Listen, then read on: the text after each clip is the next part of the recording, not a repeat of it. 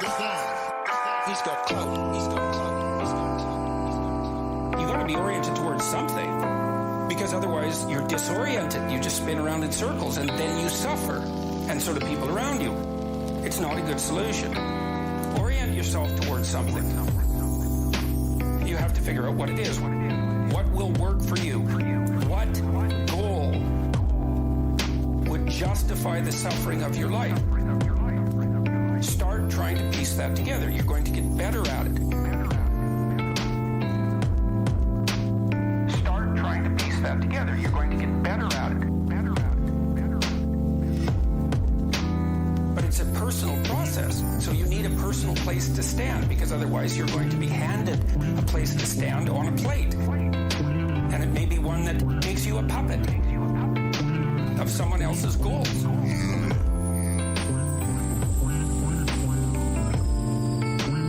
So I would say, what are the processes? Well, I think what I've recommended to people is clean up your room. Clean up your room. Clean up your room. Clean up your room. Clean up your room. Clean up your room. Clean up your room.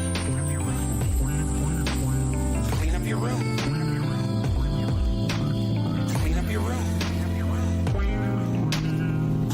Then you'll know what to do next.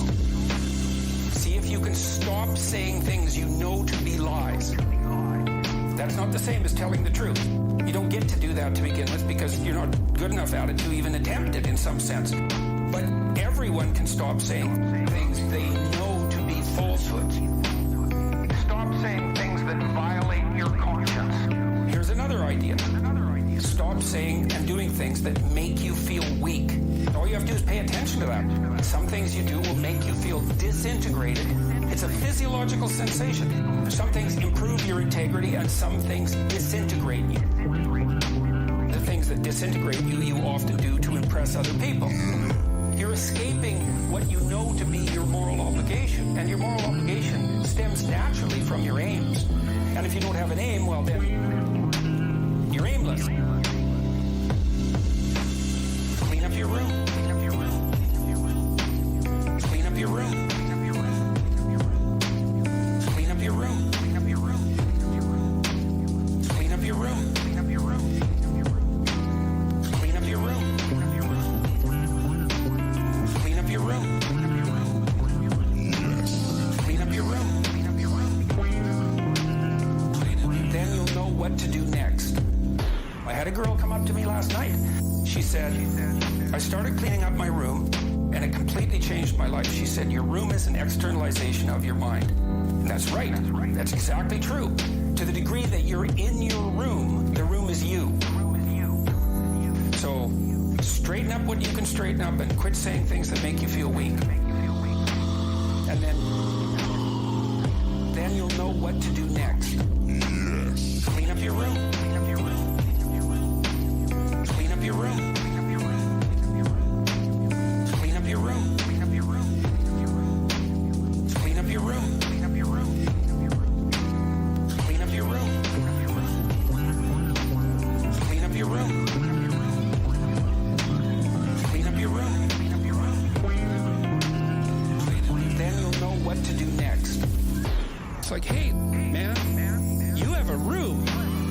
Most people throughout human history have not had a room. You have a room. Well, my room's a hellhole. It's like, well, then you're a denizen of hell inhabiting it. You should do something about that. Well, what?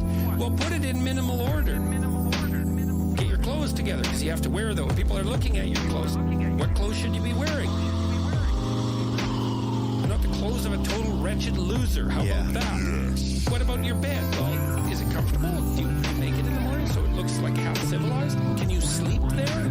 It's like, is there junk everywhere so you just hate your life when you walk into your room? It's like, clean the damn thing up. See if you can do it. Order your drawers. Learn to fold your clothes. Put it in minimal order. And then, man, you can get spectacular. You said, put a plant in there. It's like, maybe I can make it beautiful.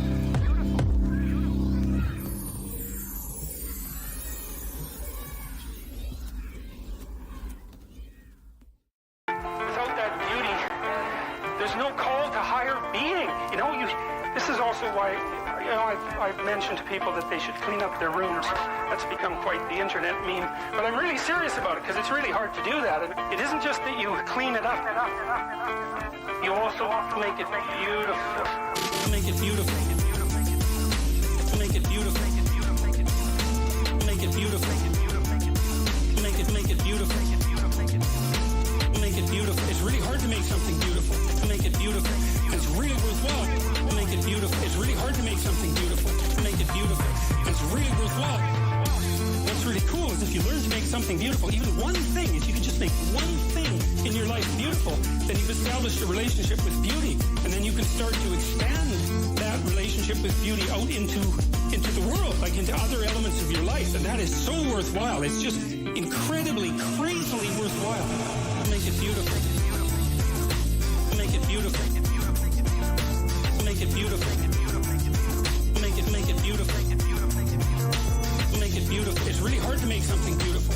Make it beautiful. It's really worthwhile. Make it beautiful. It's really hard to make something beautiful. Make it beautiful. It's really worthwhile. People are terrified of it. People are terrified of color. They paint their walls beige. They're terrified of art. They buy some mass-produced thing because they don't want anybody laughing at them for their lack of taste. And they would get laughed at because they have no taste. But you have to, well, it's right. Because what do you know, right? You have to develop it. And so you're going to stumble along and make mistakes to begin with. And you're going to show yourself. Because if you buy, I think this is pretty. And, somebody comes over and goes, hey, what's up with you? It's kind of hard on your self-esteem. But it's you're stumbling towards the right. You're stumbling towards the kingdom of God. That's what you're stumbling towards when you try to make an aesthetic decision. Make it beautiful. Make it beautiful. Make it beautiful. Make it beautiful. Make it beautiful. It's really hard to make something beautiful. Make it beautiful. It's really worthwhile. Make it beautiful. It's really hard to make something beautiful. Make it beautiful. It's really worthwhile. Beauty is absolutely terrifying to people because beauty highlights what's ugly. And so if you start to make your room beautiful, then everything around that isn't like that just starts to glow in the worst sense. It's terribly dangerous. That's why people are afraid of beauty, but it's the greatest thing you can do. Beautiful things are beautiful for a reason. That beauty has depth, like it's real depth, man. That's what gets you in touch with the transcendent and the divine is beauty. You introduce that into your room, you're playing with fire. People will resist it. Make it beautiful. Make it beautiful. Make it beautiful. Make it beautiful. Make it beautiful. It's really hard to make something beautiful. Make it beautiful. It's really worthwhile. Make it beautiful. It's really hard to make something beautiful. Make it beautiful. It's really worthwhile. I was in this museum a while back. It was full of these paintings from the late Renaissance. There's like a dozen of them in this one room. Every painting on that wall was worth $300 million, like minimum. You couldn't buy this painting. Like there was like a dozen of them in there. I thought, wow, there's like $3.6 billion worth of paintings in this room, and people are making pilgrimages from all over the world just to look at them.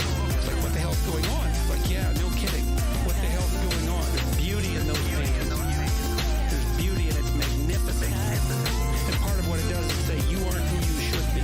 That's what beauty does to you. That's why you're intimidated by a beautiful woman. A staggeringly beautiful woman. It's like, oh my God. Attractive for sure, but definitely intimidated. It's like, well, that's because you aren't who you could be. Beauty does that to you because beauty has that contrast.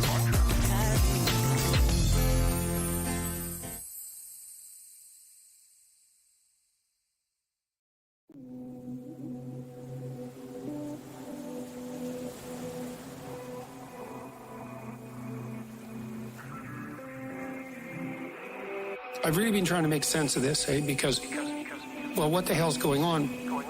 Why am I selling out 3,000-person auditoriums?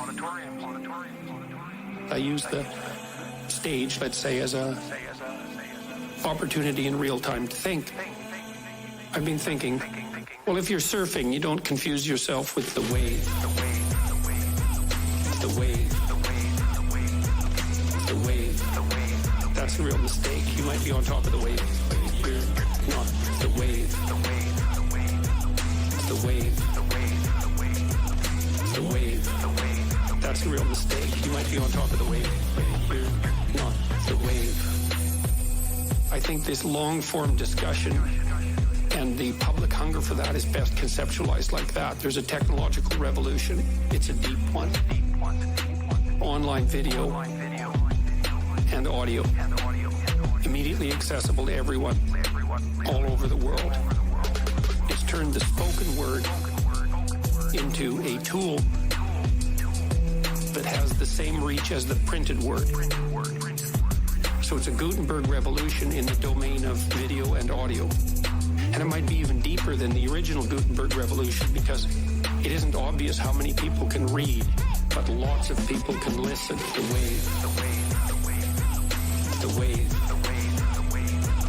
The wave. The wave. You might be on top of the wave, but you're on the wave. The wave. The wave. The wave. The wave. The wave. You might be on top of the wave, but you're on the wave. I mean, you got a little bit of that with TV, right? And you got a little bit of it with radio. But there was bandwidth limitations that were really stringent, especially in TV, where you could get 30 seconds if you were lucky and 6 minutes if you were stellar to elucidate a complicated argument. So you can't do that. Everything gets compressed to a kind of oversimplified entertainment. But now, all of a sudden, we have this forum for long-form discussion, real long-form discussion. It turns out that everyone is way smarter than we thought. The wave. The wave. The wave. The wave. The wave. That's the real mistake. You might be on top of the wave, but you're on the wave. The wave. The wave. The wave. The wave. The wave. You might be on top of the wave, but you're on the wave. The people at the forefront of this are being cascaded forward like a surfer on a giant wave on this technological transformation. It's necessary to keep your ego under control. With regards to the people coming to see me, the proper attitude towards that, and I think this is true for any performer, is gratitude. You bloody well be happy those people are there, and you should never think there's something spectacularly special about yourself that's attracting these people and that somehow you're above them and they're your fans, or there's this real power differential, even though that sort of manifests itself because people are so happy to see you. That's a dangerous pathway, and I truly am ridiculously overwhelmed and grateful and happy and pleased that all these people show up.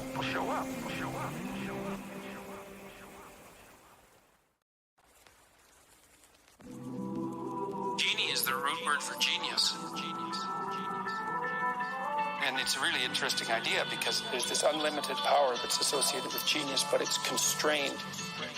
And that's really what the human spirit is like, because it has this aspect of the infinite, and it is something that can grant wishes, but it's also constrained terribly. I don't ask God for favors or for wishes or for wishes, you know? I don't ask God for favors or for wishes or for wishes, you know? We're constrained mortally and physically and all that, but the thing is that both the infinite possibility and the constraint are necessary.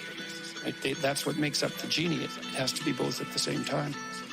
And the idea that, you know, if you find your genie, you can have your wishes. It's right. You have to really want what you're wishing for. Right? You have to make the proper sacrifices to get it. It can't be just some whim. You have to ask for something that you would rather not have, which is usually wisdom.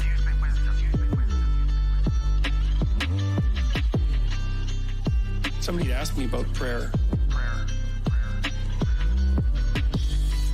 They asked me if I prayed, and I thought, well, it depends on what you mean by that. Exactly. I don't ask God for favors or for wishes or for wishes, you know? I don't ask God for favors or for wishes or for wishes, you know. But I do think that if you sit on the edge of your bed and you ask what foolish thing you're doing to make it worse, that you'll get an answer right now. And it won't be the one you want, but it might be the one that if you listen to would set things straight. I don't think that I've ever been in a situation where if something wasn't going right for me and I sat and thought, okay, I'm willing to figure out what I'm doing wrong, which is a big thing to think because you never know how much you're doing wrong. It might be something that you really don't want to contend with. But if you clear some space to meditate on that, probability that you'll figure out something that you did that was stupid, that's bending you and twisting you in the wind, you'll get an answer very, very rapidly. I don't ask God for favors or for wishes or for wishes, you know. I don't ask God for favors or for wishes or for wishes, you know. And it's not obvious how you do that. You know, I mean, it's not like you know how you're manipulating your neurons or something. It happens of its own accord in some sense, like you can participate in it, I guess, and you can interfere with it, and it seems to take a certain amount of willpower, but it still all happens mysteriously behind the scenes. And I would say this sort of attitude towards, let's say, prayer that we're discussing is just an extension of that. It's something like, well, you admit that there's a problem first, and then you ask for the minimum necessary intervention, which would be, all right, well, I'd like to move forward on this, some small amount that someone like me could actually manage. I'd be willing to carry it out. And then you reorient the way you're thinking as a consequence of that, and something usually pops out of the abyss to guide you. Very strange, but it's not really any stranger than the fact that we can think at all. Because the fact that we can think is actually very strange. Strange like the fact that we can dream is strange. And that's strange beyond belief that you can dream, or that something in you dreams, which is a much better way of thinking about it, because it's not like you're really in control of your dreams.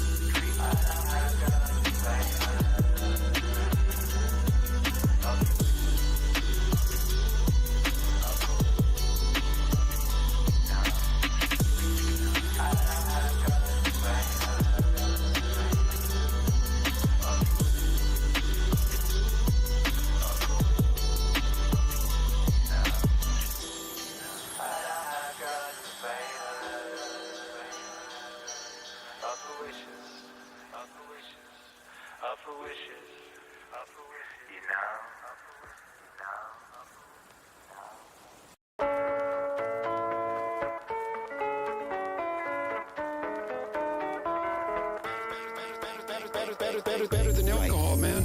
Yeah, and the funny thing is, if you're trying to stop drinking, you need something better than alcohol. And alcohol's pretty good. So you better find something a lot better, man. Esteemable people do esteemable things. It's like, yeah, well, you want to figure out something that you're doing with your life that's worth not getting drunk and screwing up. You might say, well, why do people drink too much? If you like alcohol, that's a stupid question. Why do people drink too much? Well, because it's great. So why stop? Well, you do stupid things when you're drunk. You hurt yourself. You compromise your health. It's really hard on the people around you. You tend to turn into a liar, and it screws up your life. It's like, yeah, but it's pretty fun. Yeah, well, it is. But you need something better than that. And what's better isn't being straight and not making mistakes. It's like that's all prohibition in some sense. What's better is, no, you need an adventure, man. Alcohol is an interesting drug. Alcohol. It's a hell of a drug. Alcohol. It's a great drug. But the problem is, it's a great drug. No, you need an adventure, man. You need to get out there and have something to do. Something worth waking up for. That's the substitute for the addiction. Actually, the addiction is the substitute for that. If truth be known. Alcohol really is a good drug for coping with anxiety. It makes you more extroverted and enthusiastic, more full of positive emotion. And the second thing it does is reduce anxiety. It's a great drug. But the problem is, it's a great drug. For the moment, alcohol is an interesting drug. Alcohol, it's a hell of a drug. Alcohol, it's a great drug. But the problem is, it's a great drug. Alcohol is an interesting drug because it actually doesn't make people stupid. People who are drunk will take far more risk. And you might say, well, that's because they're too stupid to understand the risk. It's like, no, they're not. If you ask them about the risk when they're drunk, they can outline it perfectly. What it stops them from doing is caring about the risk. That's why you can drive around drunk at high speed in a car, which is a really stupid thing to do. It's fun, like so many things. It's like jumping off a cliff. I'm flying. True until the last 1/10 of a second. It's like then you're not flying, man. Alcohol is an interesting drug. Alcohol, it's a hell of a drug. Alcohol, it's a great drug. But the problem is, it's a great drug. Alcohol is an interesting drug. Alcohol, it's a hell of a drug. Alcohol, it's a great drug. But the problem is, there's consequences.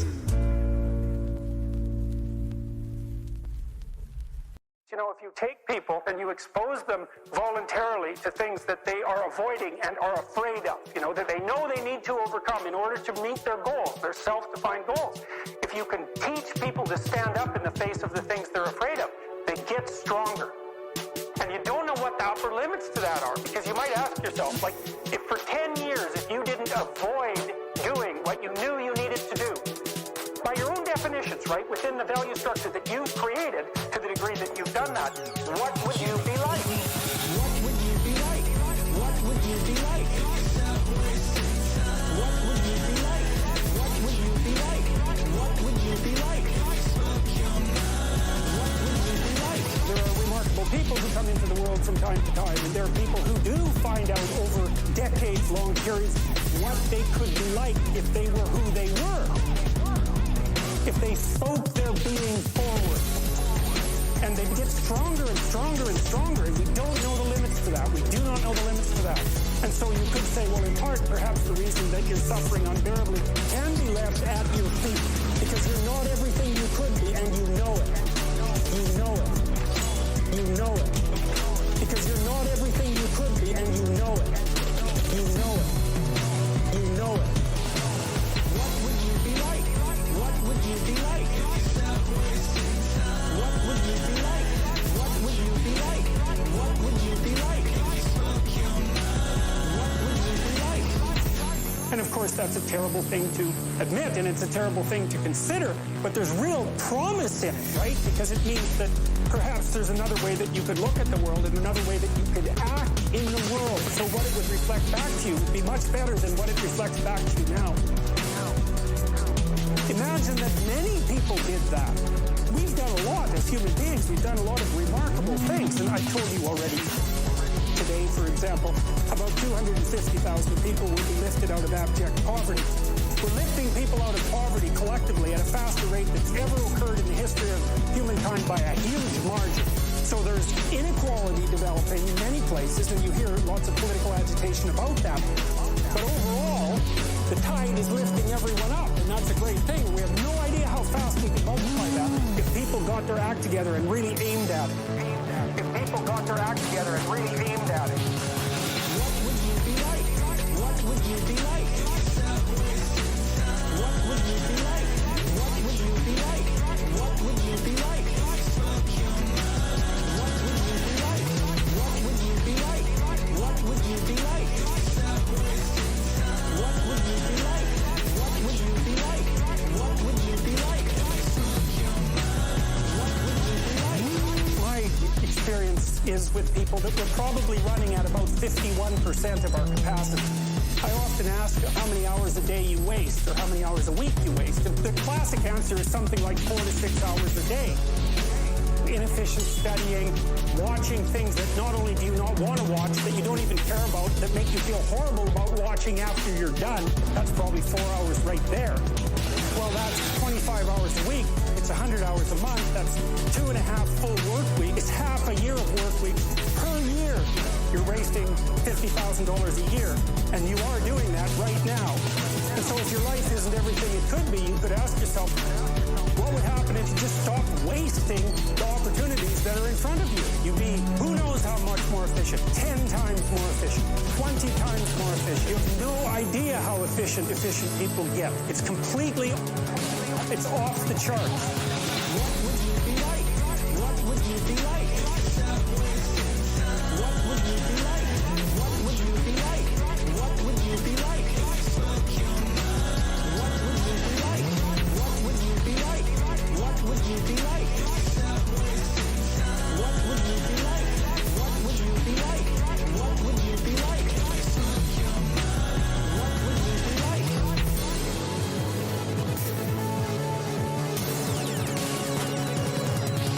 Well, and if we all got our act together collectively and stop making things worse, because that's another thing people do all the time. Not only do they not do what they should to make things better, they actively attempt to make things worse because they're spiteful or resentful or arrogant or deceitful or homicidal or genocidal or all of those things all bundled together in an absolutely pathological package. Pathological package. Pathological package. If people stop really, really trying just to make things worse, we have no idea how much better they would get just because of that. So you might say, well, what would happen if you abided by your conscience for 5 years? What sort of position might you be in? What would you be like? What would you be like? What would you be like? What would you be like? What would you be like? What would you be like? What would you be like? What would you be like? What would you be like? What would you be like? What would you be like?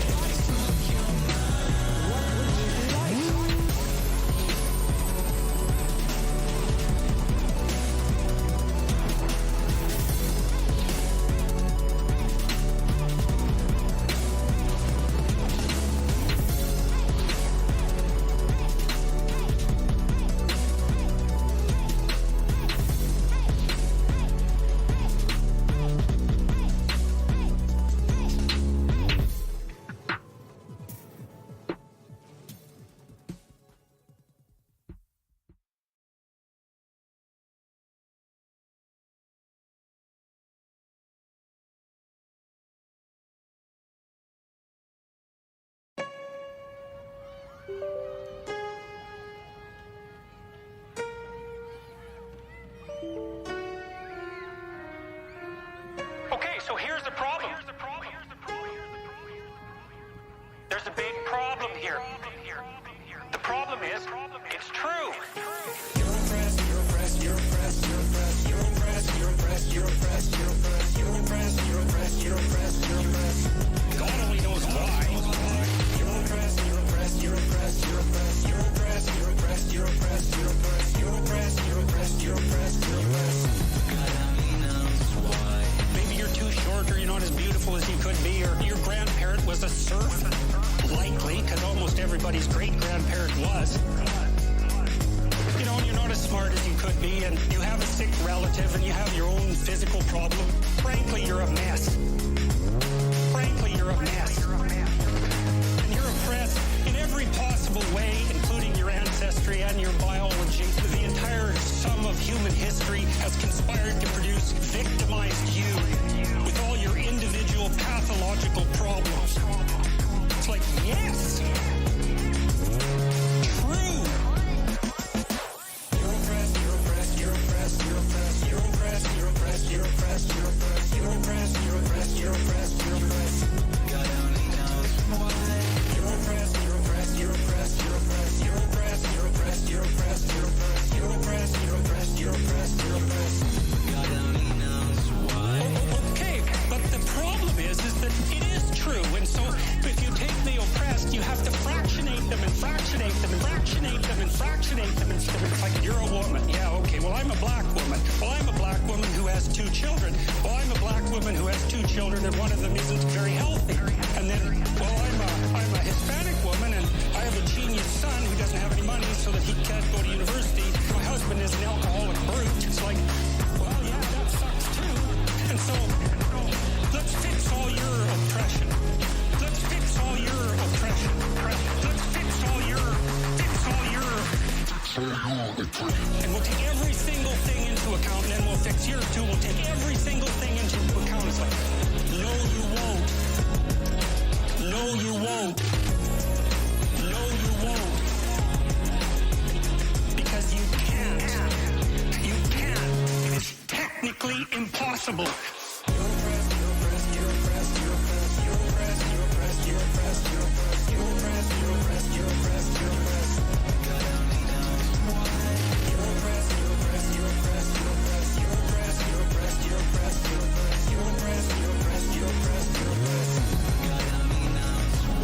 First of all, you can't even list all the ways that you're oppressed. Second, how are you going to weight them? Third, who's going to decide? That's the bloody thing. Who's going to decide? Who's going to decide? That's the thing. You have to fractionate the oppressed all the way down to the level of the individual. Oh, that's what the West figured out. It's not an accident that the axiomatic Western individual is someone who is unfit, cross, and tortured. It's like, yes, right, exactly.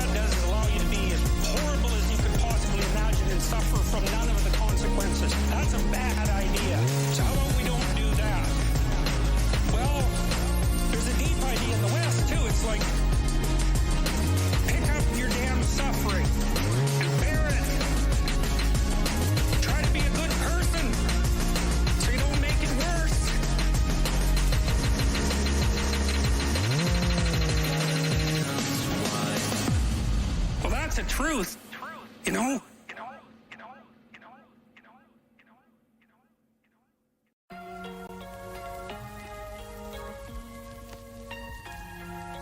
Bite off a little more than you can chew, you get stronger. And you do that in the gym, for example. When you go lift weights, you lift weights that are a little heavier all the time. And as a consequence, you develop yourself physically, and you turn into who you could be. You turn into more than you are.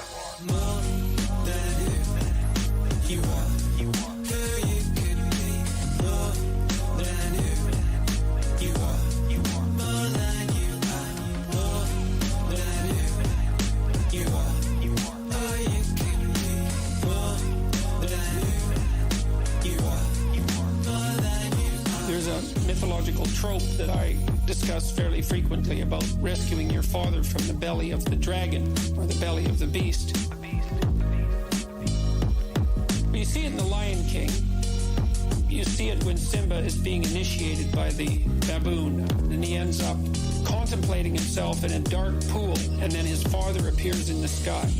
And then in the Pinocchio story, when he's trying to become a genuine human being, instead of a marionette pulled by other people's strings, or a liar, or a jackass, because those are his alternate destinies, he goes down to the darkest place he can find, the bottom of the ocean, and finds the biggest monster he can look at, and inside he finds his father, and then rescues him. More than you are, you are who you could be, more than who you are, you are more than you are, more than who you are, you are who you could be, more than who you are, you are more than. The question is, why do you find your father when you look into the abyss?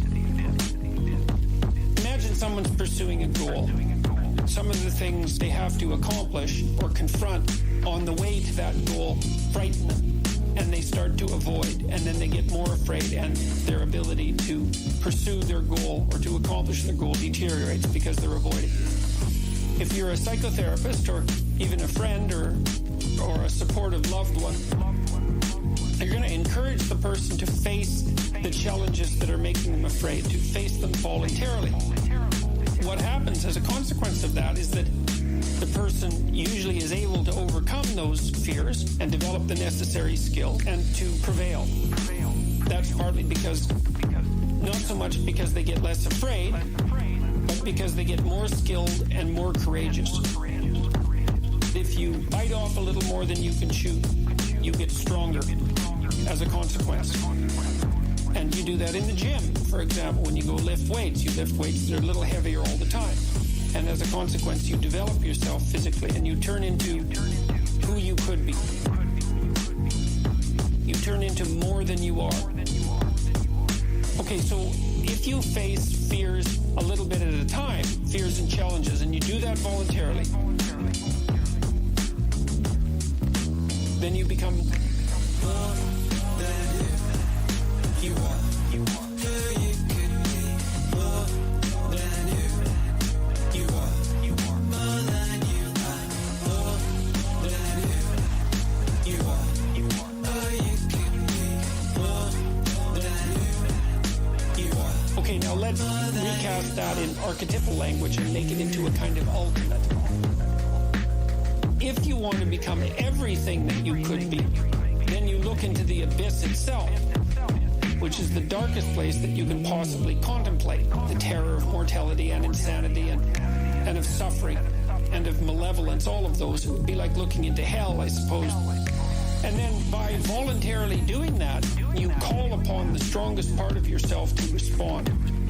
And the strongest part of yourself is symbolized as the sleeping father nested inside the beast.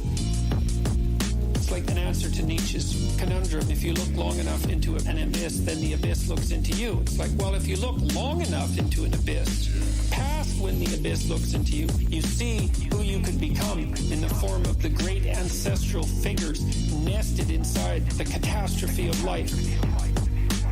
Then you can join them. You can incorporate that and become stronger. And none of that's going to happen without the demand that's placed on you by willing to confront the full terror of life, the reality of suffering and death, the ever-looming presence of malevolence in your own heart and in the heart of other people. So it's evil and suffering. If you do it forthrightly, then you discover who you could be as a consequence. And who you could be is the solution to malevolence and suffering. More than you are. You could be more than you are. More than you are. More than you are. You could be more than you are. More than you are. Such a brilliant conceptualization that inside the darkest place is the heroic ancestor whose identity you could incorporate. Perfect. It's perfect. And I really believe it's true. And what it does is it says that the human being is actually stronger than the greatest challenge that can be set before him or her.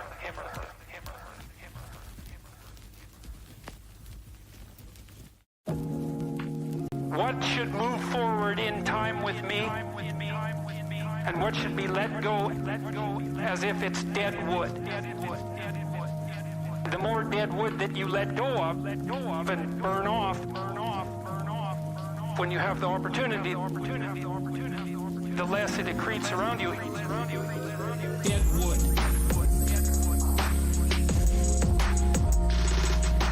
Dead wood.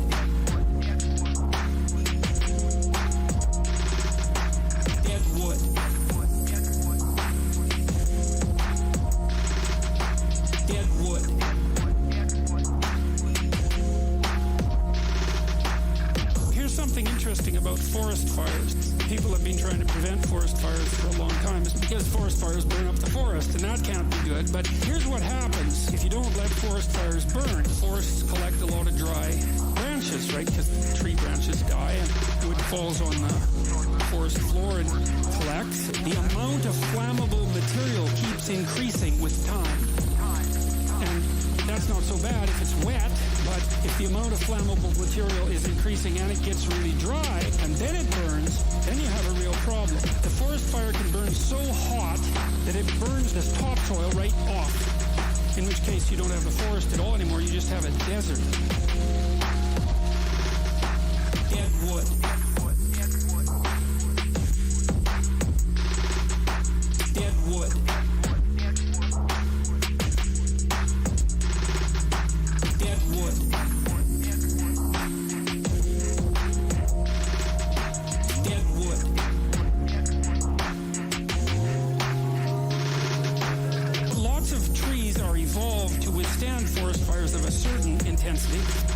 and some won't even release their seeds unless there's been a fire. And so a little bit of fire at the right time can stop everything from burning to the ground. And that's also a really useful insight, a metaphorical insight into the nature of sacrifice, right? It's also a lot easier to let go of something when you're deciding to let go of it, because you've decided yourself that you're done with that. It's a weak part of you. It needs to disappear. If you do that yourself, it's much better and much easier than it is if it's taken away from you forcibly, in which case you're very much likely to fight it. Dead wood.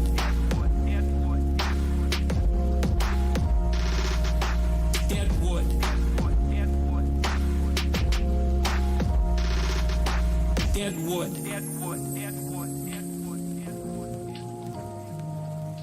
Dead wood. Dead wood. Dead wood. As you elevate your aim, you create a judge at the same time. The new ideal, which is an ideal you, that becomes a judge because it's above you. The judge tells you what's useless about yourself, and then you can dispense with it. And you want to keep doing that, and then every time you make a judge that's more elevated, then there's more useless you that has to be dispensed with. And then if you create an ultimate judge, which is what the archetypal imagination of humankind has done, say, with the figure of Christ, you have a judge that says, get rid of everything about yourself that isn't perfect. Dead wood.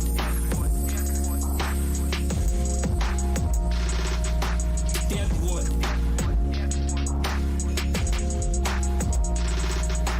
Dead wood.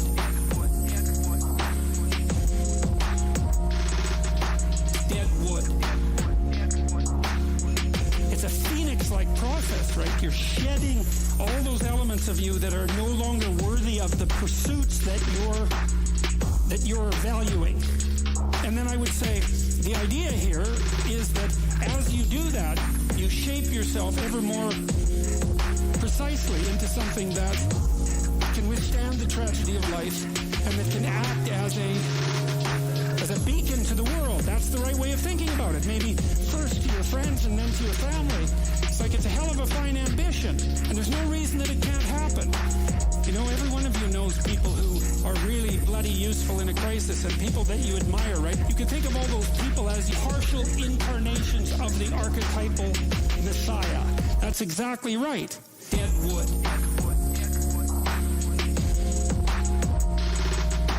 Dead wood.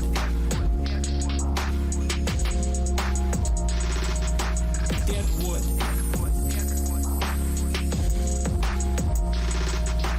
Dead wood. And the more that manifests itself in any given person, then the more generally useful and admirable that person is in a multitude of situations. And we don't know the limit to that.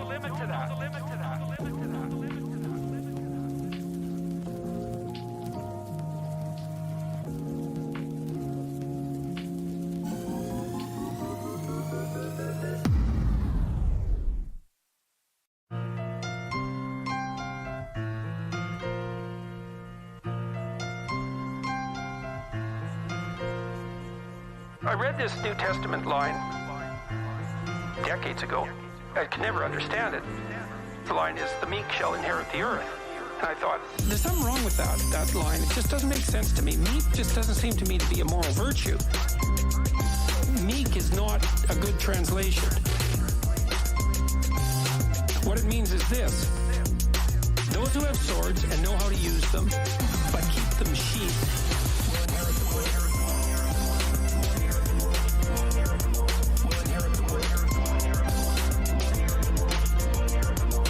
Those who have swords and know how to use them, but keep them sheathed, will inherit the earth. That's a big difference. It's so great. You should be a monster. You should be a monster. You know, because everyone says, well, you should be harmless, virtuous. You shouldn't do anyone any harm. You should sheath your competitive instinct. You shouldn't try to win. You don't want to be too aggressive. You don't want to be too assertive. You want to take a back seat and all of that. It's like, no. Wrong. You should be a monster. You should be a monster. Absolute monster. And then you should learn how to control it. It's like, is there something wrong with being competitive? There's nothing wrong with it. There's something wrong with cheating. There's something wrong with being a tyrant. There's something wrong with winning unfairly. All of those things are bad. But you don't want people to win? What's the difference between trying to win and striving? You want to eradicate striving? One definition of a winner is someone who never let losing stop them. Never let losing stop them. Never let losing stop them. Buckle. You should be a monster. You should be a monster. You should be a monster.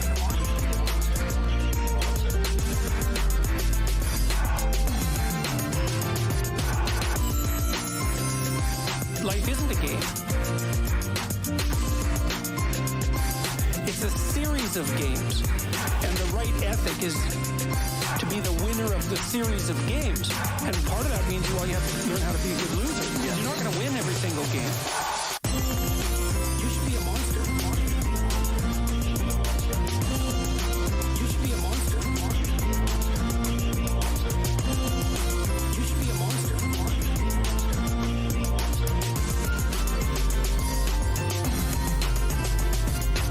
You can pick your level of competition in life to some degree. So let's say you pick a level of competition where you're always winning. Well, all that means is you pick the wrong level of competition. Let's say you're a grandmaster chess player and all you do is play amateurs, and every night you go home and congratulate yourself on what a genius you are because you just stomp these people left, right, and center. It's like, you're not a genius. You're a dimwit. What you should be doing is playing people who are beating you like as much as you can tolerate. You want to be on the edge where your skills are being developed. It's always a possibility.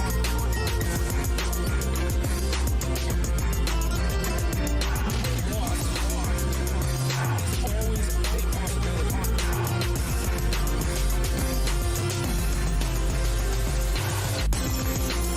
Be a monster. Be a monster.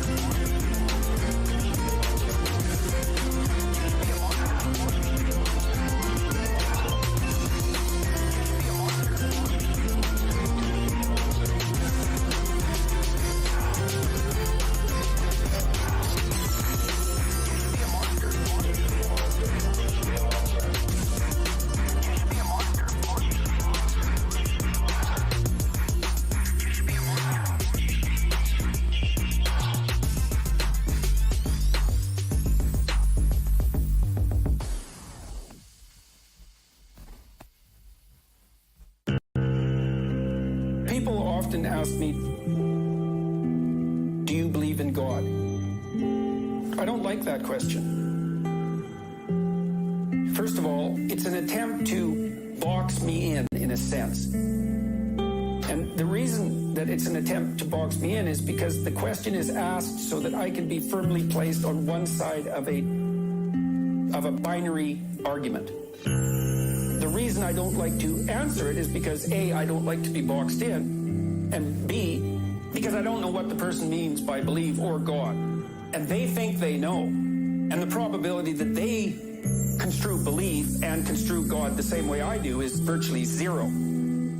It's a question that doesn't work for me on multiple levels of analysis. But strangely enough, just as we were talking, the answer to that question popped into my head. I act as if God exists.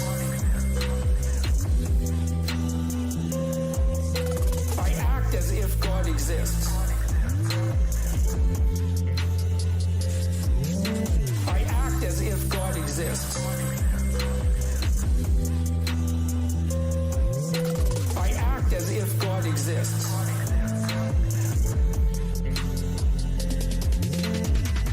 Now you can decide for yourself whether that means that I believe in him, so to speak.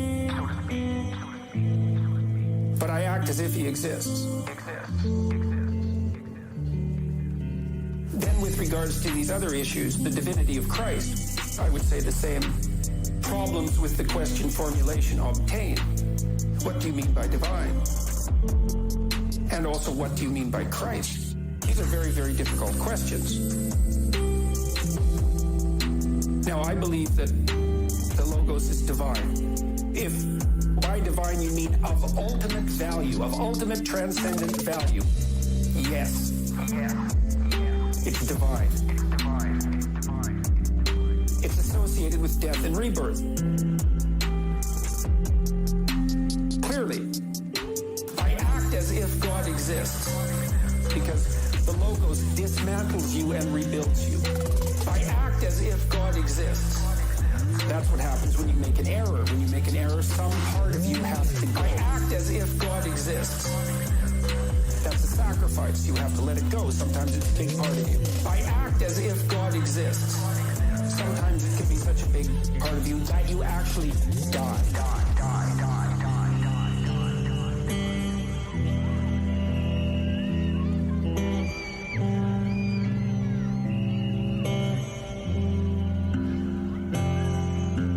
Instead of dying and being reborn. Is there something more than merely metaphorical about the idea of dying and being reborn?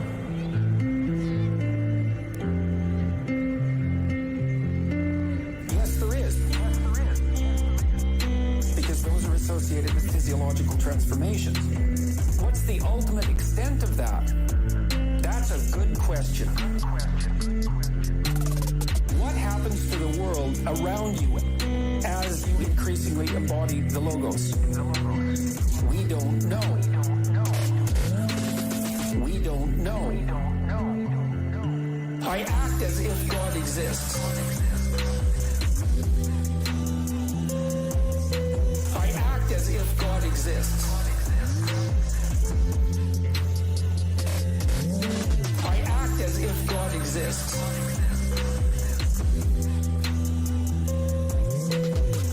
As if God exists.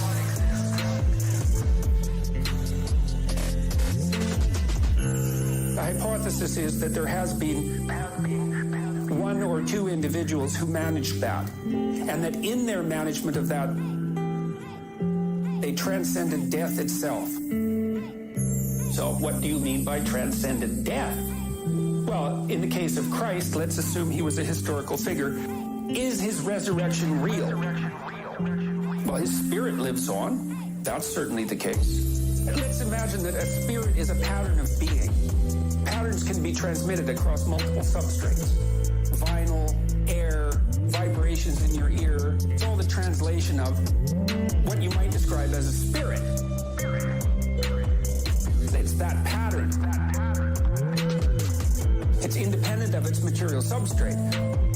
Well, Christ's spirit lives on. It's had a massive effect across time. Well, is that an answer to the question? Did his body resurrect? I don't know.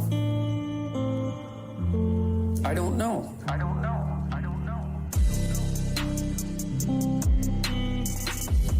I don't know what happens to a person if they bring themselves completely into alignment. I've had intimations of what that might mean. We don't understand the world very well. We don't understand how the world could be mastered if it was mastered completely. We don't know how an individual might be able to manage that. We don't know what transformations that might make possible.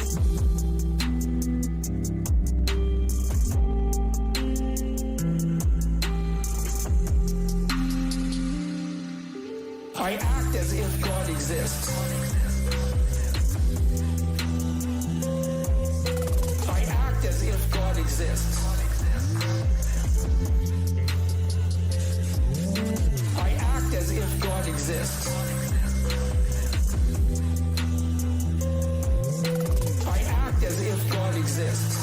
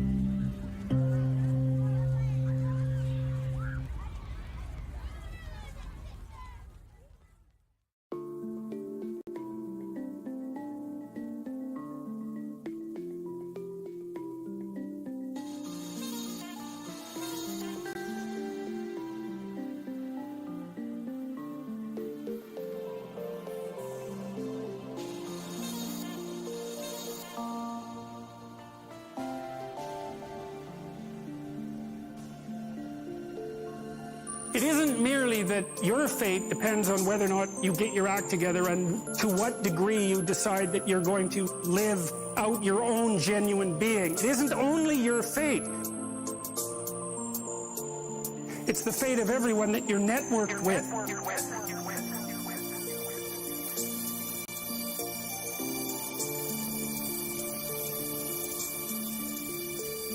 There's 7 billion people in the world, and who are you? You're just one little dust mote among that 7 billion, and so it really doesn't matter what you do or don't do, but that's simply not the case. It's the wrong model, because you're at the center of a network. You're a node in a network. You're a node in a network. You're a node in a network. Node in a network. You'll know 1,000 people, at least over the course of your life. And they'll know 1,000 people. And that puts you one person away from 1 million, and 2 persons away from 1 billion. And so that's how you're connected. And the things you do, they're like dropping a stone in a pond. The ripples move outward, and they affect things in ways that you can't fully comprehend. And it means that the things that you do and you don't do are far more important than you think. More important than you think. Far more important than you think. The things that you do and you don't do are far more important than you think.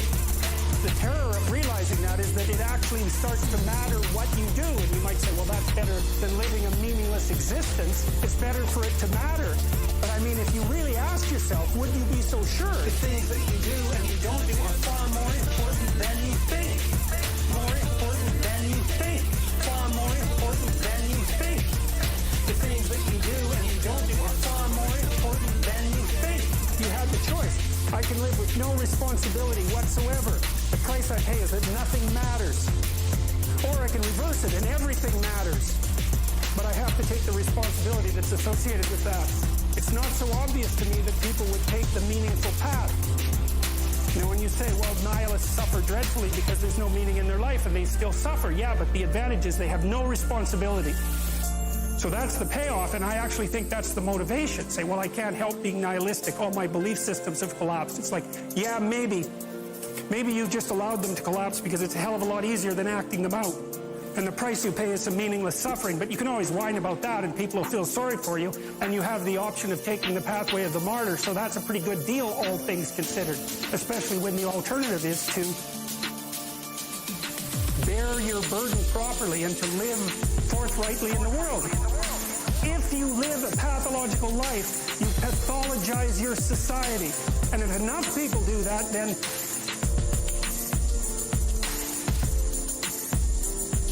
it's hell. Really. Really. The things that you do and you don't do are far more important than you think. More important than you think. Far more important than you think. The things that you do and you don't do are far more important than you think.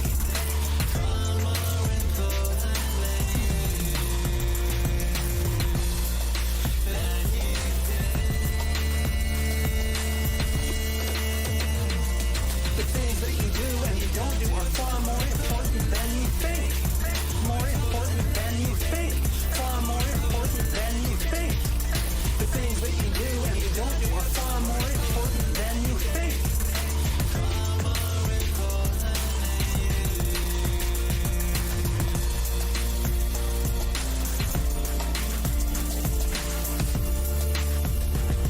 And you can read the Gulag Archipelago and you'll see exactly what hell is like. And then you can decide if that's a place you'd like to visit, or even more importantly, if it's a place you'd like to visit and take all your family and friends. Because that's what happened in the 20th century.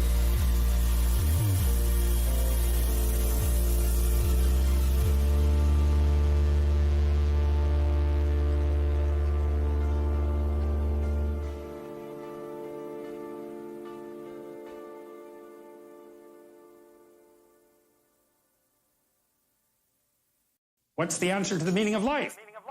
Here's an answer.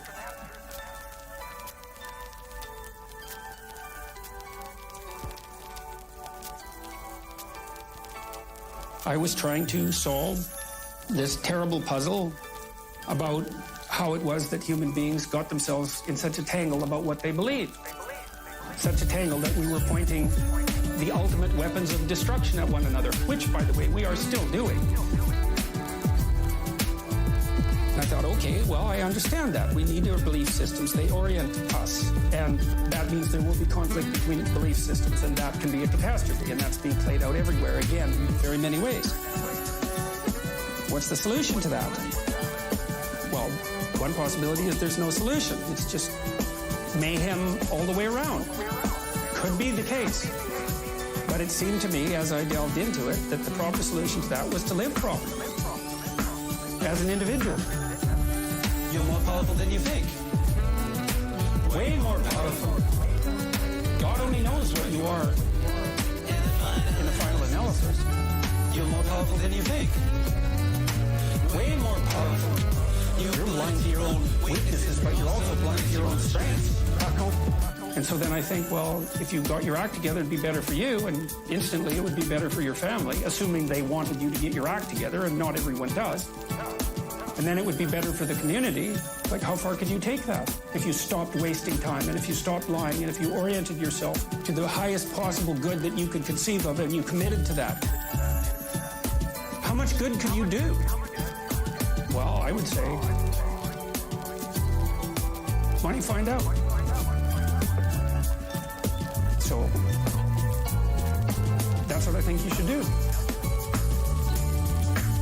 You should find out. You're more powerful than you think. Way more powerful. God only knows what you are in the final analysis. You're more powerful than you think. Way more powerful. You're blind to your own weaknesses, but you're also blind to your own strengths. Maybe you could sort yourself out so that you wanted nothing but the good. And then maybe you could help make that manifest in the world. Maybe we wouldn't have all these terrible problems then. At least we'd have fewer of them, and that would be a start. And that would be a start.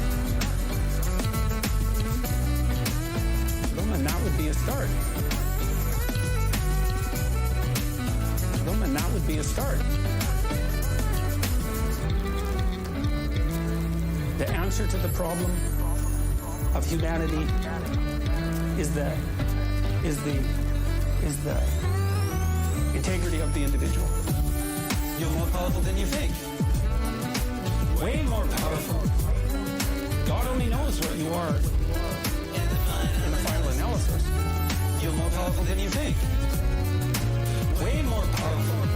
You're blind to your own weaknesses, but you're also blind to your own strengths. That's the answer. So, and then you think, well, what's the barrier? And the barrier is, are you willing to accept the responsibility? And part of the answer to that is, reduce the damn responsibility until it's tolerable. You don't have to fix everything at once. You could just start by fixing the things that you can fix. You could do it with even less self-sacrifice.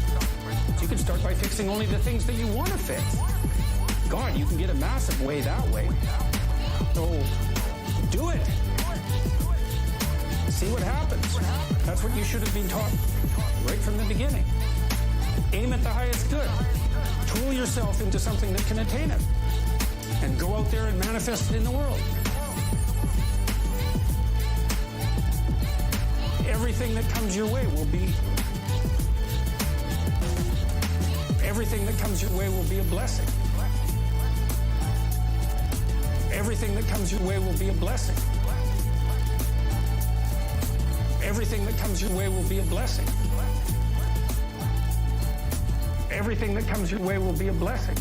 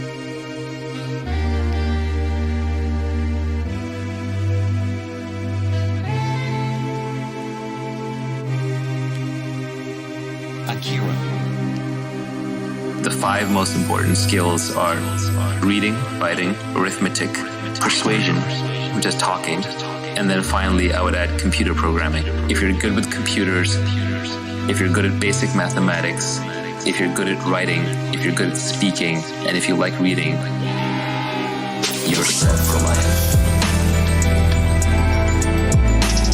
You're set for life.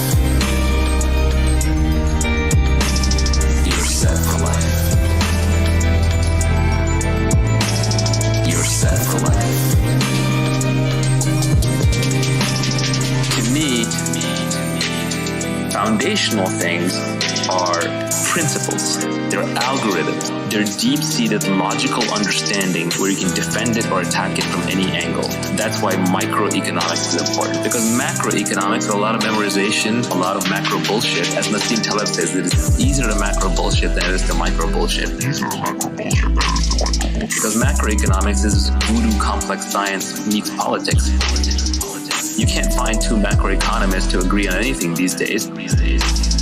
And different macroeconomists get used by different politicians to peddle their different pet theories. There are even macroeconomists out there now peddling something called modern monetary theory, which basically says, hey, except for this pesky thing called inflation, we can just print all the money that we want. Yes, except for this pesky thing called inflation. That's like saying, instead of limited energy, we can fire rockets off into space all day long. It's just nonsense with the fact that there are people who have macroeconomists in their title and are peddling modern monetary theory. Just tells you that macroeconomics as a so-called science has been corrupted.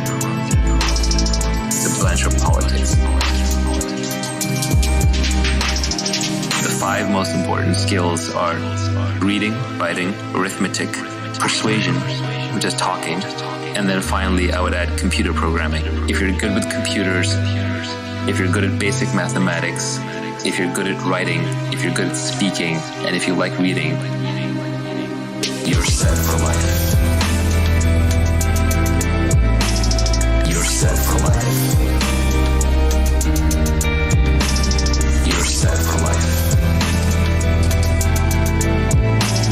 You're set for life. So you really want to focus on the foundations. The ultimate foundation are mathematics and logic. If you understand logic and mathematics, then you have the basis for understanding the scientific method. Once you understand the scientific method, then you can understand how to separate truth from falsehood in other fields and other things that you're reading. So be very careful about reading other people's opinions, and even be careful about reading facts, because so-called facts are often just opinions with a veneer around them. What you really are looking for is algorithms. What you're really looking for is understanding. It's better to go through a book really slowly and struggle and stumble and rewind than it is to fly through it quickly and say, well, now I've read 20 books, 30 books, 50 books in the field. It's like Bruce Lee said, I don't fear the man who knows 1,000 kicks and 1,000 punches. I fear the man who's practiced one punch 10,000 times or one kick 10,000 times. It's the understanding that comes through repetition and through usage and through logic and foundation that really makes you a smart thinker.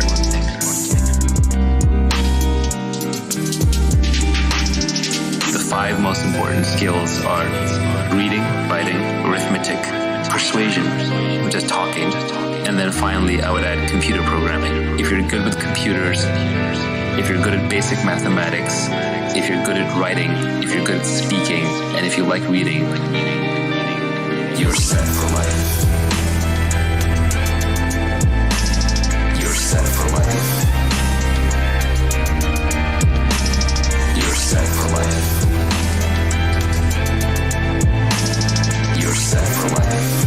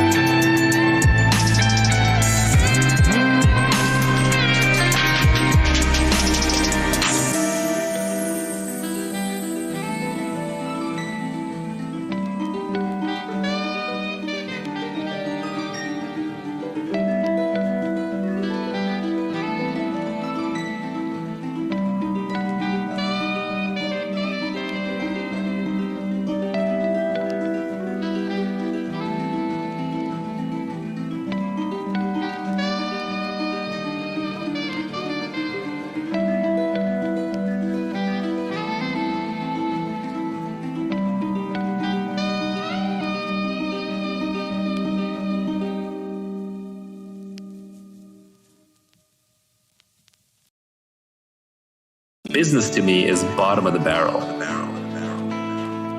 There's no actual skill called business. It's too generic of a thing.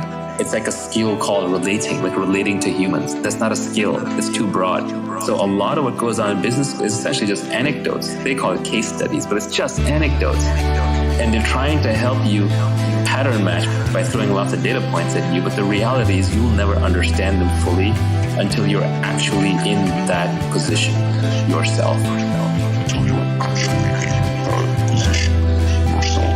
You can always learn better by doing it on the job. By doing it on the job. By doing it on the job. You can always learn better by doing it on the job. By doing it on the job. By doing it on the job. Even then, you will find that basic concepts from game theory and psychology and say mathematics, computers, and logic will serve you much, much better. I would focus on the foundations. I would focus on the science bent. I would develop a love for reading. That is the foundation for your self-education. When it comes to your learning curve, if you want to optimize your learning curve, one of the reasons I don't love podcasts, even though I'm a generator of podcasts, I like to consume my information very quickly. I can read very fast, but I can only listen at a certain speed. And it's hard to go back, it's hard to highlight, it's hard to pinpoint snippets and save them in your notebook. A lot of people think they can become really skilled at something by watching others do it, or even by reading about others doing it. You're going to learn a lot more by operating your own lemonade stand. That is how you're going to learn on the job, because a lot of the subtleties don't express themselves until you're actually running the business. You know, I've learned that tit for tat, in Prisoner's Dilemma, is the piece of game theory that is worth knowing the most. The best way to learn game theory is to play lots of games. I never even read game theory books. I consider myself extremely good at game theory. I've never opened up a game theory book and found a result in there where I was like, oh yeah, that's common sense. I just grew up playing all kinds of games, and so it's just second nature to me. You can always learn better by doing it on the job. By doing it on the job. By doing it on the job. You can always learn better by doing it on the job. By doing it on the job. By doing it on the job. You can always learn better by doing it on the job. By doing it on the job.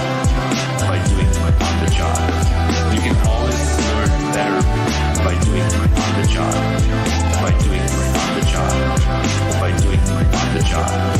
The doing is a subtle thing. That word doing encapsulates a lot. If I start a business where I go in every day and I'm doing the same thing, let's say I'm running a retail store and I'm stocking the shelves with food and liquor every single day, I'm not going to learn that much from repeating things a lot. So I'm putting in thousands of hours. There are thousands of hours doing the same thing. Thousands of iterations, that would be different. The learning curve is across iteration. If I was trying new marketing, changing out the inventory, branding in the messaging, changing the sign, it's the number of iterations that drives the learning curve. The more iterations, the more shots on goal, the faster you're going to learn. It's not just about the hours put in. The way we're built, the way the world presents itself offers us very easily the opportunity to do the same thing over and over. And really, we'd be better served if we went off and found ways to do new things. Doing something new the first time is painful, and high odds are that you will fail. So you just have to get very, very comfortable with frequent small failures.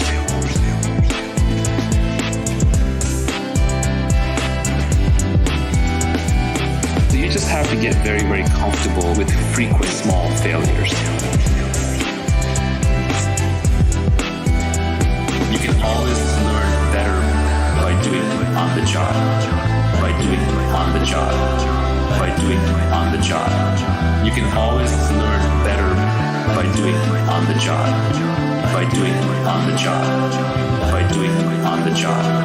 You can always learn better by doing it on the job. By doing it on the job. By doing it on the job. You can always learn better by doing it on the job. By doing it on the job. By doing it on the job.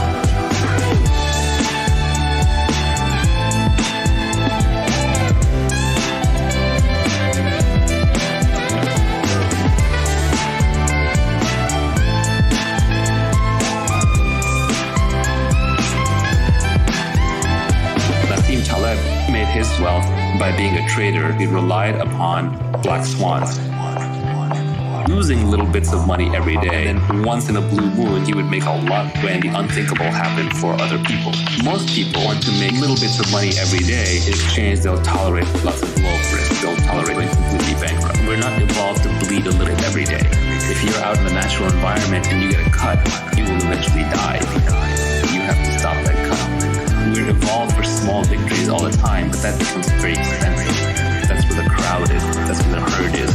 So if you're willing to bleed a little bit every day, but in exchange you will win big later, you'll do better. That is, by the way, entrepreneurship. Entrepreneurs bleed every day. They're not making money. They're losing money. They're constantly stressed out. All the responsibilities upon them. But when they win big. On average, they'll make more.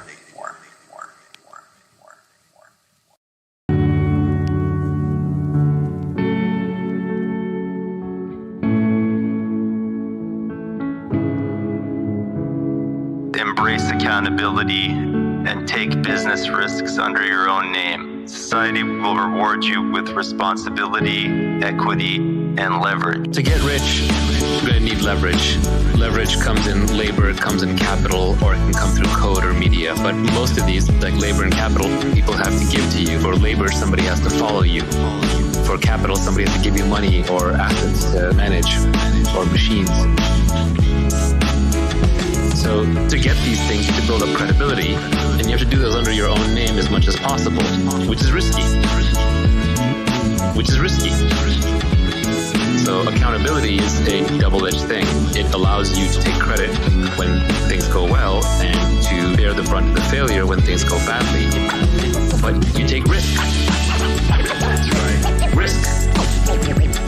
So you take risk of failure, risk of humiliation. You take risk of failure under your own name. You take risk. That's right. Risk. And the people who have the ability to fail in public under their own names gain a lot of power. People stamping their names on things aren't foolish. They're just confident. By putting your name out there, you become a celebrity. And fame has many, many downsides. It's better to be anonymous and rich than poor and famous, but even famous and rich has a lot of downsides associated with it. You're always in the public eye. A lot of our training socially is telling us to not stick our necks out of the crowd. The tall poppy gets cut. Don't stick your neck out. But clear accountability is important. Without accountability, you don't have incentives. Without accountability, you can't build credibility.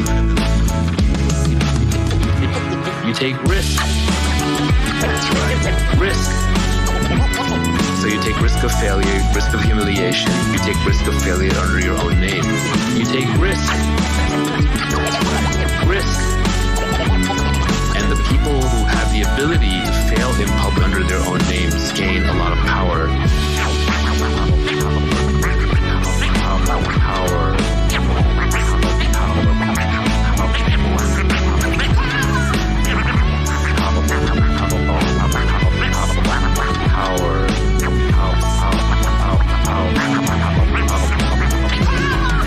In modern society, there's no more debtor's prison. People don't go to jail or get executed for losing other people's money, but we're still socially hardwired to not fail in public under our own names.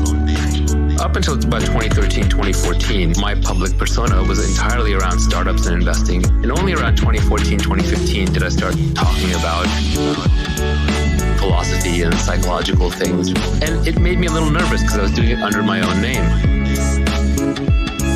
People in the industry sent me messages like, what are you doing? You're ending your career. This is stupid. And I kind of just went with it. I took a risk. Same with crypto early on. I took a risk. But when you put your name out there, you take a risk, you also get to reap the reward.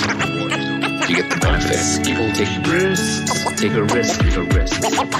Risk. You take a risk with certain things, you get to reap the rewards and the benefits. You take risk. That's right. Risk. So you take risk of failure, risk of humiliation. You take risk of failure under your own name. You take risk. Risk. And the people who have the ability to fail in public under their own names gain a lot of power. Accountability has a lot of power. My own name has a lot of power. Accountability is powerful. Confident. People take risks. Take a risk. Take a risk. Reap the reward. And the benefits. Accountability has a lot of power. My own name has a lot of power. Accountability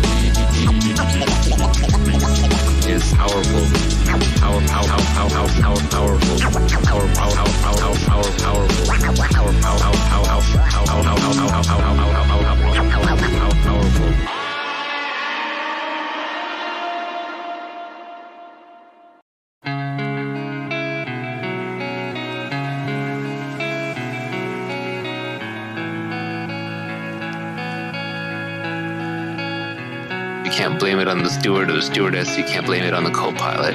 You're the captain. You're responsible for the ship. You can't blame it on the steward or the stewardess. You can't blame it on the co-pilot.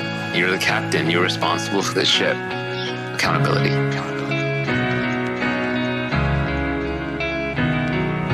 Accountability.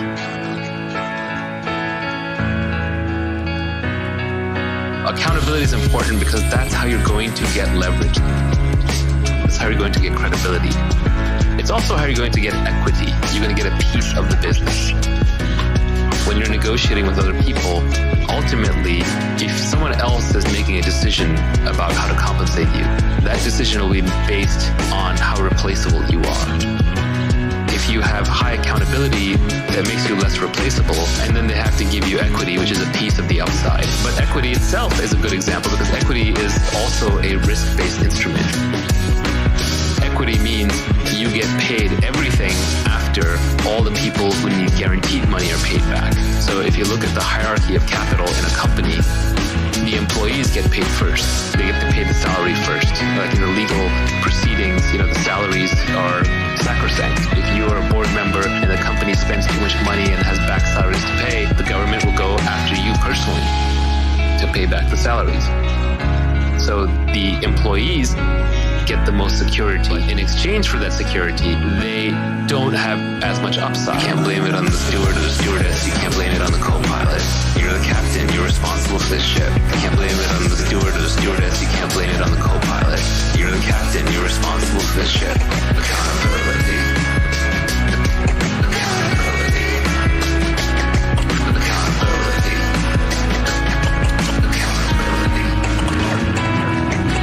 Next in line would be the debt holders, who are maybe the bankers who lend money to the company for operations, and they need to make their fixed coupon every month or every year, but they don't get much more upside beyond that. Now, they might be making 5, 10, 15, 20, 25% a year, but that's where their upside is limited to. And then finally are the equity holders. And these people are actually going to get most of the upside. So once the debt holders are paid off and the salaries are paid off, whatever remains goes to them. But if there isn't enough money to pay off the salaries and the debt holders, or if there's just enough to pay off the salary and the debt holders, which is what happens with most businesses most of the times, the equity holders get nothing. So the equity holders take on greater risk, but in exchange they get nearly unlimited upside. And you can do the same with all of your work. So essentially, taking accountability for your actions is the same as taking an equity position in all of your work.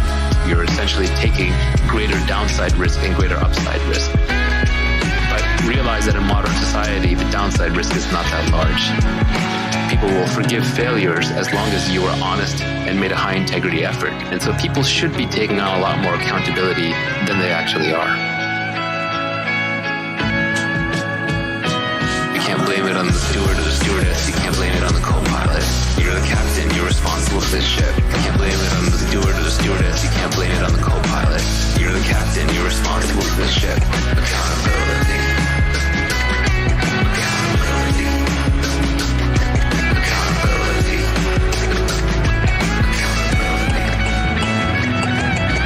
An example of accountability is you're an airplane pilot. As a captain, you're taking on accountability for the entire plane. Let's say that something goes wrong with the aircraft, you can't later blame it on anyone else. You can't blame it on the steward or the stewardess. You can't blame it on the co-pilot. You're the captain. You're responsible for the ship. If you screw up, you crash the ship, and there are immediate consequences. In the old days, the captain was expected to go down with the ship. If the ship was sinking, literally the last person who got to get off was the captain.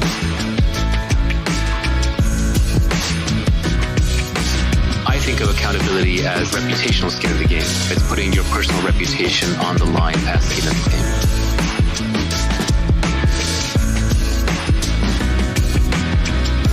Accountability is a simple concept. The only part of accountability that may be a little counterintuitive is that we're currently socially brainwashed to not take on accountability. Is that we're currently socially brainwashed to not take on accountability. Not in a visible way. But I think there are ways to take on accountability where every member of a team can take on accountability for their portion. That is how you get a well-functioning team while still putting credits and losses in the correct columns.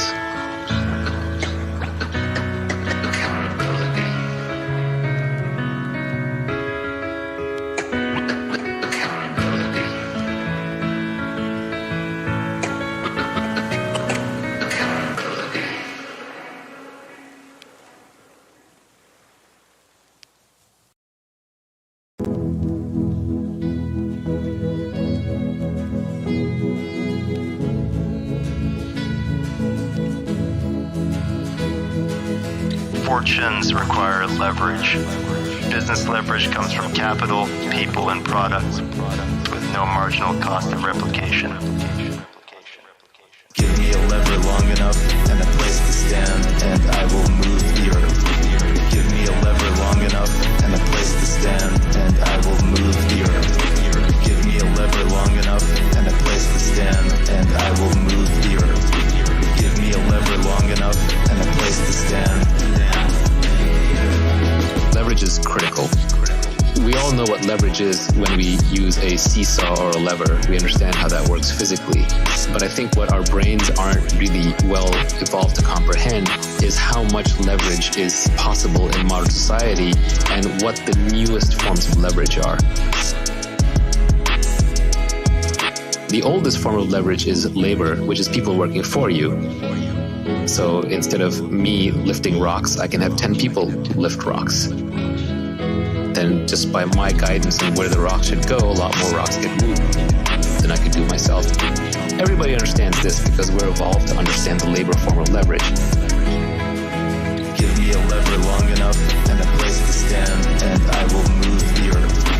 Give me a lever long enough and a place to stand, and I will move the earth. Give me a lever long enough and a place to stand, and I will move the earth. Give me a lever long enough and a place to stand now. And so what happens is society overvalues labor as a form of leverage. This is why your parents are impressed when you get a promotion and you have lots of people working underneath you. This is why when a lot of naive people, when you tell them about your company, they'll say how many people work there. They'll use that as a way to establish credibility. They're trying to measure how much leverage and impact you actually have. We just automatically assume that more people is better. But I would argue that this is the worst form of leverage that you could possibly use. Managing other people is incredibly messy. It requires tremendous leadership skills. You're one short hop from a mutiny or getting eaten or torn apart by the mob. It's incredibly competed over. Entire civilizations have been destroyed over this fight. For example, communism, Marxism is all about the battle between capital and labor. Das Kapital und das Labor, right? So it's kind of a trap. So you really want to stay out of labor-based leverage. You want the minimum amount of people working with you that are going to allow you to use the other forms of leverage, which are much more interesting. Give me a lever long enough and a place to stand, and I will move the earth. Give me a lever long enough and a place to stand, and I will move the earth. Give me a lever long enough and a place to stand, and I will move the earth. Give me a lever long enough and a place to stand.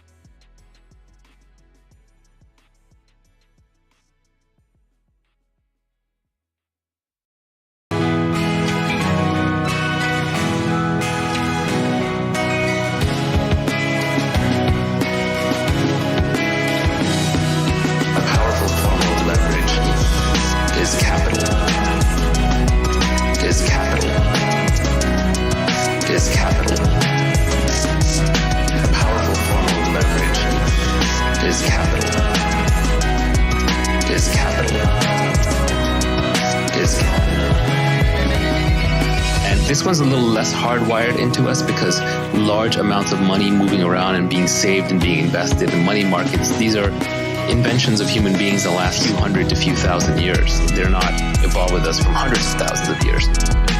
So we understand them a little bit less well. They probably require more intelligence to use correctly, and the ways in which we use them keep changing. Management skills from 100 years ago might still apply today, but investing in the stock market skills from 100 years ago probably don't apply to the same level today. So capital is a trickier form of leverage to use. It's more modern. It's the one that people have used to get fabulously wealthy in the last century. It's probably been the dominant form of leverage in the last century. And you can see this by who are the richest people. It's bankers, politicians in corrupt countries who print money, essentially people who move large amounts of money around. And if you look at the top of very large companies, outside of technology companies, many, many large old companies, the CEO job is really a financial job. They're really financial asset managers. Deep down, I think we all dislike capital as a form of leverage because it feels unfair. Because it's this invisible thing that can be accumulated and passed across generations and suddenly seems to result in people having gargantuan amounts of money with nobody else kind of around them or necessarily sharing in it. A powerful form of leverage is capital. Is capital. Is capital. A powerful form of leverage is capital. Is capital. Is capital. That said, capital is a powerful form of leverage. It can be converted to labor. It can be converted to other things. It's very surgical, very analytical. If you are a brilliant investor and you have $1 billion, you can make a 30% return with it, whereas anybody else can only make a 20% return. You're going to get all the money and you're going to get paid very handsomely for it. It scales very, very well. If you get good at managing capital, you can manage more and more capital much more easily. You can manage more and more people. So it is a good form of leverage, but the hard part with capital is how do you obtain it? And that's why I talked about specific knowledge and accountability first. If you have specific knowledge in a domain, and if you're accountable and you have a good name in that domain, then people are going to give you capital as a form of leverage that you can use to then go get more capital.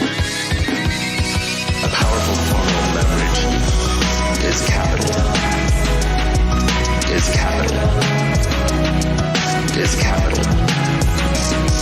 A powerful form of leverage is capital. Is capital. Is capital.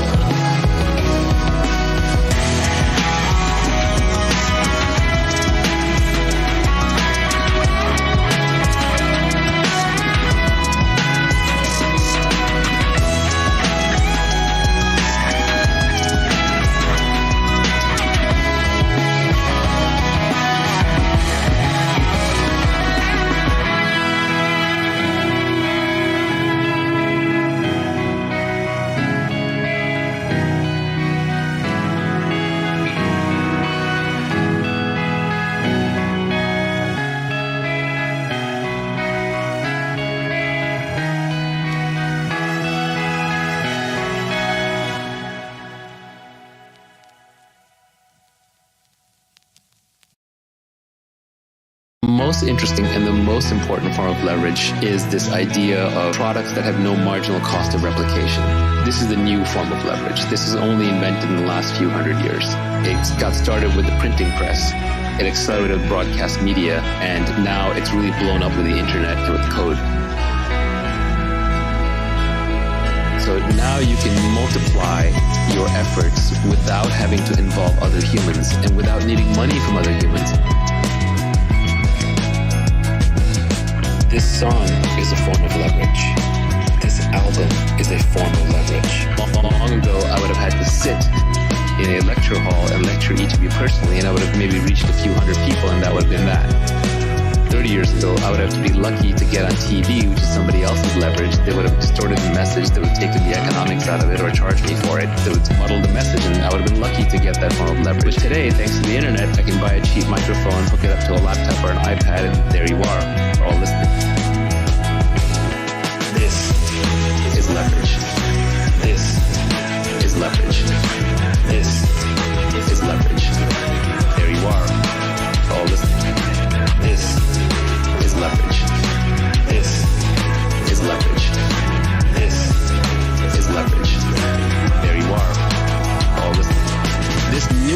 leverage is where all the new fortunes are made. All the new billionaires.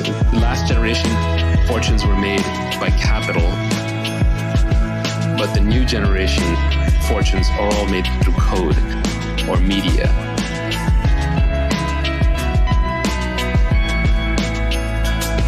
Now the beauty is when you combine all of these three. That's where tech startups really excel, where you take just the minimum but highest output labor that you can get, which are engineers and designers, product developers, and then you add in capital. You use that for marketing, advertising, scaling, and you add in lots of code and media and podcast and content to get it all out there. That is a magic combination, and that's why you see technology startups explode out of nowhere, use massive leverage, and just make huge outsized returns.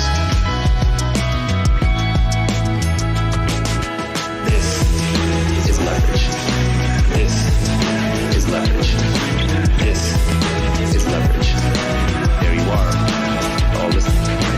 This is leverage. This is leverage. This is leverage. There you are, all listening. The most interesting thing about the new forms of leverage is they are permissionless. For labor leverage, somebody has to decide to follow you. For capital leverage, somebody has to give you money to invest or turn into a product. But coding, writing books, recording podcasts, these kinds of things, these are permissionless. You don't need anyone's permission to do that. This is leverage. This is leverage. This is leverage. There you are, all listening. This is leverage. This is leverage. This is leverage. There you are, all listening.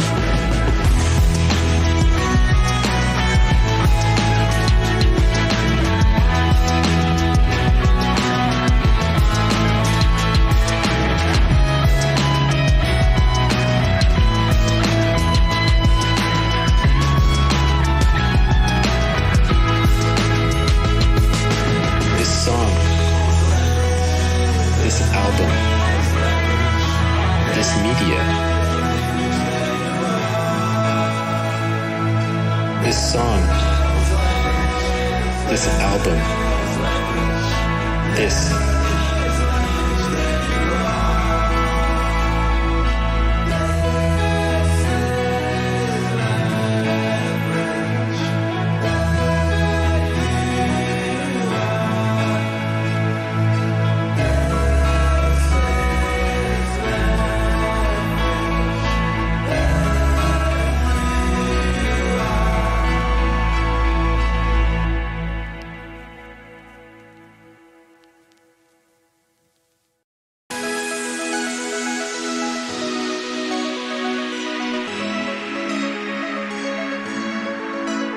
I think of all the forms of leverage, the best one in modern society, and people go, this is glib, this is overused, and this is why I tell people, learn to code.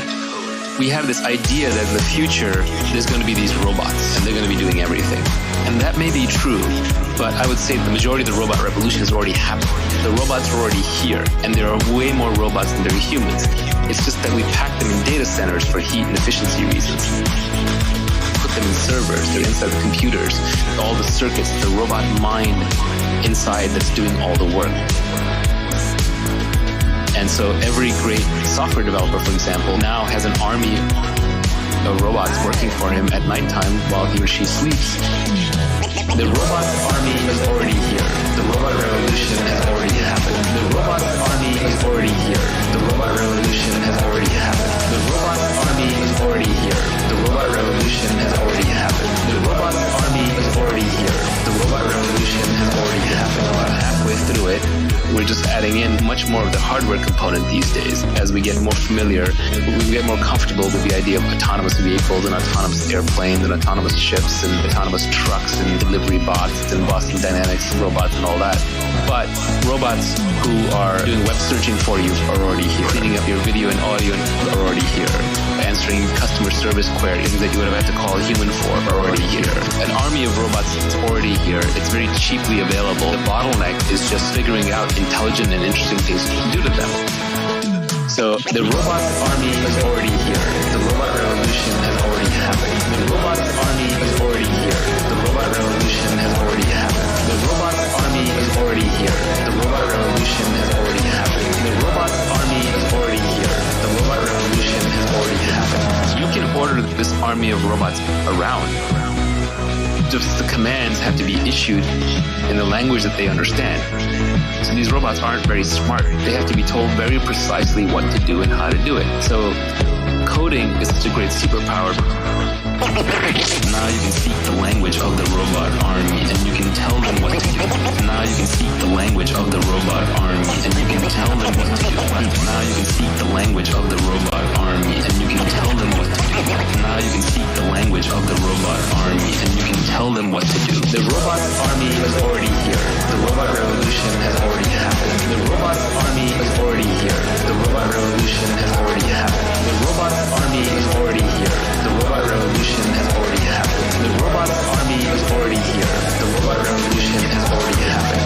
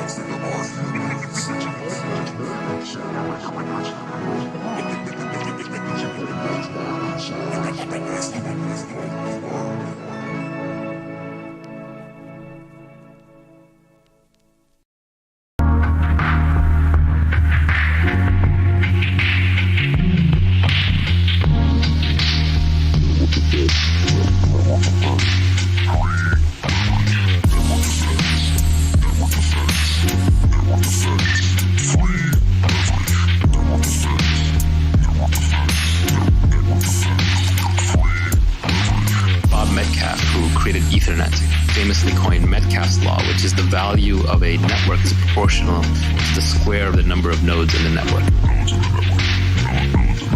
If a network of size 10 would have a value of 100, a network of a size 100 would have a value of 10,000. It's not just 10x more, it's 100x more. So you want to be in a network effects business. If you're number one in the network effect business, you win everything. One of the dirty secrets of Silicon Valley is that a lot of the winning businesses are natural monopolies.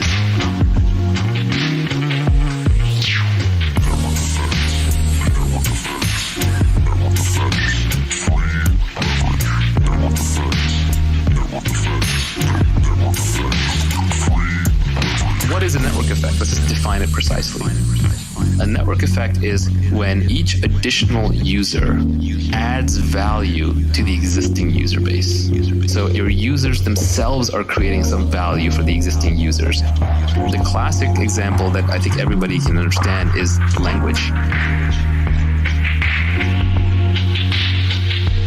Let's say that there's 100 people who live in the community, speak 10 different languages, and each person just speaks one of those 10.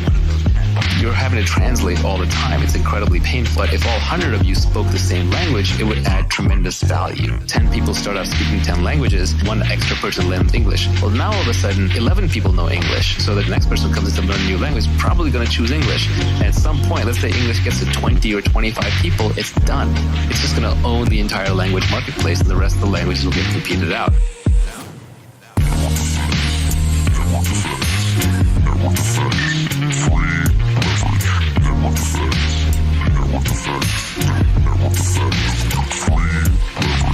Network effects are a very powerful concept. When you're picking a business model, it's a really good idea to pick a model where you can benefit from network effects, low marginal costs, and scale economies. And these tend to go together. Like anything that has zero marginal cost of production obviously has scale economies.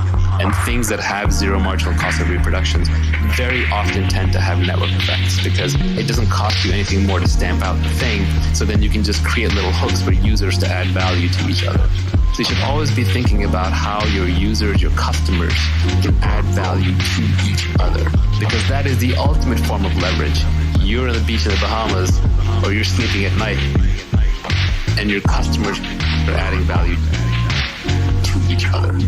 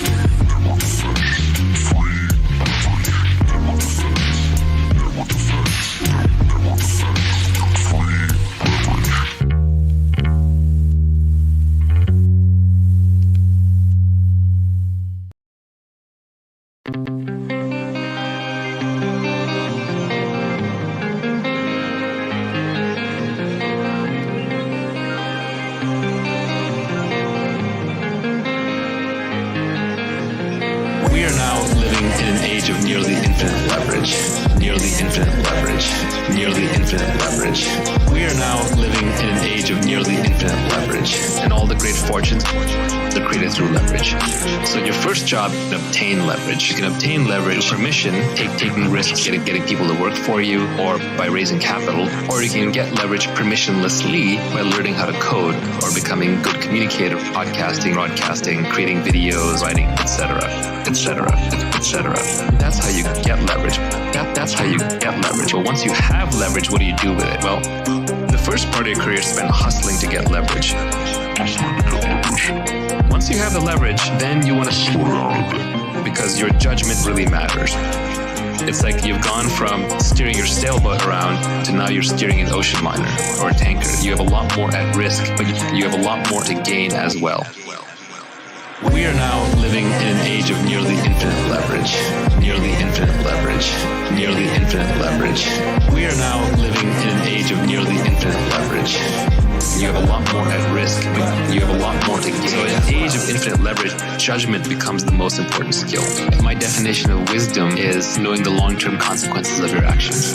Wisdom is just judgment on a personal domain. Wisdom applied to external problems, I think, is judgment. So they're highly linked. It's knowing the long-term consequences of your actions and then making the right decision to capitalize on that. Judgment is very, very hard to build up.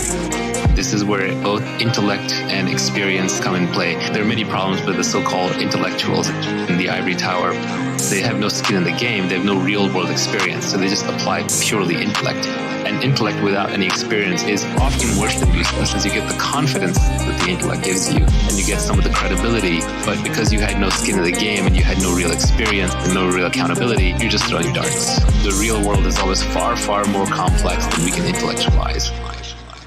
We are now living in an age of nearly infinite leverage. Nearly infinite leverage. Nearly infinite leverage. We are now living in an age of nearly infinite leverage. You have a lot more at risk, but you have a lot more to gain as well. especially all the interesting, fast-moving edge domains and problems. You can't get there without experience. So if you are smart and you iterate fast, even you put 10,000 hours into something, but you take 10,000 tries at something. If you are smart and you have a lot of quick iterations and you try to keep your emotions out of it, the people with the best judgment are actually among the least emotional. A lot of the best investors are considered almost robotic in that regard.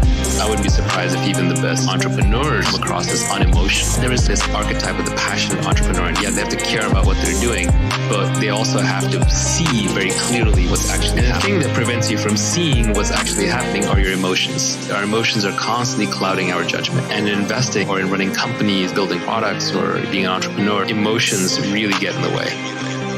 Emotions are what prevent you from seeing what's actually happening until you can no longer resist the truth of what's happening, until it becomes too sudden and then you're forced into suffering, which is sort of a breaking of this emotional fantasy that you had put together. We are now living in an age of nearly infinite leverage. Nearly infinite leverage. Nearly infinite leverage. We are now living in an age of nearly infinite leverage. You have a lot more at risk, but you have a lot more to gain as well.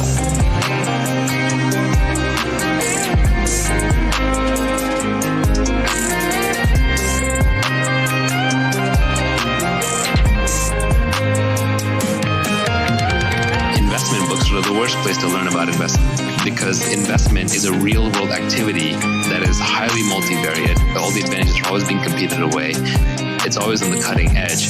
So what you actually just need is very, very broad-based judgment thinking. And the best way to do that is to study everything, including a lot of philosophy. And philosophy also makes you more stoic, makes you less emotional.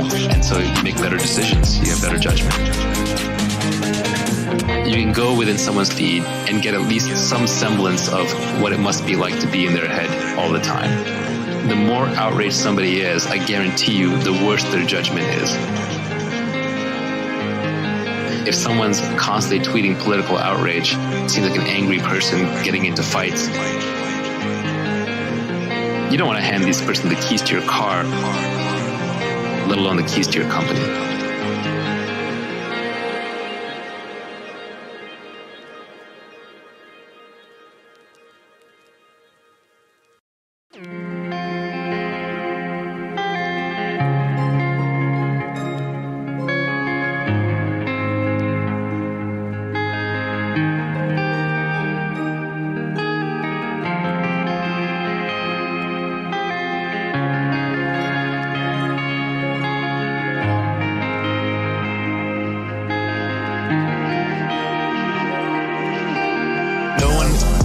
Is going to value you more than you value yourself.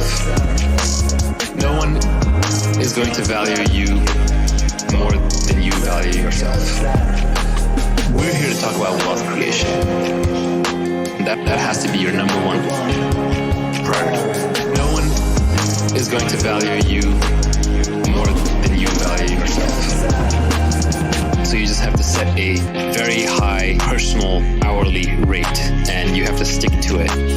Since when I was young, I decided that I was worth a lot more than the market thought I was worth, but I started treating myself that way. So always factor your time into every decision. How much time does it take? Oh, it's going to take me an hour to get across town to get this thing. Well, I value myself at $100 an hour. That's basically throwing $100 out of my pocket. Am I going to do that? You buy something from Amazon, they screwed it up, you have to return it. Is it worth your time to return it? Is it worth the mental hassle? Keep in mind that you have less work hours, you have less mentally high output hours. Do you want to use them to run errands and solve little problems, or do you want to save them for the big stuff? All the great scientists were terrible at managing their household life. None of them had a clean, organized room, or made all their social events on time, or sent their thank you cards. You can spend your life however you want.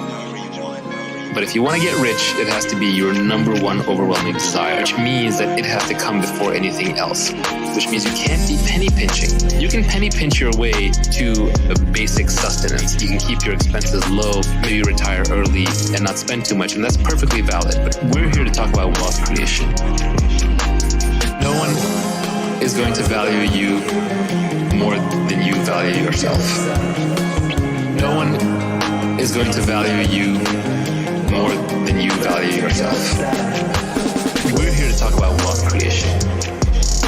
That has to be your number one priority. No one is going to value you more than you value yourself. So fast forward to your wealthy self and pick some intermediate hourly rate.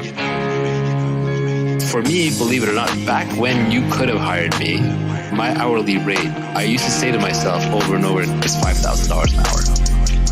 Today, when I look back, really it was about $1,000 an hour. And of course, I still ended up doing stupid things like arguing with the electrician or returning the broken speaker, but I shouldn't have. And I did a lot less than any of my friends would. And I would make a theatrical show out of throwing something in the trash pile or giving it to Salvation Army rather than trying to return it, or handing something to people rather than trying to fix it. I would argue with my girlfriends, and even today to my wife, I don't do that. That's not a problem that I solve. I still argue that with my mother when she hands me like little to-dos. I just don't do that. I would rather hire you an assistant. And this was true even when I didn't have money. And this was true even when I didn't have money.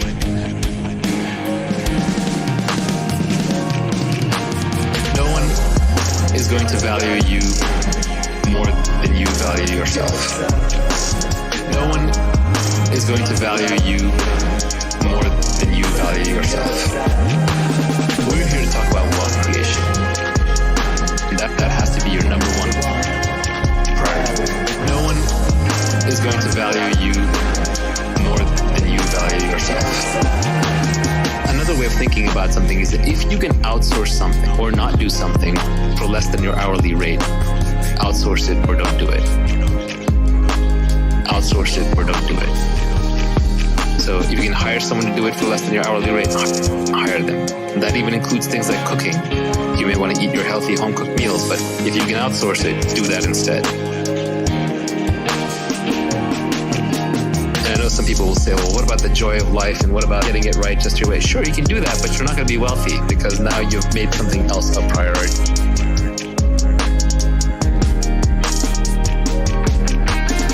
Graham basically said it pretty well. You should be working on your product. You should be exercising and eating healthy. That's all you have time for while you're on this mission.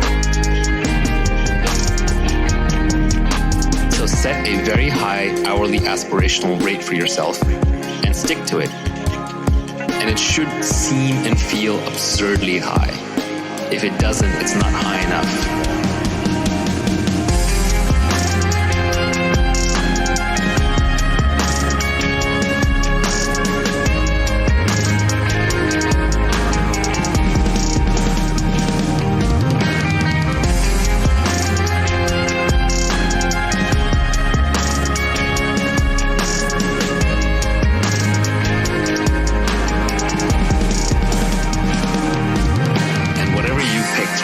To you would be raise it.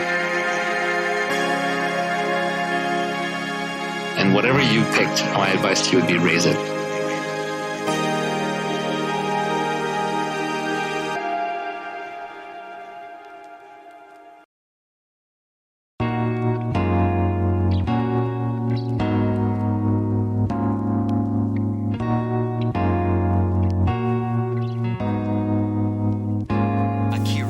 Let's talk about hard work.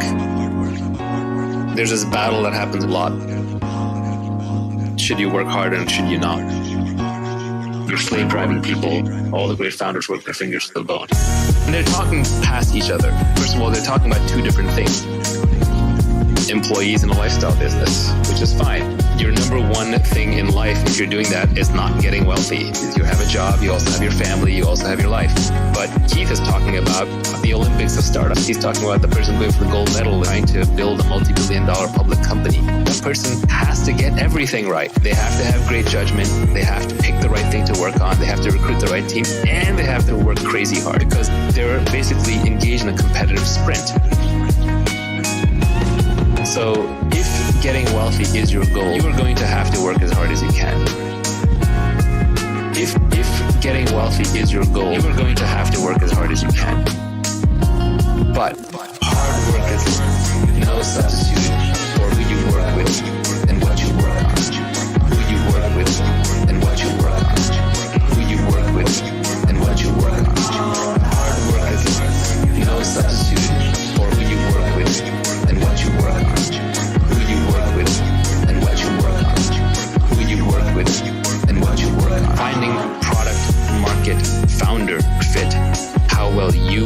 personally suited to that business. The combination of that three, that should be your overwhelming goal. And you can save yourself a lot of time if you pick the right area to work in. Picking the right people to work with is the next most important piece. And then third comes how hard you work. But they're like three legs of a stool. If you shortchange on any one of them, the whole stool is going to fall down. So it's not like you can pick one over the other that easily. So the order of operations when you're building a business or even building your career is first figure out, what should I be doing? What is something where there is a market that is emerging, there's a product that I can build that I'm excited to work on, and something where I have specific knowledge and I'm really into it. And then second, surround yourself with the best people possible. And no matter how high your bar is, raise your bar. Because you can never be working with other people who are great enough. There's someone greater out there to work with, you should go work with them. I advise a lot of people who are looking at which startup to join in Silicon Valley, the one that's going to have the best alumni network for you in the future. Look at the PayPal mafia. They work with a bunch of geniuses, so they all got rich. So just try and pick based on the highest intelligence, energy, and integrity people that you can find. And then finally, once you've picked the right thing to work on and the right people to work with, then you work as hard as you can. Then you work as hard as you can. Hard work is no substitute for who you work with and what you work on. Who you work with and what you work on. Who you work with and what you work on. Hard work is no substitute for who you work with and what you work on. Who you work with and what you work on. Who you work with and what you work on.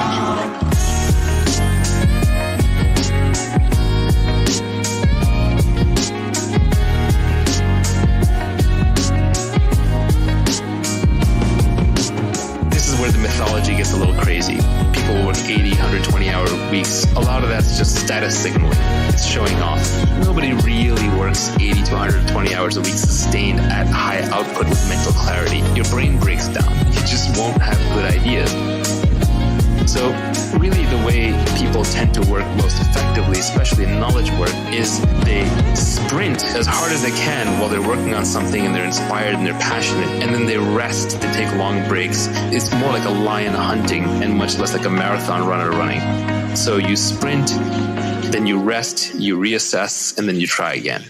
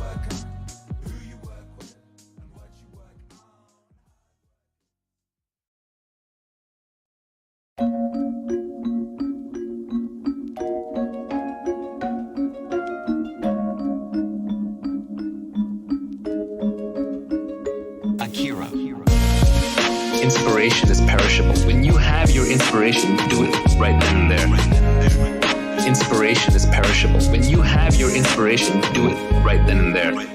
This happens to me a lot with my tweet storm. I've actually come up with a whole bunch of additional tweet storms besides the ones that are already out there, but sometimes I just hesitate or I just pause and then it just dies. And what I've learned is if I'm inspired to write a blog post or to publish a tweet storm, I should probably do it right away. Otherwise, it's not going to get out there. I won't come back to it.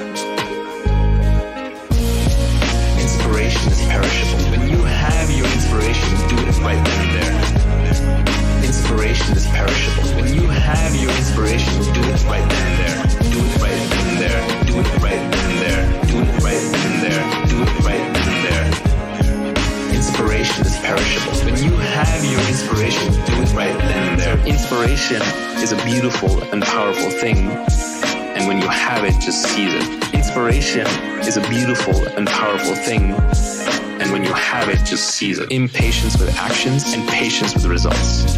That's actually a good philosophy for life. Anything you have to do, just get it done. Why wait? You're not getting any younger. Your life is slipping away. You don't want to spend it waiting in line, traveling back and forth, doing things that you know ultimately aren't part of your mission. When you do them, you want to do them as quickly as you can while you do them well with your full attention. But then you just have to give up on the results. You have to be patient with the results because you're dealing with complex systems, you're dealing with lots of people. It takes a long time for markets to adopt products. It takes time for people to get comfortable working with each other. It takes time for great products to emerge as you polish away, polish away, polish away, polish away, polish away, polish away, polish away, polish away, polish away. Inspiration is perishable. When you have your inspiration, do it right then and there. Inspiration is perishable. When you have your inspiration, do it right then and there. Do it right then and there. Do it right then and there. Do it right then and there. Do it right then and there. Inspiration is perishable. When you have your inspiration, do it right then and there. If I have a problem that I discover in one of my businesses that needs to be solved, I basically won't sleep until at least the resolution is in motion. And this is just a personal failing, but if I'm on the board of a company, I'll call the CEO. If I'm running the company, I'll call my reports. If I'm responsible, I'll get on there right then and there and solve it. If I don't solve a problem the moment it happens, or I don't start moving towards solving it when it happens, I have no peace, I have no rest, I have no happiness until that problem is solved. So solve it as quickly as possible. I literally won't sleep until it's solved. So solve it as quickly as possible. I literally won't sleep until it's solved. Inspiration is perishable. When you have your inspiration, do it right then and there. Inspiration is perishable. When you have your inspiration, do it right then and there. Do it right then and there. Do it right then and there. Do it right then and there. Do it right then and there. Inspiration is perishable. When you have your inspiration, do it right then and there.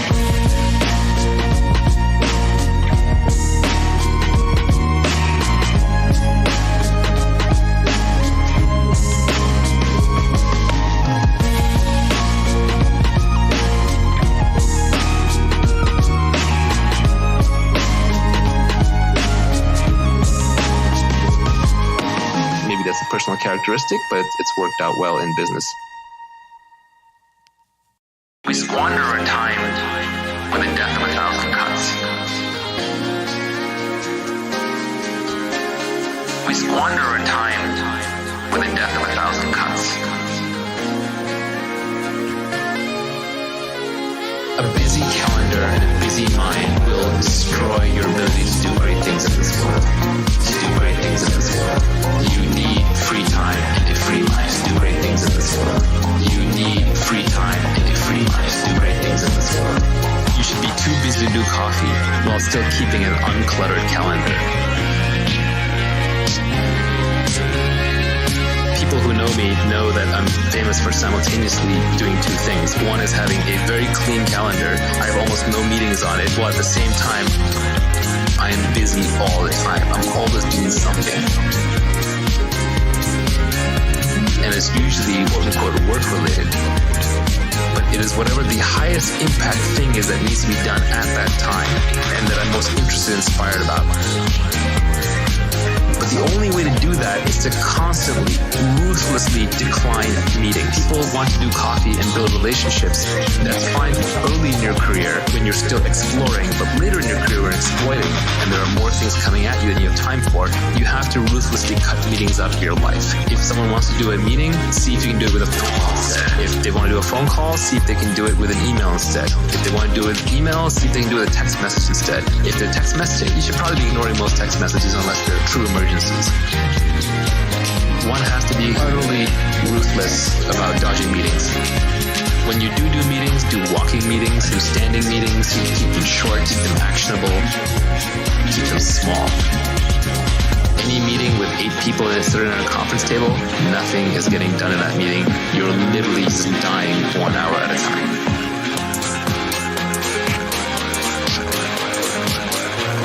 You're literally just dying 1 hour at a time.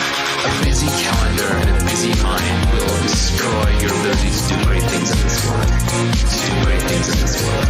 You need free time and a free mind to do great things in this world. You need free time and a free mind to do great things in this world.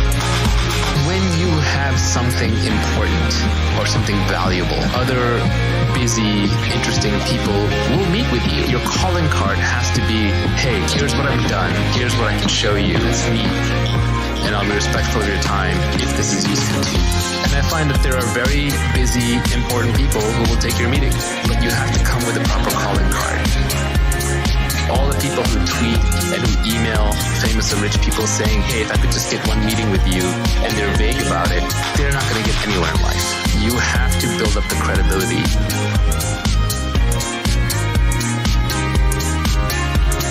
You have to do the work.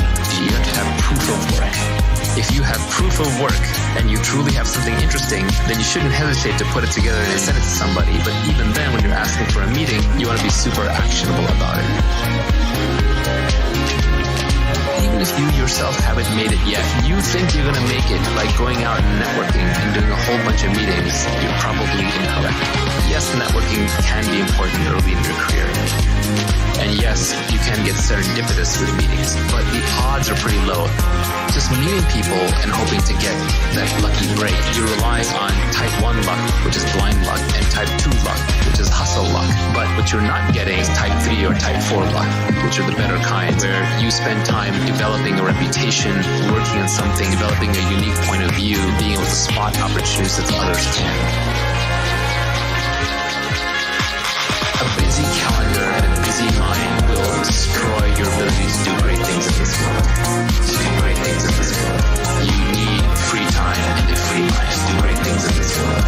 You need free time and a free mind to do great things in this world. A busy calendar and a busy mind will destroy your ability to do great things in this world. To do great things in this world. You need free time and a free mind to do great things in this world. You need free time and a free mind to do great things in this world.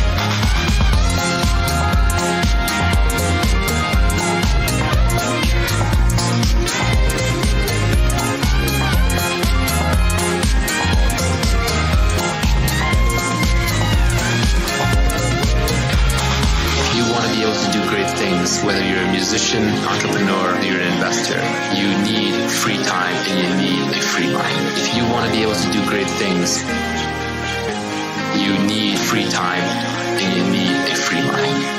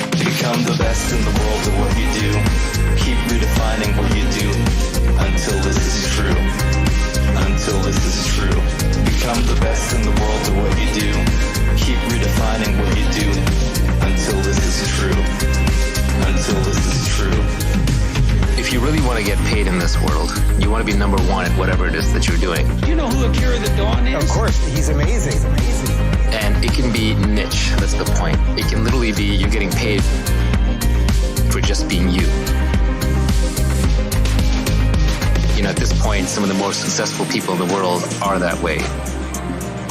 Oprah gets paid for being Oprah. Joe Rogan gets paid for being Joe Rogan. They're being authentic to themselves. You want to be number one, but you're going to keep changing what you do until you're number one. You can't just pick something arbitrary. You can't say, I'm going to be the fastest runner in the world, and now you got to beat Usain Bolt. That's too hard of a problem. But what you can do is you can keep changing what your objective is until it arrives to your specific knowledge, your skill sets, your position, your capabilities, your location, your interest, knowledge, your skill sets, your position, your capabilities, your location, your interest, and then converges to making you number one. Number one. Become the best in the world at what you do. Keep redefining what you do until this is true. Until this is true. Become the best in the world at what you do. Keep redefining what you do until this is true. Until this is true. When you're searching for what to do, you actually have two different foci that you have to keep in mind at all points. One of those is, I want to be the best at what I do. And the second is, what I do is flexible so that I am the best at it. I am the best at it. Until you arrive at a comfortable place where you're like, yes, this is something I can be amazing at while still being authentic to who I am.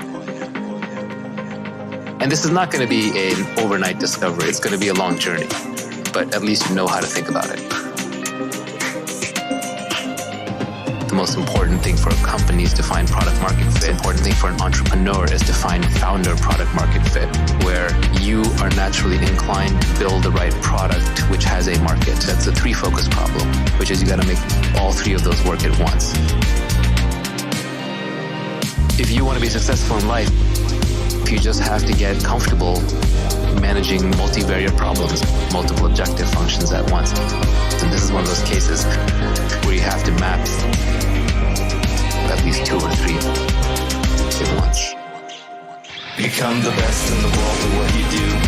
Keep redefining what you do until this is true. Until this is true. Become the best in the world at what you do.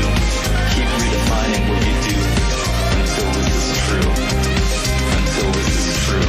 Become the best in the world at what you do. Keep redefining what you do until this is true.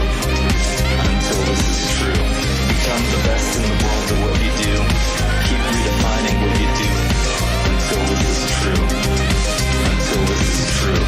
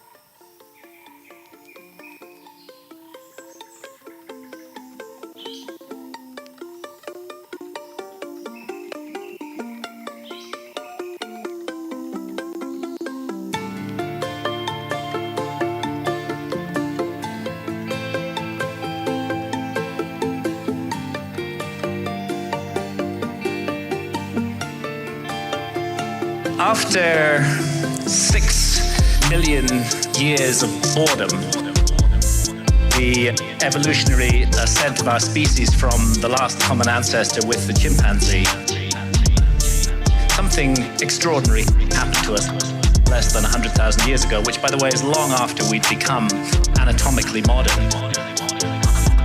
It was a kind of emergence into consciousness.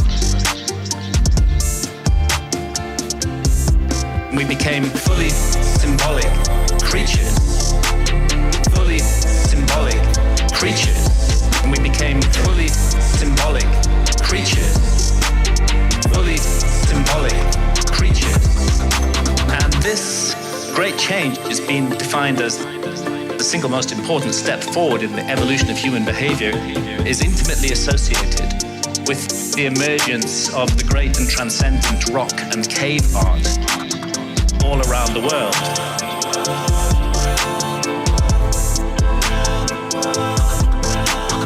All around the world.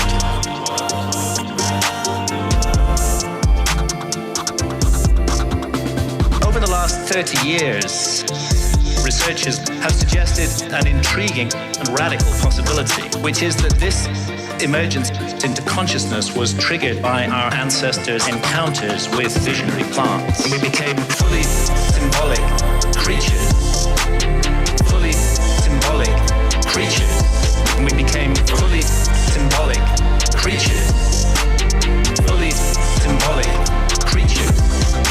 If you analyze the cave art, there are so many details that make it clear that this was an art of altered states of consciousness, of visions.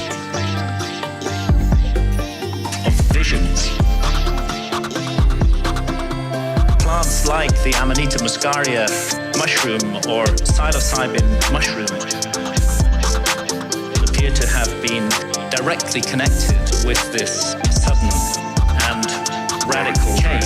And we became fully symbolic creatures. Fully symbolic creatures. And we became fully symbolic creatures. Fully symbolic creatures. And we became fully symbolic creatures. Fully symbolic creatures. And we became fully symbolic creatures. Fully symbolic creatures.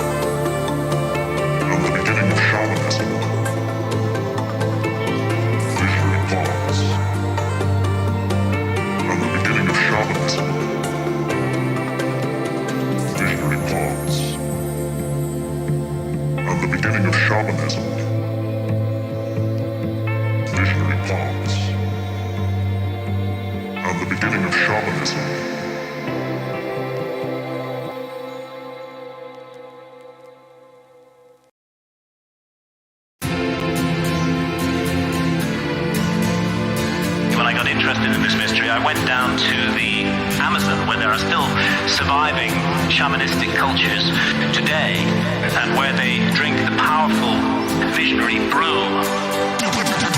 Ayahuasca. This is the one. Ayahuasca. We're not doing this for fun. Ayahuasca. This is the one.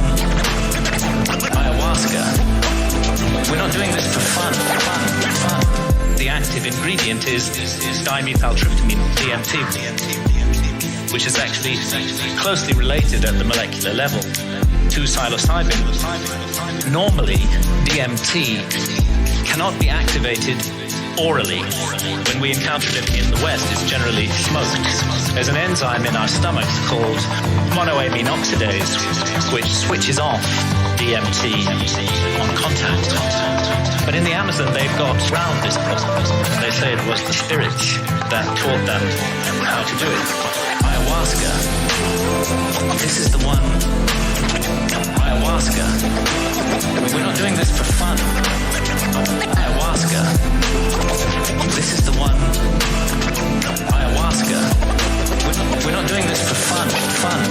The DMT in the ayahuasca brew was contained in these leaves from a plant that they call chacruna in the Amazon. And there they mix it together with this vine. And out of the 150,000 different species of plants and trees in the Amazon, this is the one that contains a monoamine oxidase inhibitor, which switches off that enzyme in our stomachs and allows the DMT in the leaves, when the two are married together and cooked in water, to be absorbed orally. It takes us on a 4-hour journey to extraordinary realms. extraordinary realms. Ayahuasca. This is the one. Ayahuasca. We're not doing this for fun. Ayahuasca. This is the one. Ayahuasca. We're not doing this for fun. It's no joke to drink ayahuasca. The ayahuasca brew has a foul taste. Really, really hideous. And a dreadful, dreadful smell. And after you've drunk your cup, you'll find within 45 minutes or so that you're sweating, that you're feeling nauseous. Pretty soon you may well be vomiting. Nobody's doing this for recreation. Nobody's doing this for recreation. Nobody's doing this for fun. Ayahuasca. This is the one. Ayahuasca. We're not doing this for fun. Ayahuasca. This is the one. Ayahuasca. We're not doing this for fun. Fun.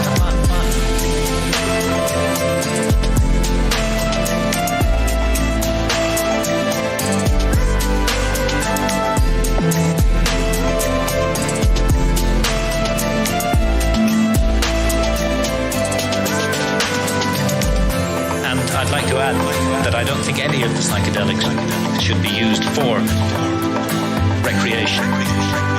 They have much more serious and important mission with humanity.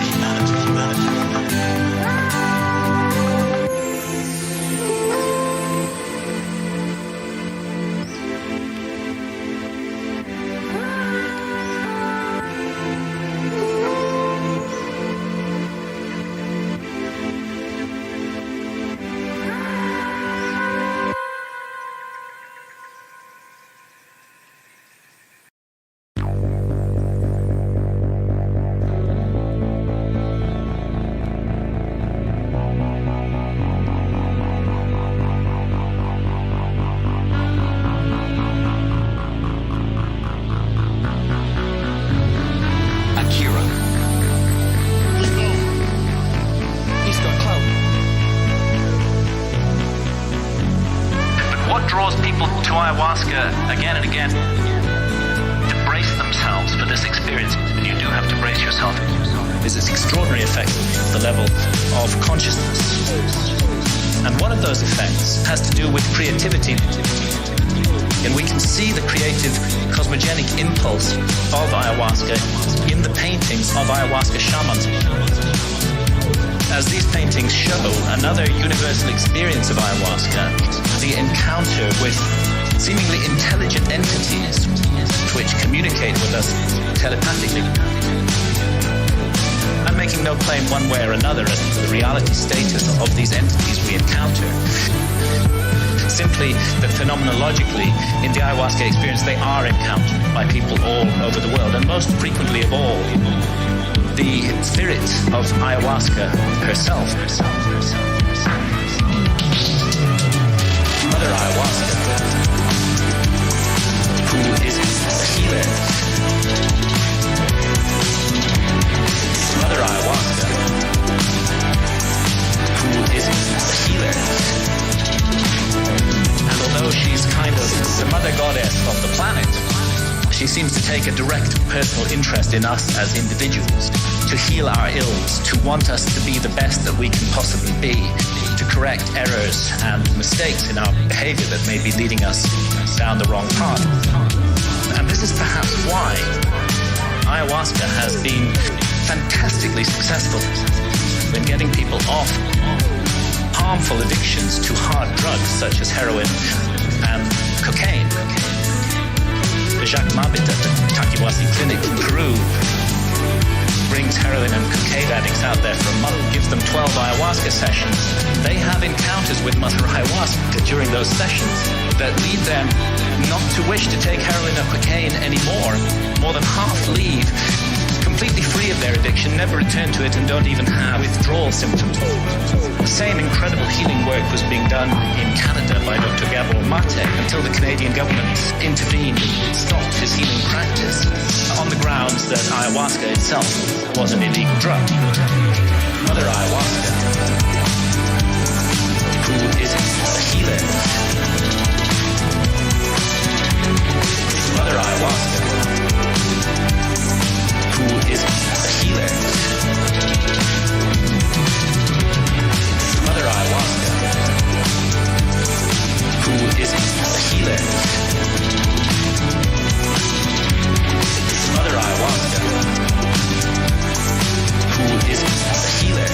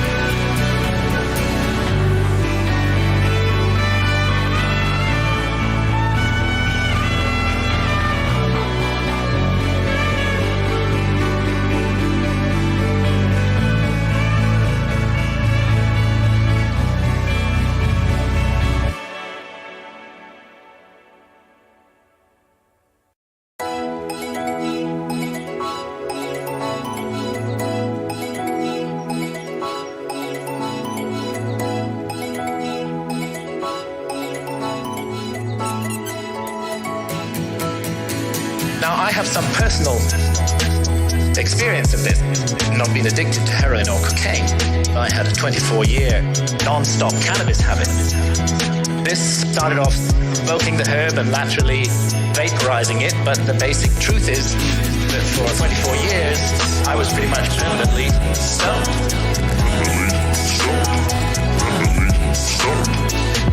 And I enjoyed being stoned. And I felt that it helped me with my work as a writer.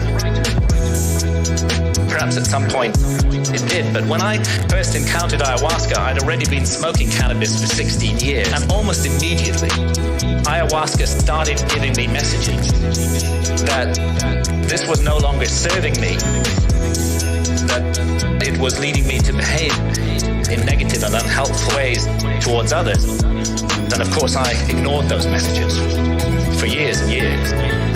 Went back to being stoned 16 hours a day.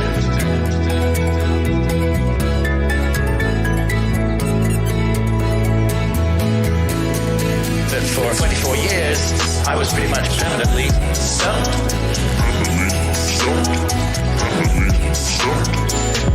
And I enjoyed being stoned. But that negative behavior that ayahuasca was pointing up did actually get worse and worse. I don't want to put down cannabis, and I believe it's the sovereign right of every adult to choose to smoke cannabis if they wish to do so. But I think I was overusing it. I think I was abusing it, not using it responsibly. And I became more and more paranoid, jealous, possessive, suspicious. I was subject to irrational rages. I often made the life of my beloved partner, Santha, a misery. And when I went down from my regular encounter with ayahuasca in October 2011, I was given the most unbelievable kicking by Mother Ayahuasca.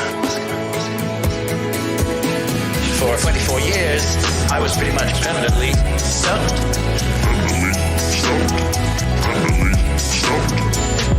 And I enjoyed being stoned.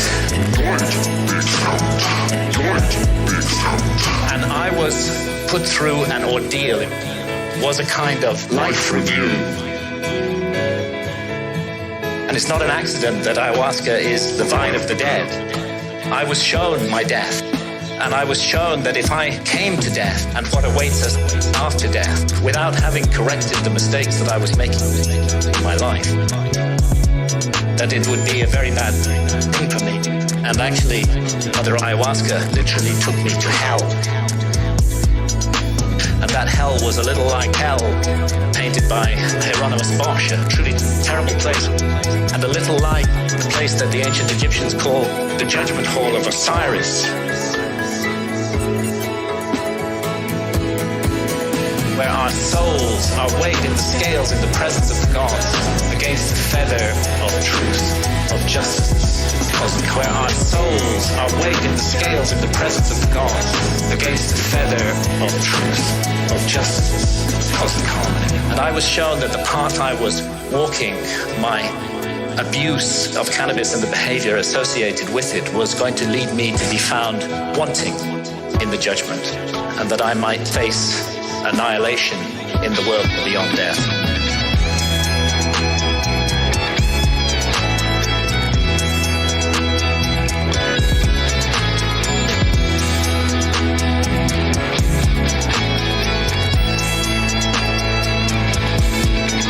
So perhaps not surprising, when I came back to England later in October 2011, I gave up cannabis.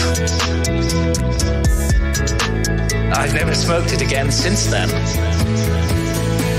For 24 years, I was pretty much permanently stoned.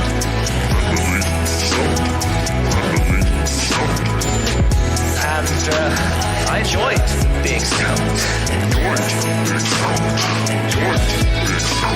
For 24 years, I was pretty much permanently stoned.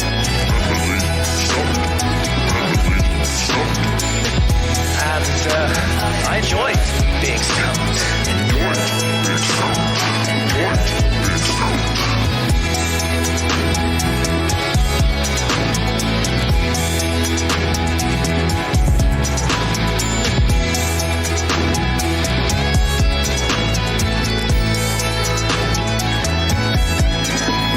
I'm speaking only personally with no comment on others' use of cannabis.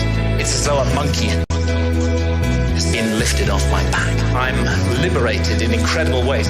Far from my creativity being inhibited, I find myself writing much more productively, much more creatively, much more focused, and much more efficiently as well. And I've begun to be able to address those negative aspects of my behavior which cannabis had revealed, and hopefully to make myself, slowly, it's a long progress, into a more nurturing, more loving, more positive person.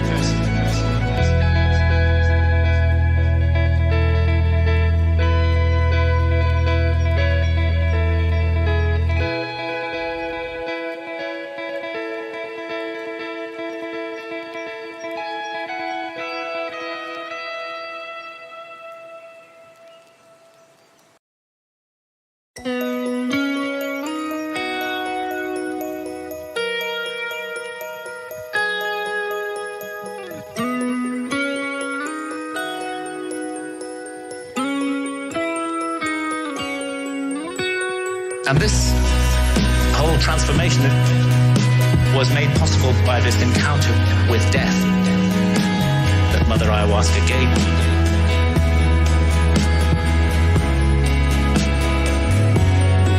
That leads me to ask, what is death? Our materialist science reduces everything to matter. Materialist science in the West says that we are just meat, we're just our bodies. So when the brain is dead, that's the end of consciousness. There is no life after death. There is no soul. We just rot and are gone. But actually, any honest scientist should admit that consciousness is the greatest mystery of science, that we don't know exactly how it works. The brain's involved in it in some way, but we're not sure how. Could be that the brain generates consciousness the way a generator makes electricity. If you hold to that paradigm, then of course you can't believe in life after death. When the generator's broken, consciousness is gone. But it's equally possible that the relationship is more like the relationship of the TV signal to the TV set. In that case, when the TV set is broken, of course the TV signal continues. And this is the paradigm of all spiritual traditions. We are immortal souls, temporarily incarnated in these these physical forms to learn and to grow. We are immortal souls, temporarily incarnated in these physical forms to learn and to grow and to develop.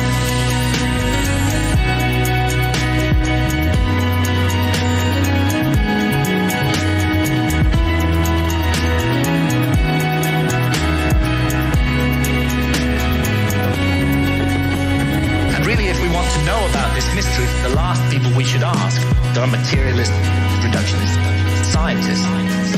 They have nothing to say on the matter at all.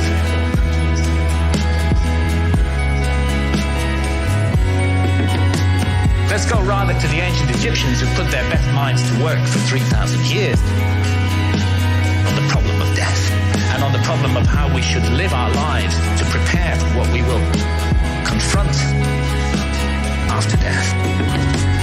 And the ancient Egyptians expressed their ideas in transcendent art, which still touches us emotionally today, and they came to certain very specific conclusions.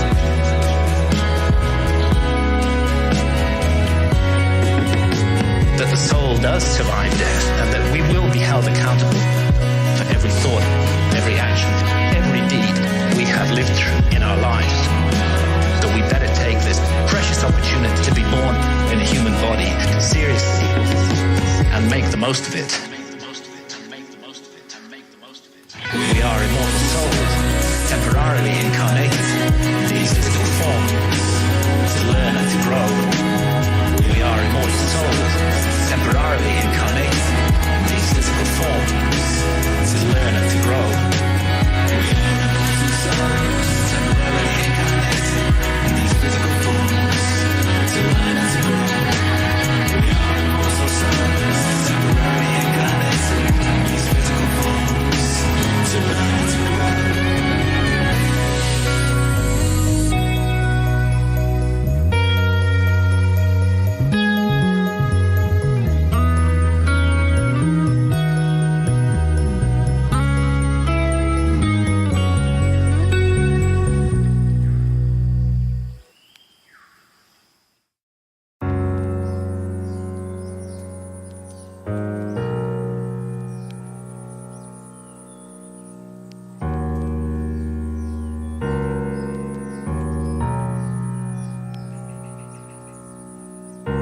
And in these inquiries into the mystery of death, the ancient Egyptians weren't just exercising their imaginations. They highly valued dream states, and it's now known that they used visionary plants like the hallucinogenic blue water lily. The ancient Egyptian tree of life has recently been identified as the Acacia nilotica, which contains high quantities of DMT, the same active ingredient that we find in ayahuasca. Now, it's difficult to imagine a society more different from the society of ancient Egypt than our society today. We hate visionary states in this society. In our society, if we want to insult somebody, we call them a dreamer. In ancient societies, that was praise. In our society, if we want to insult somebody, we call them a dreamer. In our society, if we want to insult somebody, we call them a dreamer. In ancient societies, that was praise. We have erected huge apparatuses of armed bureaucracies who will invade our privacy, who will break down our doors, who will arrest us, who will send us to prison, sometimes for years, for possessing even small quantities of psilocybin or substances like DMT, whether in its smokable form or in the ayahuasca brew. And yet, ironically, DMT is, we now know, a natural brain hormone. We all have it in our bodies, and it's just that its function remains unknown for lack of research. And it's not as though our society is opposed in principle to altered states of consciousness. I mean, billions are being made by the unholy alliance of psychiatrists and big pharma in overprescribing drugs to control so-called syndromes like depression or attention deficit disorder in teenagers. In our society, if we want to insult somebody, we call them a dreamer. In our society, if we want to insult somebody, we call them a dreamer. In ancient societies, that was praise. We have a love affair with alcohol. We glorify this most boring of drugs, despite the terrible consequences that it often has. And of course, we love our stimulants, our tea, our coffee, our energy drinks, our sugar, and huge industries are built around these substances, which are valued because of the way they alter consciousness. But what all these approved altered states of consciousness have in common is that none of them contradict or conflict with the basic state of consciousness valued by our society, which I would call the alert, problem-solving state of consciousness, which is good for the more mundane aspects of science. It's good for the prosecution of warfare. It's good for commerce. It's good for politics. But I think everybody realizes that the promise of a society over-monopolistically based upon this state of consciousness has proved hollow, and that this model is no longer working, that it's broken in every possible sense that a model can be broken, and that urgently we need to find something to replace it. The vast problems of global pollution that have resulted from the single-minded pursuit of profit, the horrors of nuclear proliferation, the specter of hunger, that millions every night go to bed starving, that we can't even solve this problem despite our alert, problem-solving state of consciousness.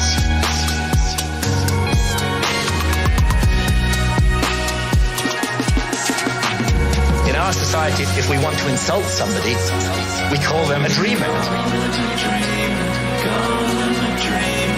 In our society, if we want to insult somebody, we call them a dreamer. In ancient societies, that was praise. In our society, if we want to insult somebody, we call them a dreamer.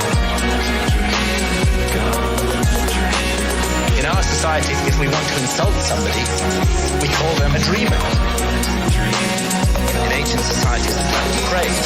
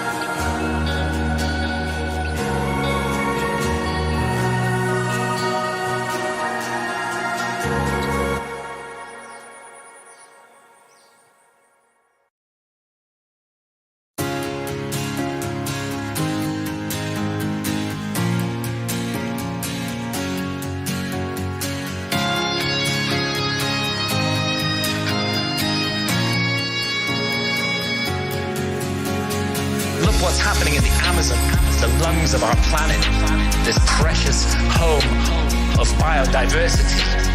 The old-growth rainforest being cut down and replaced with soybean farms so we can feed cattle, so that we can all eat hamburgers.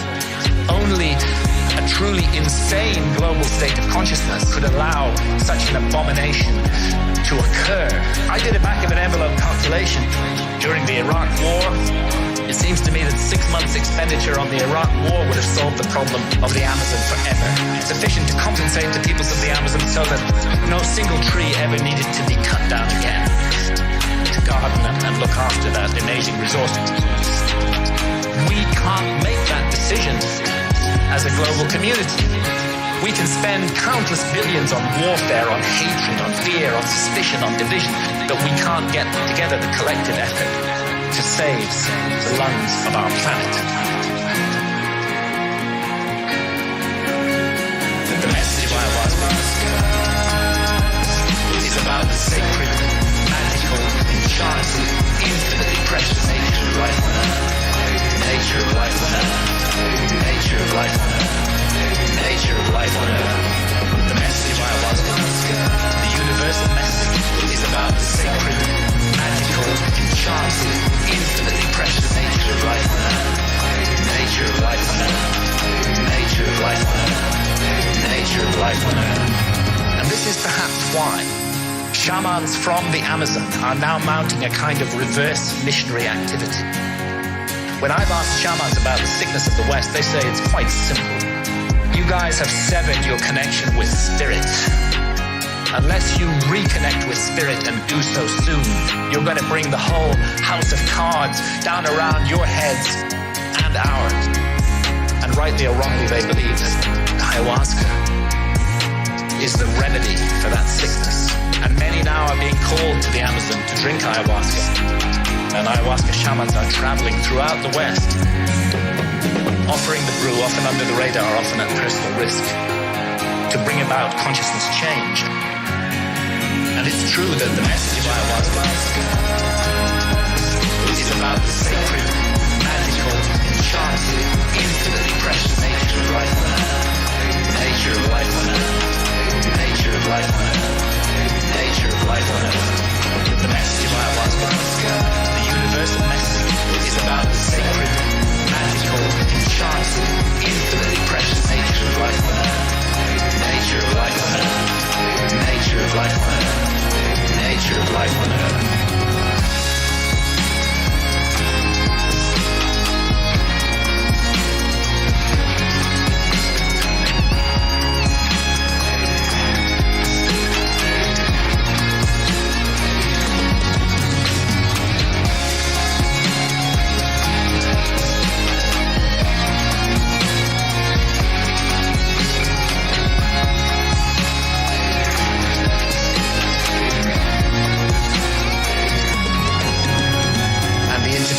Material and spiritual realm, then it's impossible to work with ayahuasca for long without being deeply and profoundly affected by this message.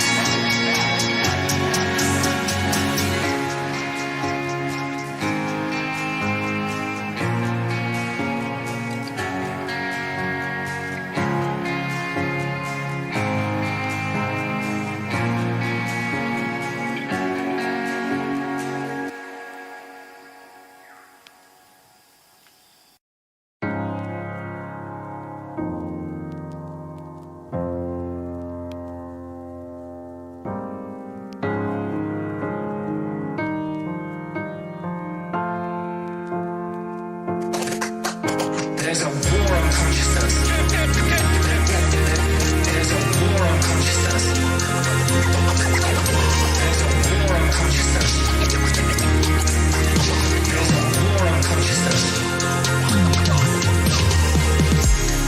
Let's not forget that ayahuasca is not alone, that it's part of an ancient worldwide system of the targeted, careful, responsible alteration of consciousness. It's recently been shown that the kykeon used in the Eleusinian mysteries in ancient Greece was almost certainly a psychedelic brew. That the soma of the Vedas may well have been a brew based upon the Amanita muscaria mushroom. We have the DMT in the ancient Egyptian tree of life. We have the whole global culture surviving shamanism. And what it's all about is a state of consciousness that's designed to help us find balance, harmony. The ancient Egyptians would have called it mart with the universe, and to remain mindful that what we're here to undertake on earth while immersed in matter is fundamentally a spiritual journey aimed at the growth and perfection of the soul. A journey that may go back to the very origins of what made us human in the first place. Human in the first place. In the first place. Origins of what made us human in the first place. Human in the first place. Human in the first place. Origins of what made us human in the first place. Human in the first place. Human in the first place.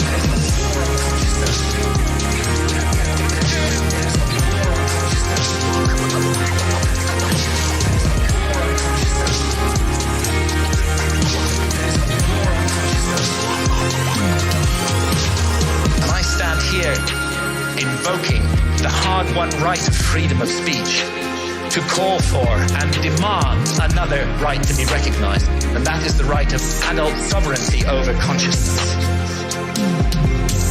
There's a war on consciousness in our society. And if we as adults are not allowed to make sovereign decisions about what to experience with our own consciousness while doing no harm to others, including the decision to use responsibly ancient and sacred visionary plants, then we cannot claim to be free in any way. And it's useless for our society to go around the world imposing our form of democracy on others while we nourish this rot at the heart of society and we do not allow individual freedom over consciousness. It may even be we're denying ourselves the next vital step in our own evolution by allowing this state of affairs to continue, and who knows, perhaps our immortal destiny as well. Thank you.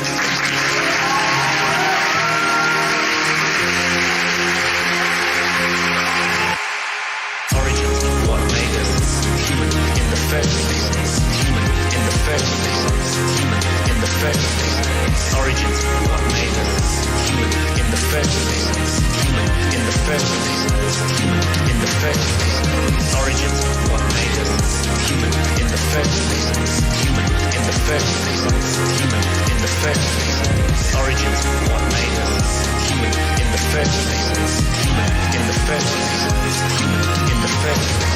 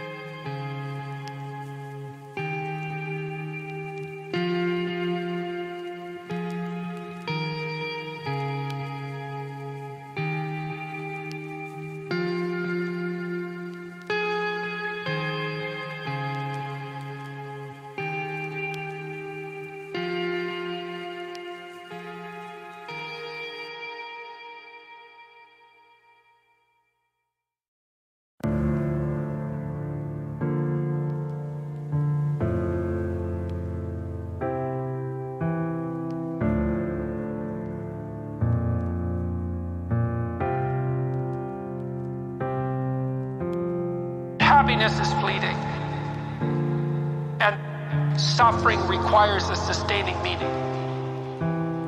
Happiness is fleeting, and suffering requires a sustaining meaning.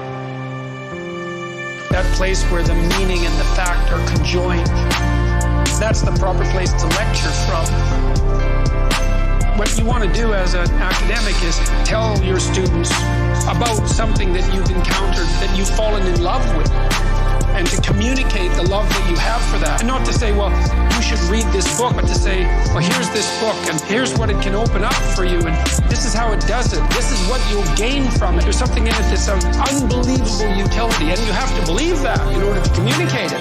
To communicate that commitment you have to beauty and to truth and to literature, it isn't enough to say what they are and to transmit them. It's to manifest yourself as a living part of that tradition, and to show yourself thereby as a model for living out what that tradition represents, and to show that that's so much better than like a short-term pleasure-seeking nihilism. They're not even in the same conceptual universe. And people are far more open to that. They know already. People know, especially when they're hurt. They know that happiness is fleeting, and suffering requires a sustaining meaning. They know happiness is fleeting, and that suffering requires a sustaining meaning.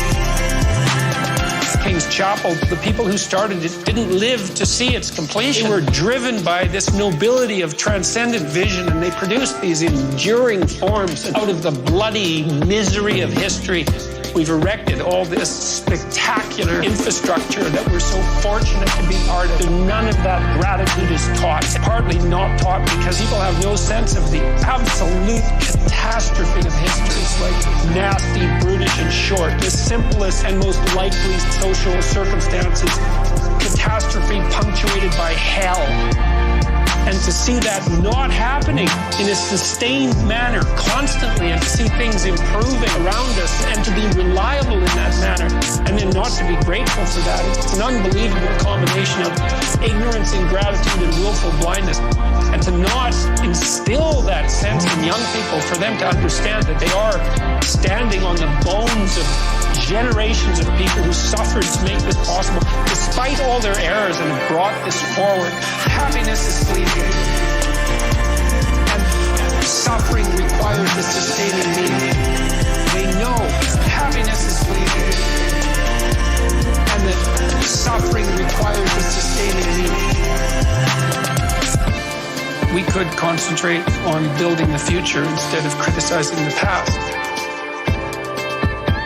You start in the world, if you have some wisdom and some humility, by taking the potential that lies dormant in front of you and interacting with it in the logos-like manner, with truth and with love, and by transforming that potential into whatever you can create out of it that's good.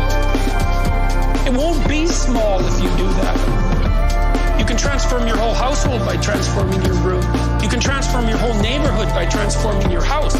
Like, these things spread very, very rapidly, and that is right there in front of you. People think they're impoverished, that they don't have any opportunity, and the opportunity is hidden from them by their unwillingness to take the steps that are necessary to put what they could put in front of them in order, and to produce the beauty instead of the ugliness where they could do that. And I don't think there is anything more powerful than that. That works. Happiness is fleeting, and suffering requires a sustaining meaning. They know happiness is fleeting, and that suffering requires a sustaining meaning. Happiness is fleeting, and suffering requires a sustaining meaning. They know happiness is fleeting, and that suffering requires a sustaining meaning.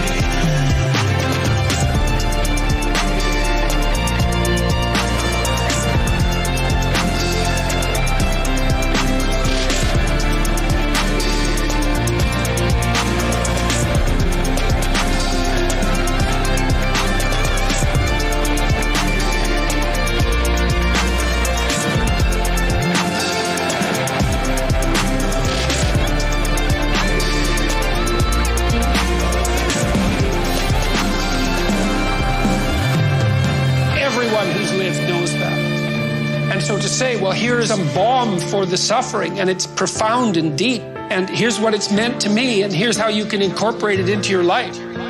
People are absolutely starving for that, or dying of thirst for that.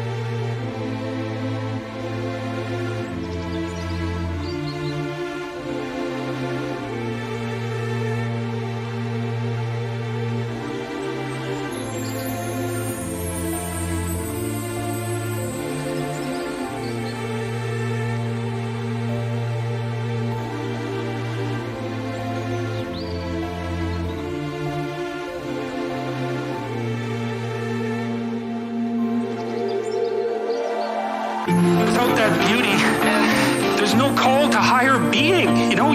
This is also why I've mentioned to people that they should clean up their rooms. That's become quite the internet meme. But I'm really serious about it, because it's really hard to do that. And it isn't just that you clean it up. You also make it beautiful. Make it beautiful. Make it beautiful. Make it beautiful. Make it beautiful. Make it beautiful. It's really hard to make something beautiful. Make it beautiful. It's really worthwhile.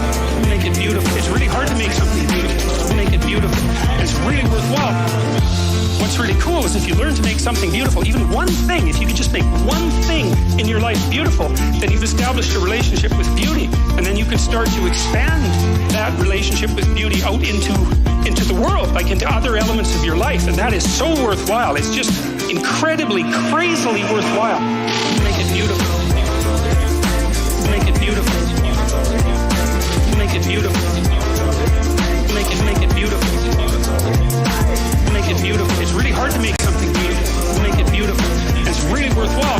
Make it beautiful. It's really hard to make something beautiful. Make it beautiful. It's really worthwhile. People are terrified of it. People are terrified of color. They paint their walls beige. They're terrified of art. They buy some mass-produced thing because they don't want anybody laughing at them for their lack of taste. And they would get laughed at because they have no taste. But you have to, well, it's right, because what do you know, right? You have to develop it. And so you're going to stumble along and make mistakes to begin with. And you're going to show yourself, because if you buy, I think this is pretty, and somebody comes over and goes, hey, what's up with you? It's kind of hard on your self-esteem, but it's you're stumbling towards the right. You're stumbling towards the kingdom of God. That's what you're stumbling towards when you try to make an aesthetic decision. Make it beautiful. Make it beautiful. Make it beautiful.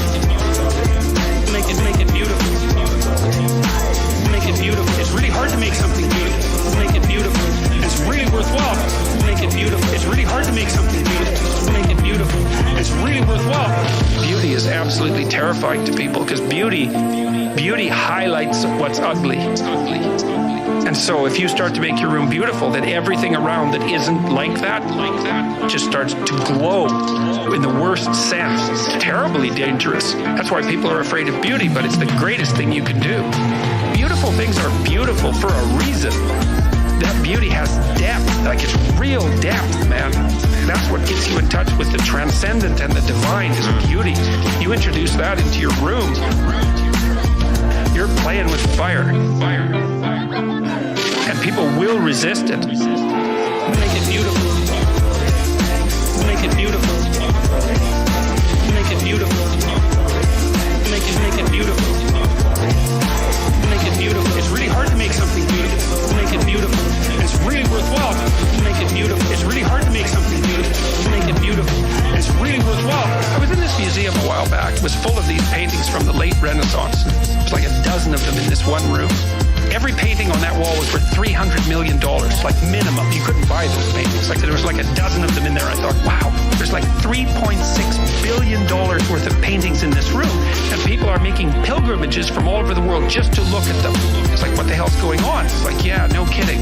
What the hell's going on? There's beauty in those paintings. There's beauty and it's magnificent. And part of what it does is say you aren't who you should be. That's what beauty does to you. That's why you're intimidated by a beautiful woman. A staggeringly beautiful woman. It's like, oh my God. Attracted for sure, but definitely intimidated. It's like, well, that's because you aren't who you could be. Beauty does that to you.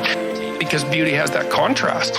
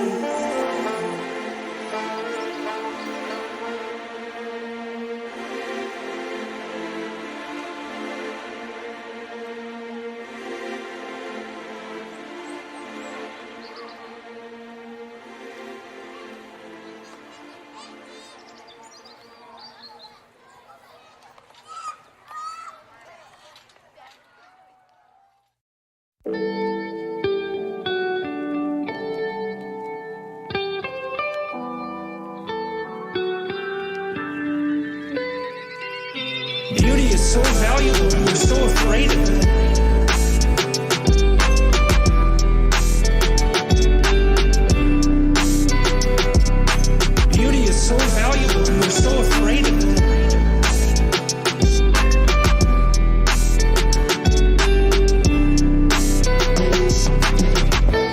not the only pathway to the divine. Love is one of them, I suppose. But beauty, especially for people who have an affinity for beauty, it's like music. It's one of those things that you can't argue against. You can't even understand. It just hits you. It just hits you. It's like a vision of the potential future. That if we just got our act together and beautified things, that's the place that we can inhabit, and that would ennoble us. And that's why Jerusalem, the heavenly city, is paved with gemstones. They're crystalline, they emit light. And yeah, it's the proper dwelling place for an enlightened consciousness. Beauty is the proper dwelling place for an enlightened consciousness. We ignore it at our spiritual and economic peril. It's obvious. There's almost nothing more valuable than beauty.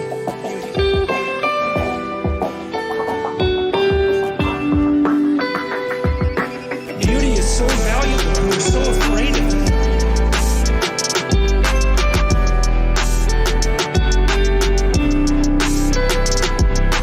Beauty is so valuable, and we're so afraid of it.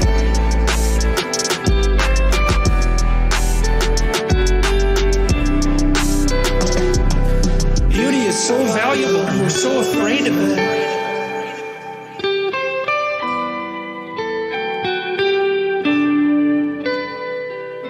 Beauty is so valuable, and we're so afraid of it.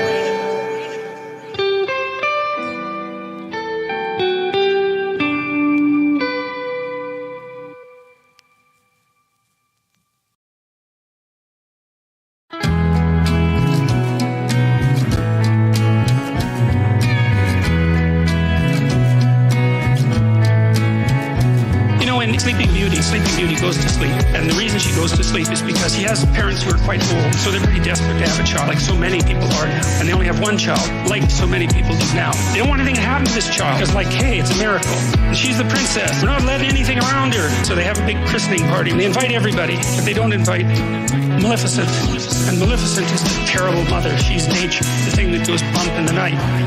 She's the devil herself, so to speak. She's everything that you don't want your child to encounter. So the king and queen saying, well, we just won't invite her to the christening. It's like, good luck with that. That's an Oedipal story. The mother who devours her child by overprotecting him or her. Instead of being strengthened by an encounter with the terrible world, they're weakened by too much protection. And then when they're let out into the world, they cannot live. And that's the story of Sleeping Beauty. That's the story of Sleeping Beauty. Here's a little story that must be told. And they apologize to Maleficent when she first shows up. They say, well, you know, they have a bunch of half-witted excuses why they don't invite her. We forgot. It's like, I don't think so. You don't forget something like that. And she kind of makes that point. It's right, the whole horror of life. You don't forget about that when you have a child. That's for sure. You might wish that it would stay at bay, but you do not forget about it. The question is, do you invite it to the party? And the answer is, it bloody well depends how unconscious you want your child to be. And if you want your child to be unconscious, well, then you have the added advantage that maybe they won't leave home. And so you can take advantage of them for the rest of your sad life instead of going off to find something to do for yourself. First, you could take revenge on them if they do have any impetus towards courage that you sacrificed yourself 30 years ago and want to stamp out as soon as you see it develop in your child. That's another thing that would be quite pleasant. Be quite pleasant. Be quite pleasant. That's another thing that would be quite pleasant. Be quite pleasant. Be quite pleasant. That's another thing that would be quite pleasant. Be quite pleasant. Be quite pleasant. So that's what happens in Sleeping Beauty. That's the story of Sleeping Beauty.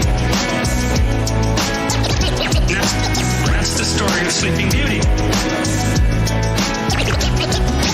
That's the story of Sleeping Beauty. That's the story of Sleeping Beauty. Here's a little story that must be told. Yeah, well, none of this is pleasant, and nothing that happens in that story is pleasant. So Sleeping Beauty, she's naive as hell. They put her out in the forest and have her raised by these goody two-shoes fairies. And then the first idiot prince that wanders by, she falls in love with so badly that she has post-traumatic stress disorder when he rides off on his horse. That's what happens. Then she goes into the castle and she's all freaked out because she met the love of her life like 5 minutes. That's when the spinning wheel, that's the wheel of fate, pops up and she pricks her finger. They try to get rid of all the spinning wheels. They try to get rid of all the wheels of fate with their pointed end. She finds it, pricks her finger, falls down unconscious. Well, she wants to be unconscious, and no bloody wonder. She was protected her whole life. She's so damn naive that her first love affair just about kills her. She wants to go to sleep and never wake up. Never wake up. Never wake up. She wants to go to sleep and never wake up. And so that's exactly what happens. And then she has to wait for the prince to come and rescue her. You think, how sexist can you get? That's a boneheaded way of looking at the story, because the prince isn't just a man who's coming to rescue the woman. The prince also represents the woman's own consciousness. That's the story of Sleeping Beauty. That's the story of Sleeping Beauty. That's the story of Sleeping Beauty. That's the story of Sleeping Beauty. Here's a little story that must be told. Without that forward-going, courageous consciousness, a woman herself will drift into unconsciousness and terror. All she can do is lay there and sleep, like the sleep of the naive and damned. She has to wake herself up, bring her own consciousness, her own masculine consciousness into the forefront so that she can survive in the world. Unless the woman is taken out of man, so to speak, then she isn't a human being. She's just a creature, and that's partly what's embedded in this story. So you don't want to read it as a patriarchal. You don't want to read anything that way.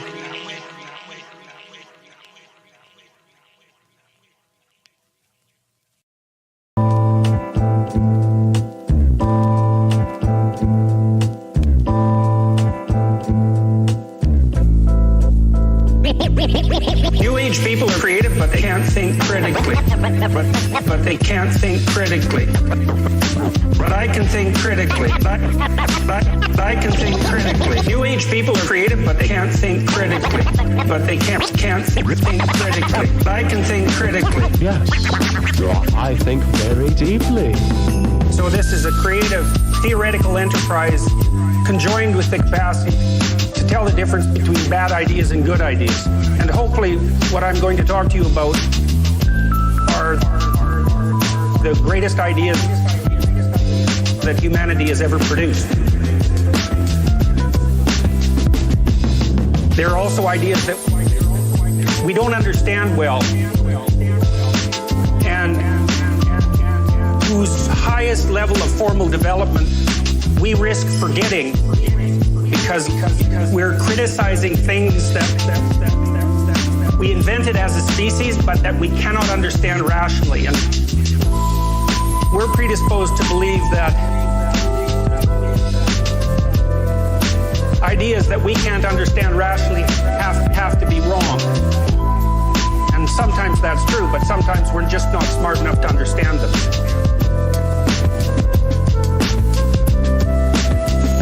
So,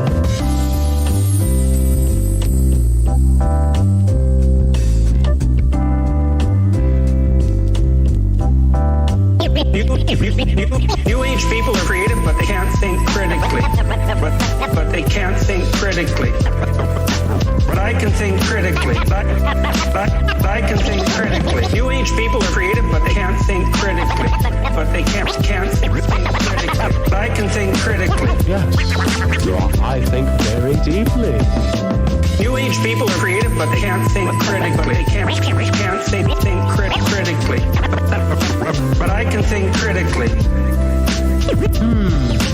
New age people are creative, but they can't think critically. But they can't think critically. But they can't think critically.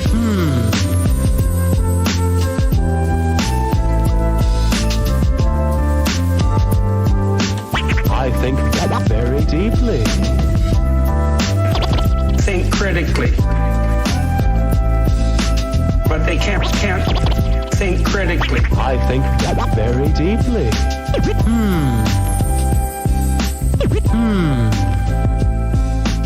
Yes.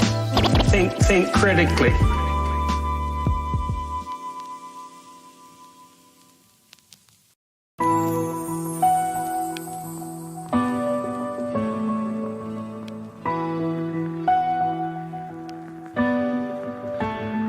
question? What could you do to improve yourself? Buckle. Well, the first question might be, why should you even bother improving yourself? And I think the answer to that is something like, so you don't suffer any more stupidly than you have to. And maybe so others don't have to. It's something like that. You know, like there's a real injunction at the bottom of it. It's not some casual self-help doctrine. It's that if you don't organize yourself properly, you'll pay for it. And in a big way, if you don't organize yourself properly, you'll pay for it. And so will the people around. If you don't organize yourself properly, you'll pay for it. And in a big way, if you don't organize yourself properly, you'll pay for it. And so will the people around. And you could say, well, I don't care about that, but that's actually not true. You actually do care about that, because if you're in pain, you will care about it. And so you do care about it, even if it's just that negative way, you know. It's very rare that you can find someone who's in excruciating pain who would ever say, well, it would be no better if I was out of this. Pain is one of those things that brings the idea that it would be better if it didn't exist along with it. It's incontrovertible. You get your act together so that there isn't any more stupid pain around you than necessary. That if you don't organize yourself properly, you'll pay for it. And in a big way, that if you don't organize yourself properly, you'll pay for it. And so will the people around you. If you don't organize yourself properly, you'll pay for it. And in a big way, that if you don't organize yourself properly, you'll pay for it. And so will the people around you.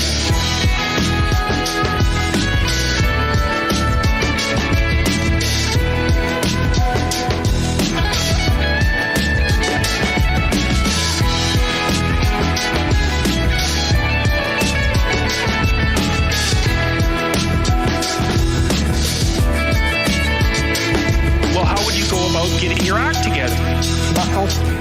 And the answer to that is, it's something like, look around for something that bothers you and see if you can fix it.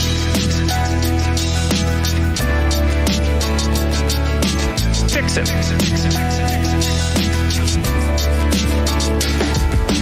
Fix it.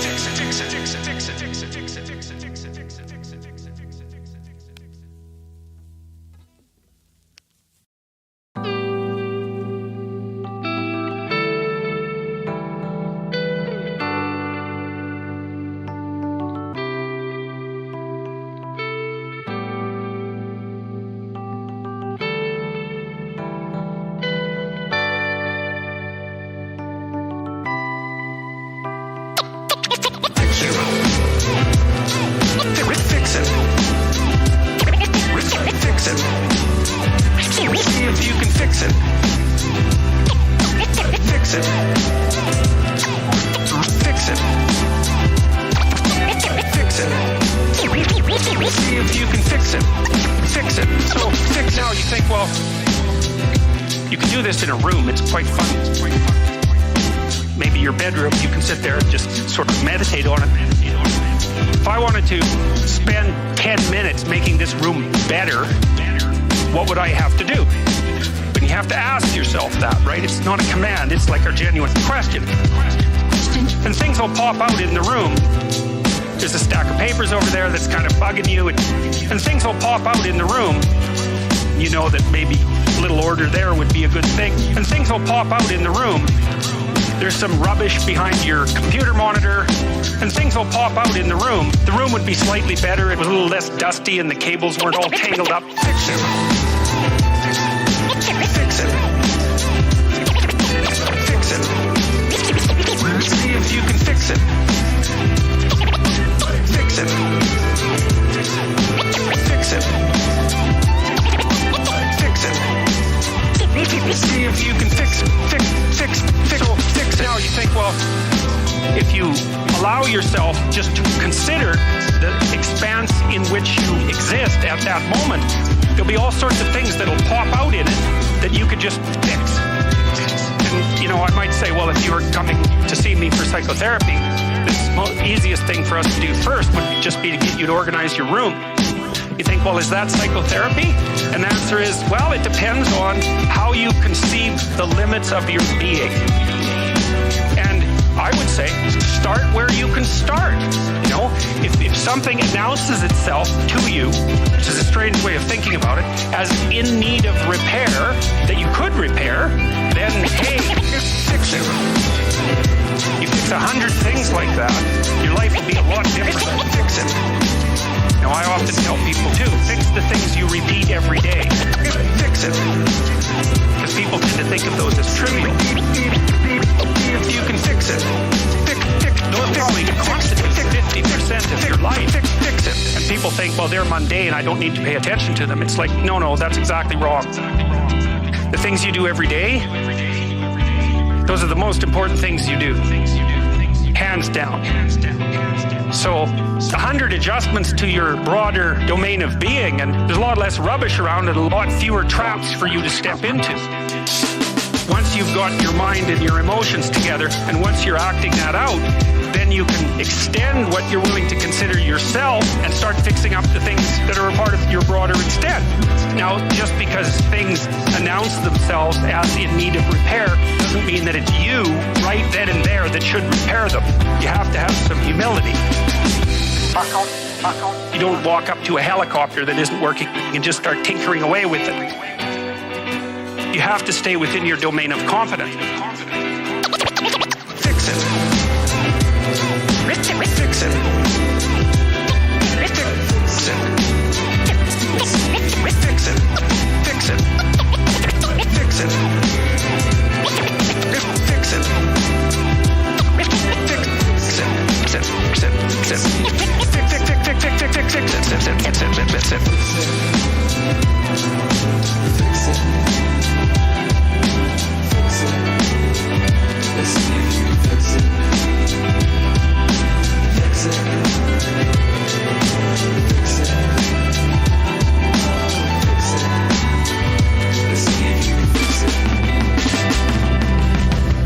I like the idea of the room because you can do that at the drop of a hat. Go back to where you live and sit down and think, okay, I'm going to make this place better for half an hour. What should I do? And you have to ask, and things will just pop up like mad. And it's partly because your mind is a very strange thing. As soon as you give it a name, a genuine aim, it'll reconfigure the world in keeping with that aim. Be careful what you aim at. What you aim at determines the way the world manifests itself to you. And so if the world is manifesting itself in a very negative way, one thing to ask is, are you aiming at the right thing? You know, I'm not trying to reduce everybody's problems to an improper aim. People get cut off at the knees for all sorts of reasons. There's a random element to being, that's for sure. And things do happen to people. But it's still a great thing to ask.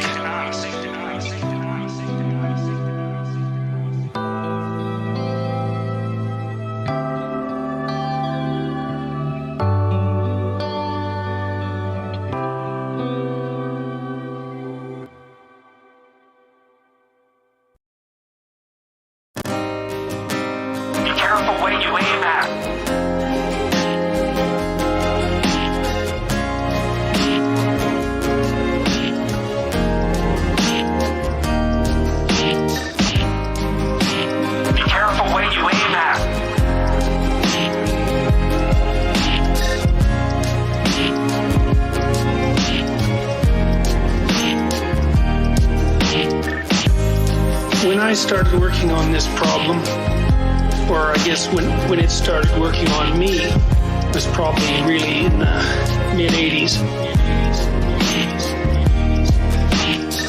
I found myself suffering from two things. One was a very lengthy sequence of nightmares of nuclear destruction. They were very affecting dreams. And associated with that was a sense of amazement that a dream that was that awful could reflect a reality that could be that awful. And an additional amazement at the fact that despite the production of tens and thousands of weapons of unimaginable destruction, that people could go about their day-to-day lives without acting as if anything fundamental whatsoever had changed. Now, I've never really been able to figure out why that disturbed me so much when it seemed to not disturb most of the people I knew. It doesn't really matter. I spent my whole life trying to understand what evil was, and more importantly, what might be done about it. Human existence consists of a confrontation between the finite and the infinite. The finite and the infinite. Human existence consists of a confrontation between the finite and the infinite. The finite and the infinite. Human existence consists of a confrontation between the finite and the infinite. The finite and the infinite. Human existence consists of a confrontation between the finite and the infinite. The finite and the infinite. Before you can dare to talk about something like evil, you should do some thinking about what it is that you're talking about. And I don't think you can talk about it at all until you distinguish it from tragedy. The nature of human being is such that it consists of a confrontation with the bounded finite with the unbounded infinite. That those are the bare facts of the matter. The world of experience as it presents itself to us is literally and not metaphorically complex beyond our capacity to understand. And that means people deal in a real sense on an ongoing basis with the infinite. That fact is the reason why religious experience is essentially endemic to mankind. It's a human universal, and it's not because people believe. Human existence consists of a confrontation between the finite and the infinite. The finite and the infinite. Human existence consists of a confrontation between the finite and the infinite. The finite and the infinite. Human existence consists of a confrontation between the finite and the infinite. The finite and the infinite. Human existence consists of a confrontation between the finite and the infinite. The finite and the infinite. And religious systems merely take that into account. Now, our finitude in the face of the infinite has some inevitable consequences. Those consequences are essentially the existential conditions of life. The finite is always overwhelmed by the infinite. It has to be, because it can't encapsulate it. And so what that means is that suffering is central to the nature of human existence.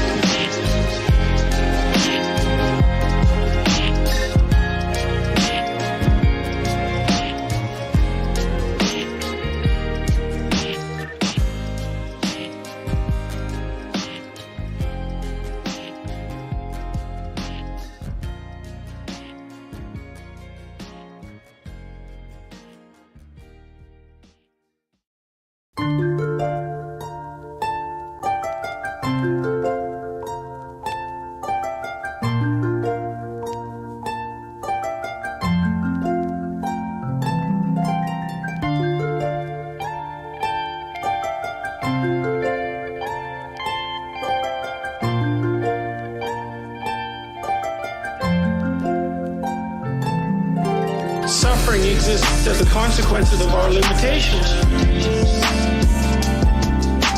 Every single person who's alive is going to die. Suffering exists as a consequence of our limitations. Every single person who's alive is going to die. And every single person who's alive is going to deal with serious physical illness and mental distress. And so the fact of our finitude is essential to the nature of our being, and we're forced to deal with it on an ongoing basis. If you could do absolutely anything you wanted at any point and be anywhere you wanted, be anything you wanted,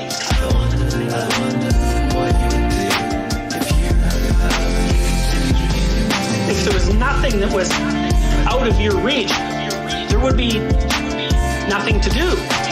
There's no story, and there's no being, and there's no story, and there's no being, and there's something about being that is a story, and without limitation, there's no story. There's no story. There's no story. There's no story. Suffering exists as a consequence of our limitations. Every single person who's alive is going to die. Suffering exists as a consequences of our limitations. Every single person who's alive is going to die. Humans are vulnerable, and that's tragic.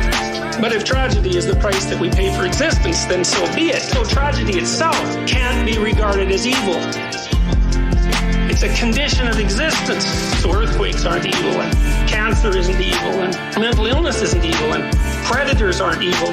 They just are part of the way things are. But there are certain categories of human action that are definitely outside the parameters of mere tragedy, and those are the things we really have to get a handle on. Suffering exists as the consequences of our limitations.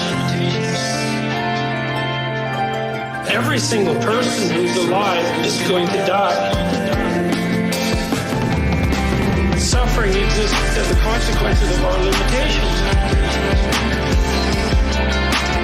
Every single person who's alive is going to die.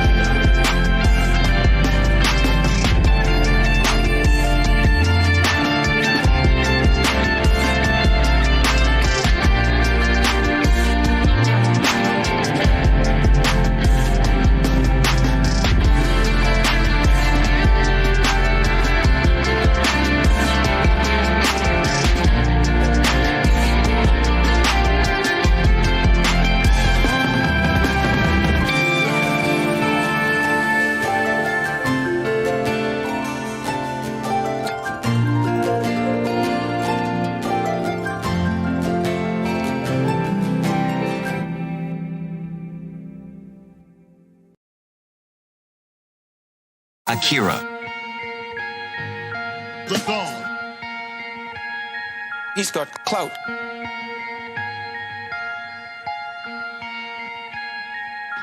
Evil for me is differentiated from tragedy by its lack of necessity and its voluntarism. Voluntarism, voluntarism, voluntarism, voluntarism, voluntarism, voluntarism, voluntarism.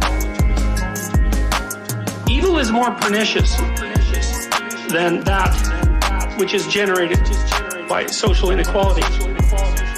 I think it's actually a form of demonically warped aesthetic. Demonically warped aesthetic. Evil is more pernicious than that demonically warped aesthetic. The motto on the gates of Auschwitz, work will make you free. That's an aesthetic of evil. To make a joke. It's a terrible, terrible, ironic joke. It's instructive to meditate on what sort of imagination would have the arrogance to tell such a terrible joke. Demonically warped aesthetic. Demonically warped aesthetic. Evil is more pernicious than that demonically warped aesthetic.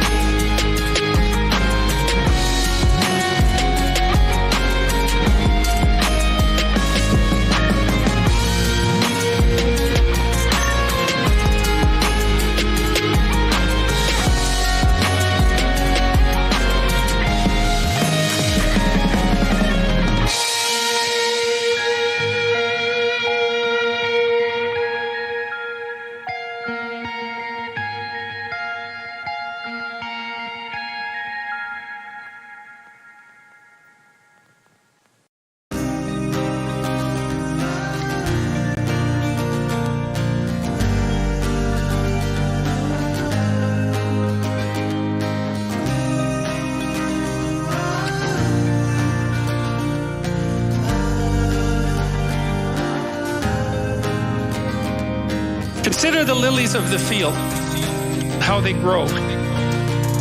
They toil not, neither do they spin. And yet I say unto you, that even Solomon in all his glory was not arrayed like one of these. Wherefore, if God so clothes the grass of the field,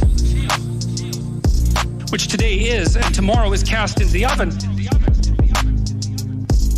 shall he not much more clothe you? O ye of little faith.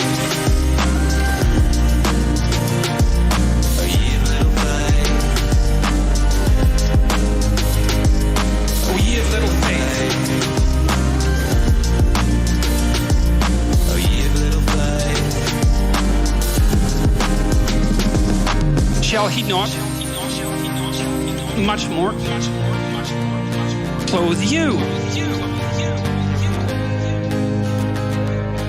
Therefore, take no thought, saying, what shall we eat, or what shall we drink, or wherewithal shall we be clothed? Those are famous lines. That's sort of Christ the hippie, right? It's like, hey, let it all hang out, do your thing, and everything will come to you. But that's seriously not the proper interpretation, because there's a kicker with this. And the kicker is this. For your heavenly Father knows you have need of all these things. But seek ye first the kingdom of God and his righteousness, and all these things shall be added unto you. O ye of little faith.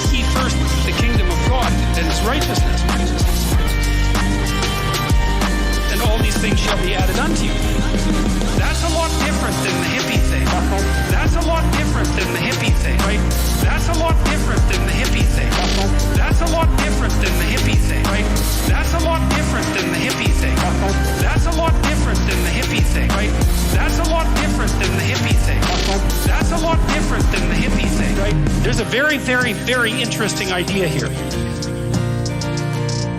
It's certainly one of the most profound ideas that I've ever encountered.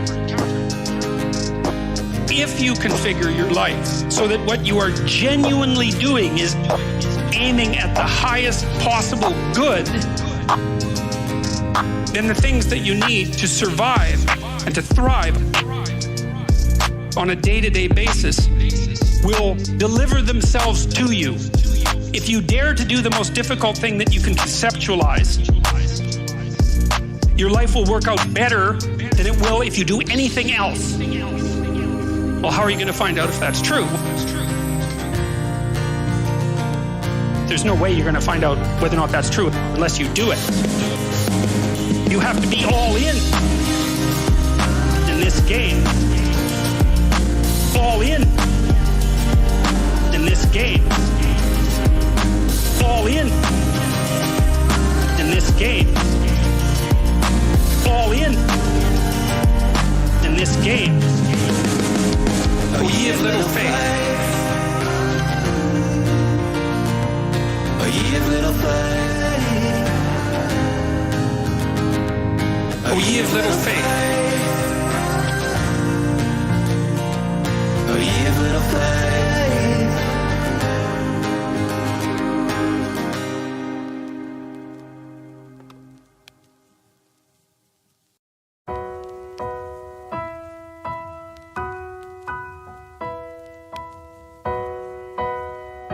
It's like what happens at the beginning of the story of Pinocchio is that Geppetto wishes on a star. So what Geppetto does is align himself with the metaphorical manifestation of the highest good he can conceptualize.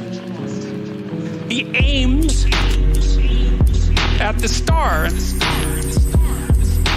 for him, the star is the possibility that he can take his creation, a puppet, whose strings are being pulled by unseen forces, and have it transform into something that's autonomous and real.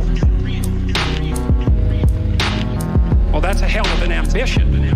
You know, and we're wise enough to put that in a children's movie, but too foolish to understand what it means. It's such an interesting juxtaposition that we can both know that and not know it at the same time. You can go to the movie, you can watch it, and it makes sense. But that doesn't mean that you can go home and think, well, I know what that meant. You can go to the movie, you can watch it, and it makes sense. But that doesn't mean that you can go home and think, well, I know what that meant. You can go to the movie, you can watch it, and it makes sense. But that doesn't mean that you can go home and think, well, I know what that meant. You can go to the movie, you can watch it, and it makes sense. But that doesn't mean that you can go home and think, well, I know what that meant. Well, people are complicated, right? We exist at different levels, and all the levels don't communicate with one another. But the movie is a hypothesis, and the hypothesis is there's no better pathway to self-realization and the ennoblement of being than to posit the highest good that you can conceive of and commit yourself to it. You can go to the movie, you can watch it, and it makes sense. But that doesn't mean that you can go home and think, well, I know what that meant. You can go to the movie, you can watch it, and it makes sense. But that doesn't mean that you can go home and think, well, I know what that meant. You can go to the movie, you can watch it, and it makes sense. But that doesn't mean that you can go home and think, well, I know what that meant. You can go to the movie, you can watch it, and it makes sense. But that doesn't mean that you can go home and think, well, I know what that meant. You can go to the movie, you can watch it, and it makes sense. But that doesn't mean you can go home and think, well, I know what that meant. You can go to the movie, you can watch it, and it makes sense. But that doesn't mean you can go home and think, well, I know what that meant. I know what that meant. I know what that meant. I know what that meant. I know what that meant. There's no better pathway to self-realization and the ennoblement of being than to posit the highest good that you can conceive of and commit yourself to it.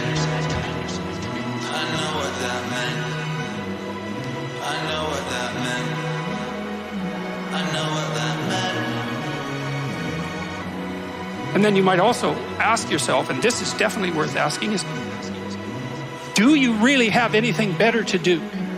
And if you don't, well, why would you do anything else?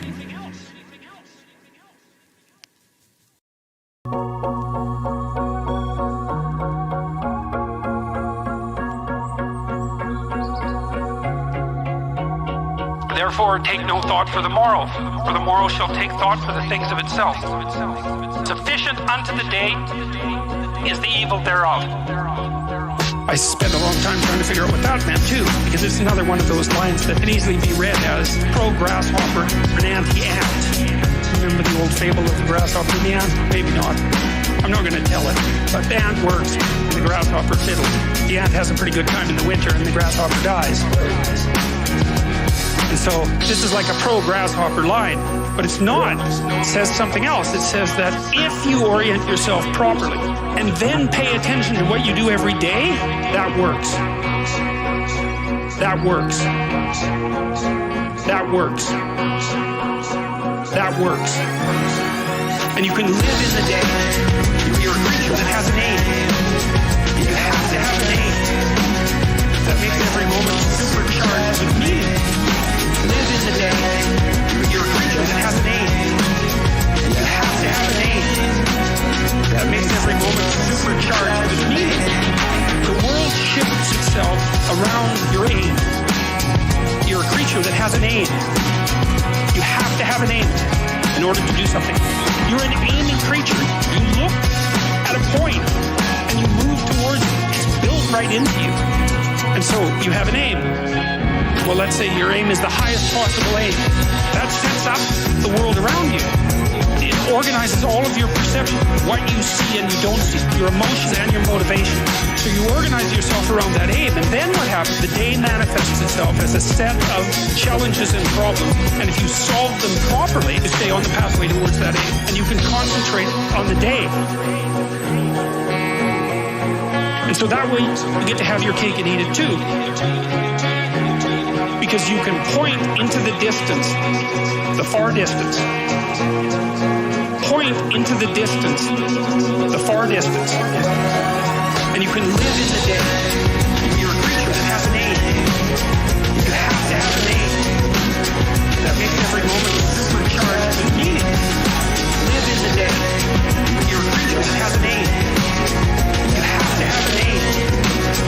That makes every moment supercharged with meaning.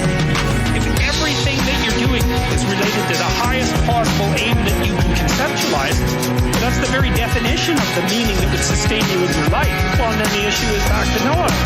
Well, all hell's about to break loose and chaos is coming. It's like when that's happening in your life, you might want to be doing something that you regard as truly worthwhile. Because that's what will keep you afloat when everything is flooded. And you don't want to wait until the flood comes to start doing that. Because if your ark's half built and you don't know how to captain it, the probability is very high that you'll drown. And you can live in the day. You're a creature that has an aim. You have to have an aim. That makes every moment supercharged with meaning. Live in the day. You're a creature that has an aim. You have to have an aim. That makes every moment supercharged with meaning.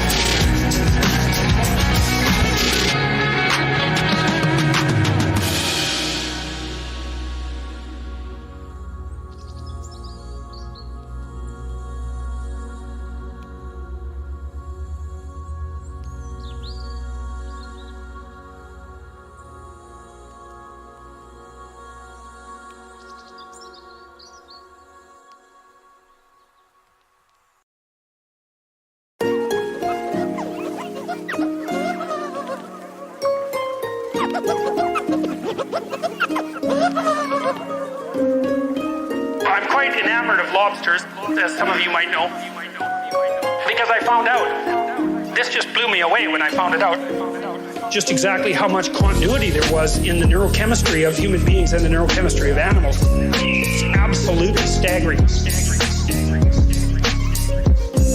It's the sort of thing that makes the fact of evolution something like self-evident. Random mutation and natural selection is the only way you can solve the problem of how to deal with an environment that's complex beyond your ability to comprehend. You generate endless variance because God only knows what the hell's going to happen next. Almost all of them die because they're failures, and a couple propagate. And the environment keeps moving around like a giant snake. You never know what it's going to do next. And so the best you can do is say, well, here's 30 things that might work, and 28 of them are going to perish.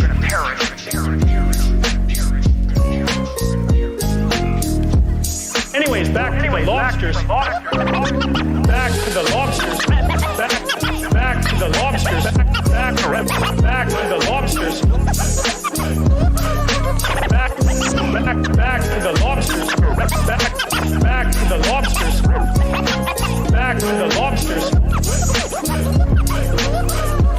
So these creatures engage in dominance disputes, so it really is the toughest lobster that wins. And what's so cool about the lobster is that when a lobster wins, he flexes and gets bigger, so he looks bigger. It's because he's a winner. It's like he's advertising that. And the neurochemical system that makes him flex is serotonergic. And you think, well, what the hell does that mean? I'll tell you what it means. It's the same chemical that's affected by antidepressants in human beings. And so, if you're depressed, you're a defeated lobster. You're like this. I'm small. Things are dangerous. Defeated lobster. You're like this. I'm small. I don't want to fight. You give somebody an antidepressant, it's like they stretch, and then they're ready to take on the world again. Well, if you give lobsters who just got defeated in a fight serotonin, then they stretch out and they'll fight again. Like, we separated from those creatures on the evolutionary timescale somewhere between 350 and 600 million years ago, and the damn neurochemistry is the same. And so that's another indication of just how important hierarchies of authority are. Back to the lobsters. Back to the lobsters. Back to the lobsters. Back to the lobsters. Back to the lobsters. Back to the lobsters.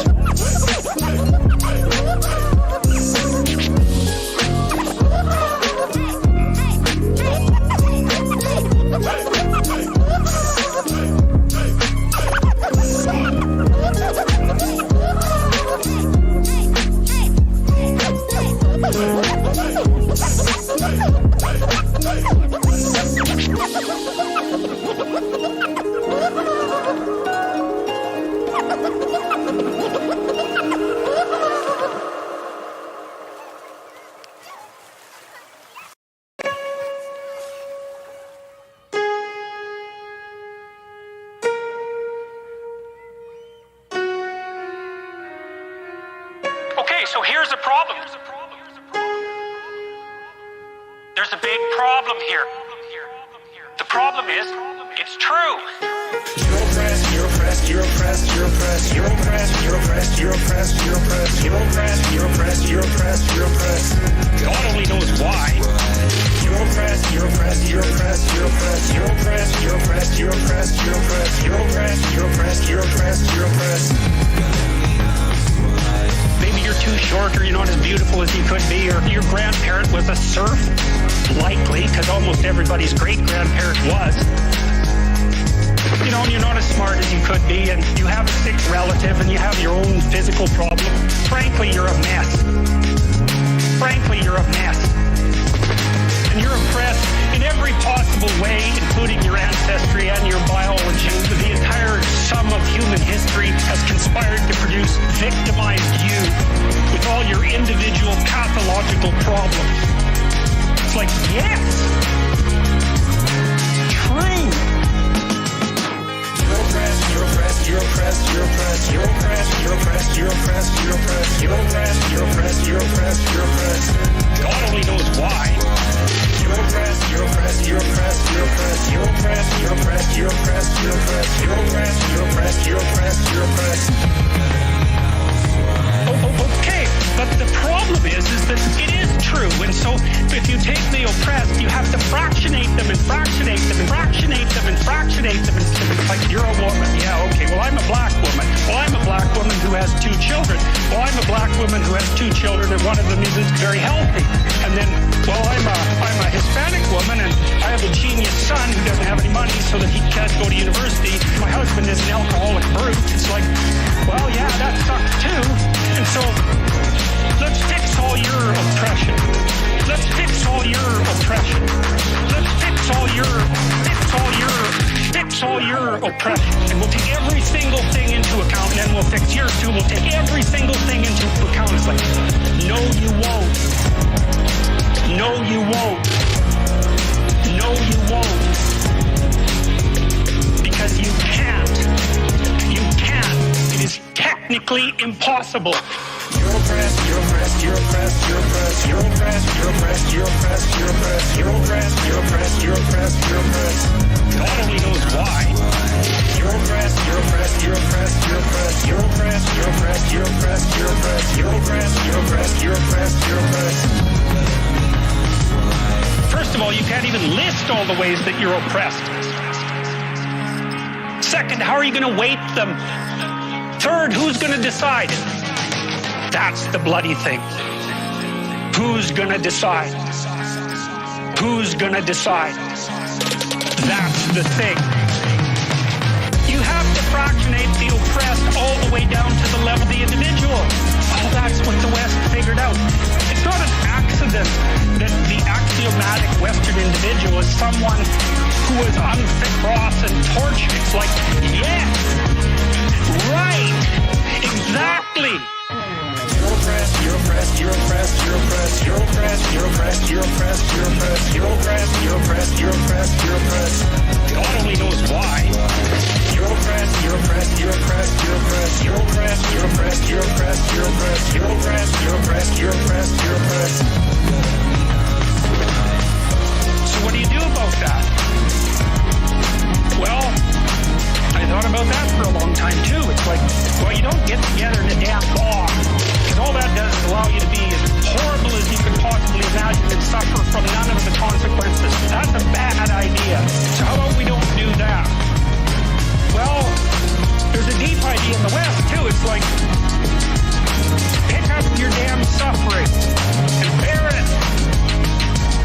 Try to be a good person so you don't make it worse.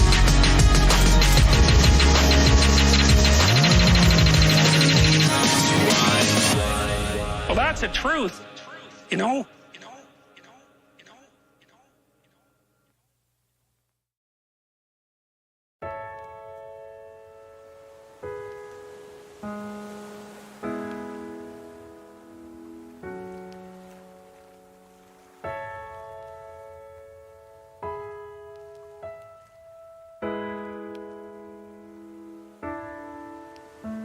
I read a lot about terrible things that people have done to each other. You just cannot even imagine it.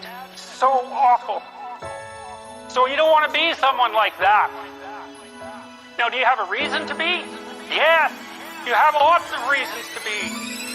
God, there's reasons to be resentful about your existence. Everyone you know is going to die. You too. And there's going to be a fair bit of pain along the way. And lots of it's going to be unfair. It's like, yeah, no wonder you're resentful.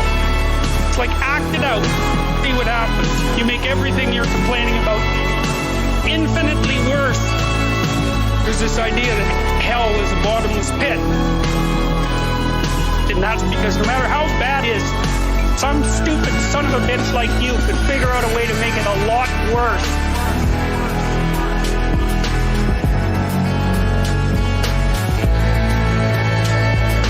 That's what life is like. It's suffering. That's what the religious people have always said. Life is suffering. Yes. Life is suffering. Yes. What do you do in the face of that suffering? Try to reduce it. Start with yourself. What good are you? Get yourself together for Christ's sake, so that when your father dies, you're not whining away in the corner, and you can help plan the funeral, and you can stand up solidly so that people can rely on you. That's better.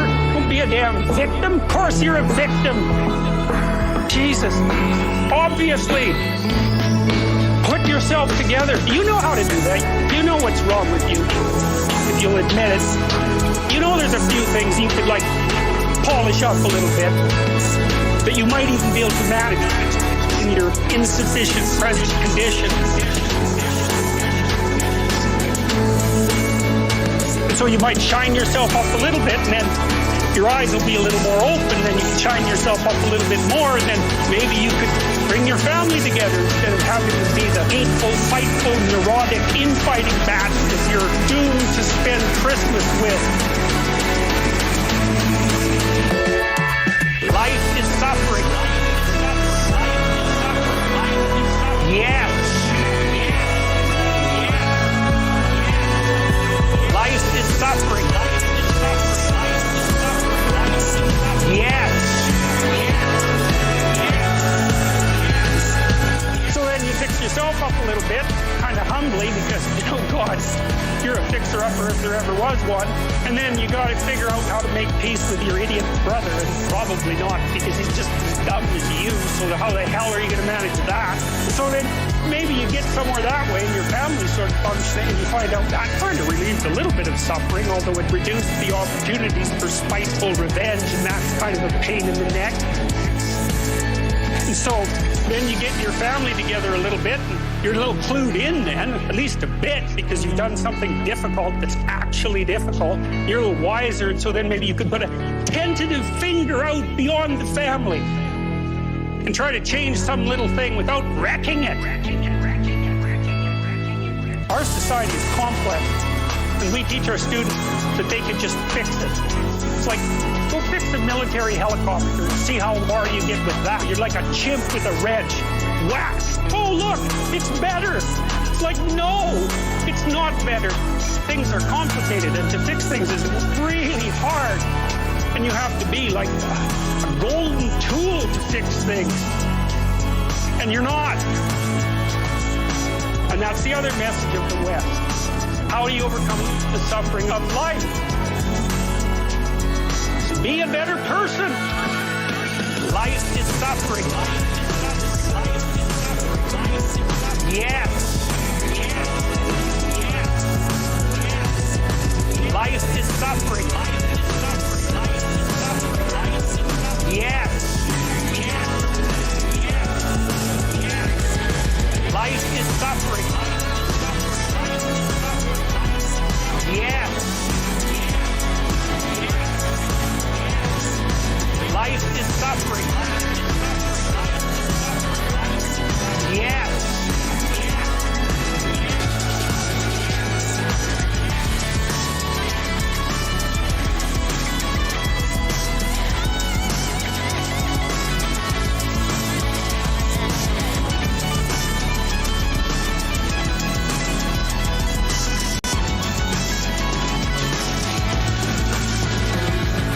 That's how you do it. Well, that's hard. It takes responsibility. And I think, if you said to someone, you want to have a meaningful life? Everything you do matters. That's the definition of a meaningful life. But everything you do matters. You're going to have to carry that with you. Or do you want to just forget about the whole meaning thing, and then you don't have any responsibility, because who the hell cares that you can wander through life doing whatever you want, gratifying impulsive desires for how useful that's going to be, and you're stuck in meaninglessness, but you don't have any responsibility. Which one do you want? Well, ask yourself, which one are you pursuing? And you'll find very rapidly that it isn't the majority of your soul that's pursuing the whole meaning thing, because, well, look what you have to do that. You have to take on the fact that life is suffering. You have to put yourself together in the face of that. Well, that's hard. Christ, it's amazing people can even do it. I'm stunned every day when I go outside, and it isn't a riot with everything burning.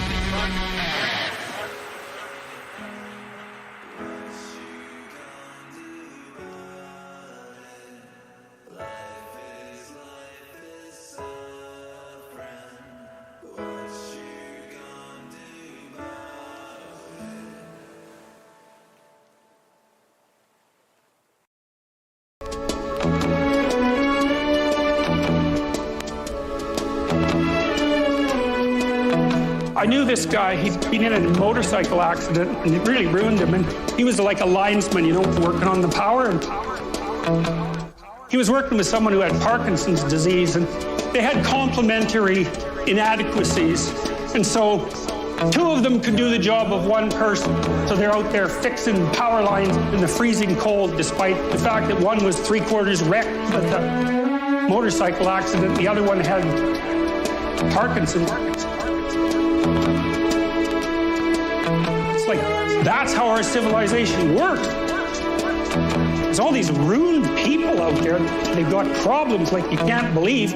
Off they go to work and do things they don't even like. And look, the lights are on. My God, it's unbelievable. It's a miracle. Look, the lights are on. It's a miracle. It's unbelievable. It's a miracle. Look, the lights are on. It's a miracle. It's unbelievable. And we're so ungrateful.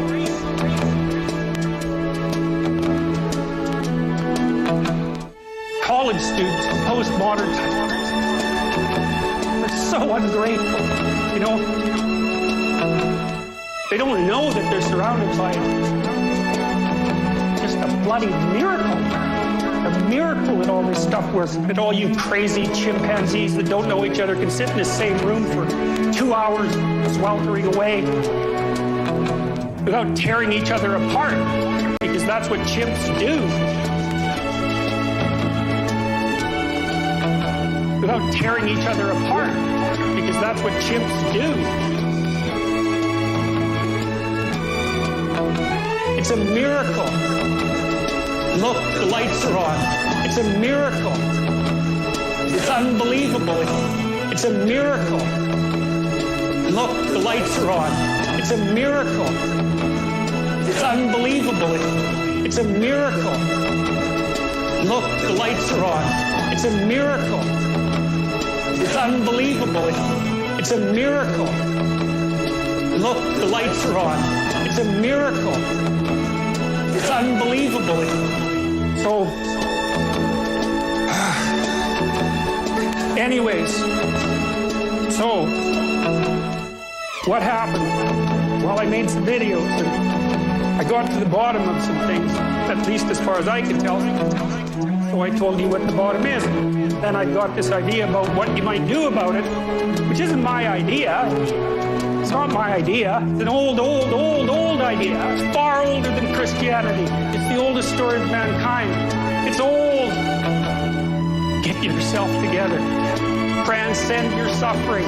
See if you can be some kind of hero. Get yourself together. Transcend your suffering. See if you can be some kind of hero. Get yourself together. Transcend your suffering. See if you can be some kind of hero. Make the suffering in the world less.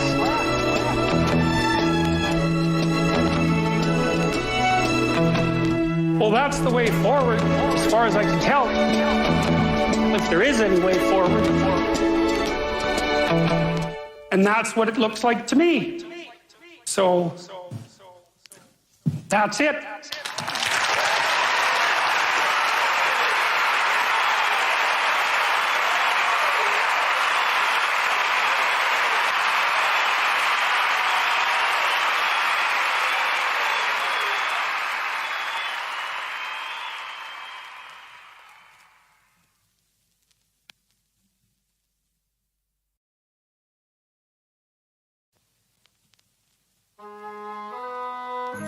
The title of these talks that I'm giving here is Mind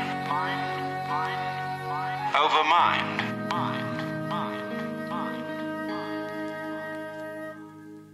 And I'm going into all the various problems which have to do with the control of the mind. And so I might introduce what I'm going to say by saying it from different points of view. For example, if you're interested in communications, it will be the problem of feedback. Or if I may put it in theological terms, how does man follow the will of God if the will of man is perverse? The theologians say, you cannot do this without having divine grace, or the power to follow the will of God. How then do you get grace? Why is grace given to some and not to others?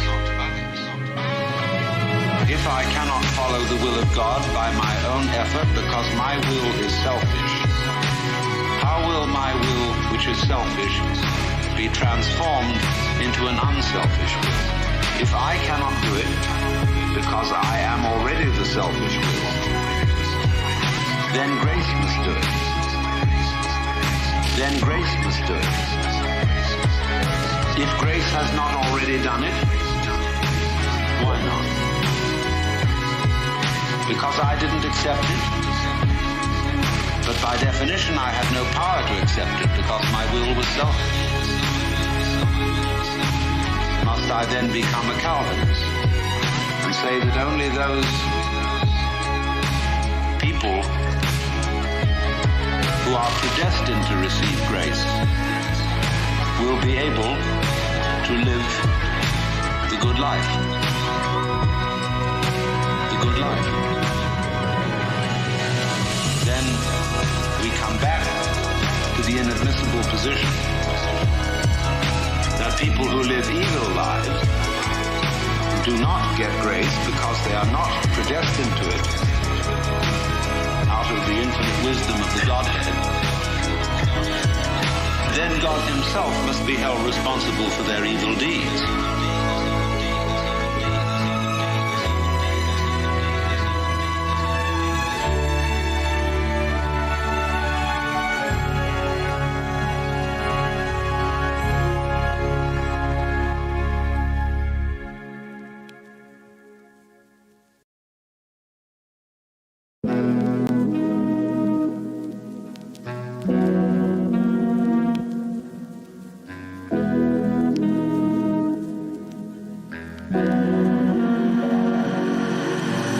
So that is a nice little tangle. If I put this in the language of Oriental philosophy and religion, it would be something like this. The Buddha said that wisdom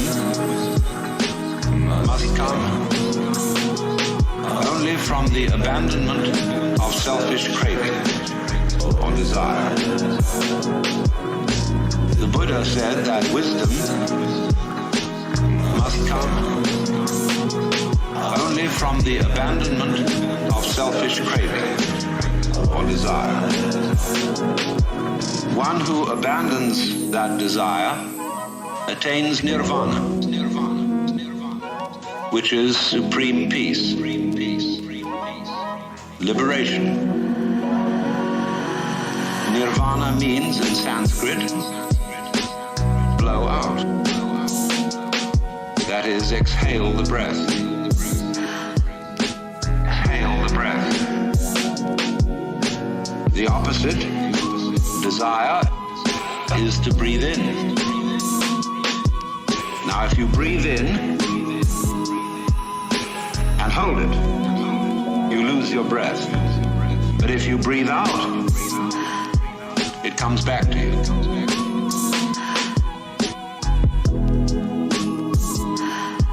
It comes back to you.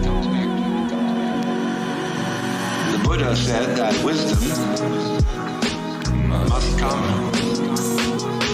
only from the abandonment of selfish craving or desire.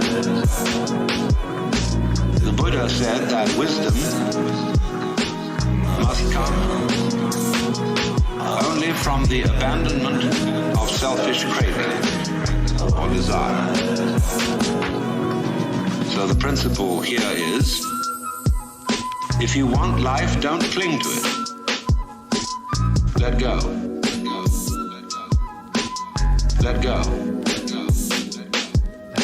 But the problem is, if I desire not to desire, is that not already desire?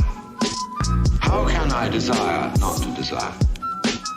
How can I surrender myself when myself is precisely an urge to hold on, to cling to life, to continue to survive?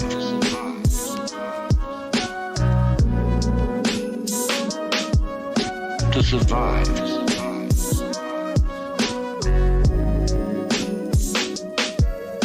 To survive. The Buddha said that wisdom must come only from the abandonment of selfish craving or desire. The The Buddha said that wisdom must come only from the abandonment of selfish craving or desire. I can see rationally that by clinging to myself I may strangle myself. I may be like a person who has a bad habit, as a result of which he is committing suicide. And he knows that, but can't give it up, because the means of death are so sweet.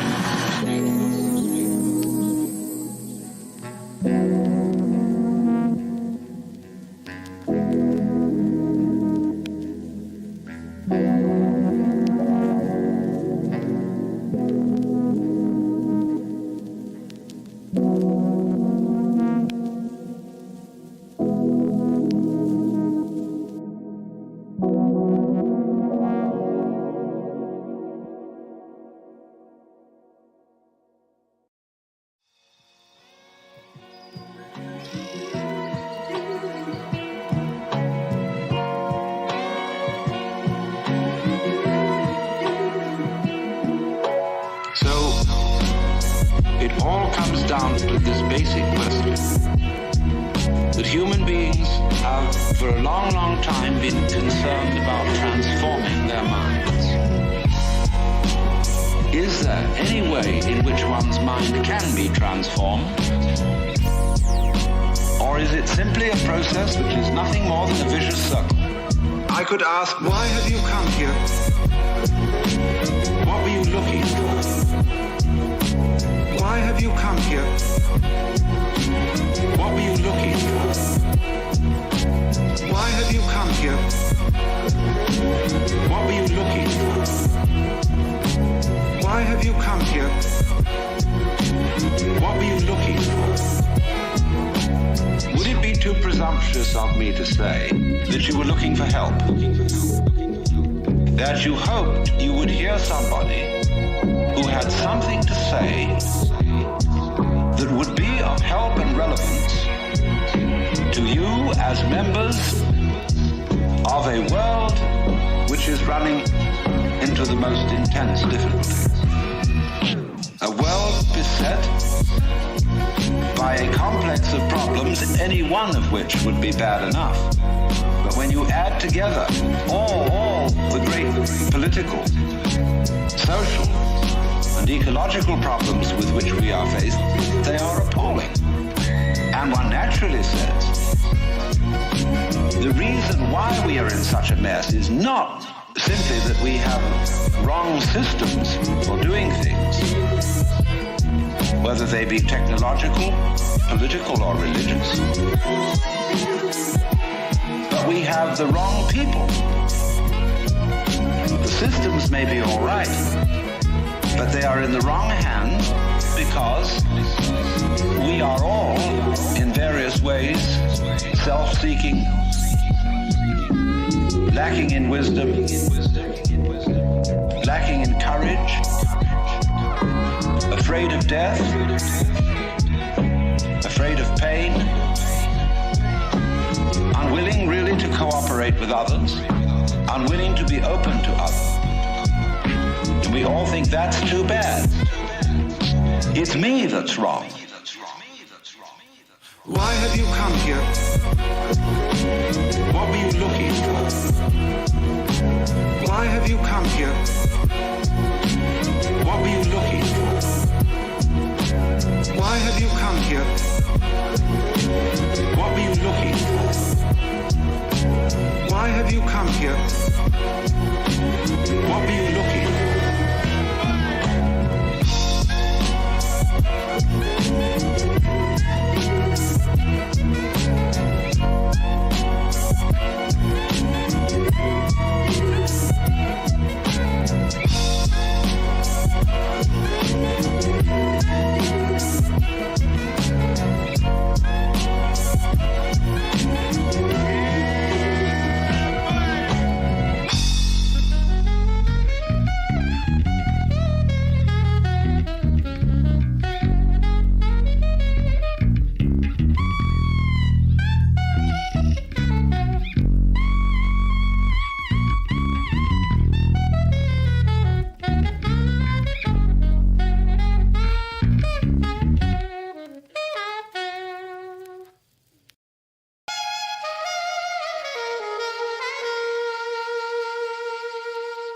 It's me that's wrong.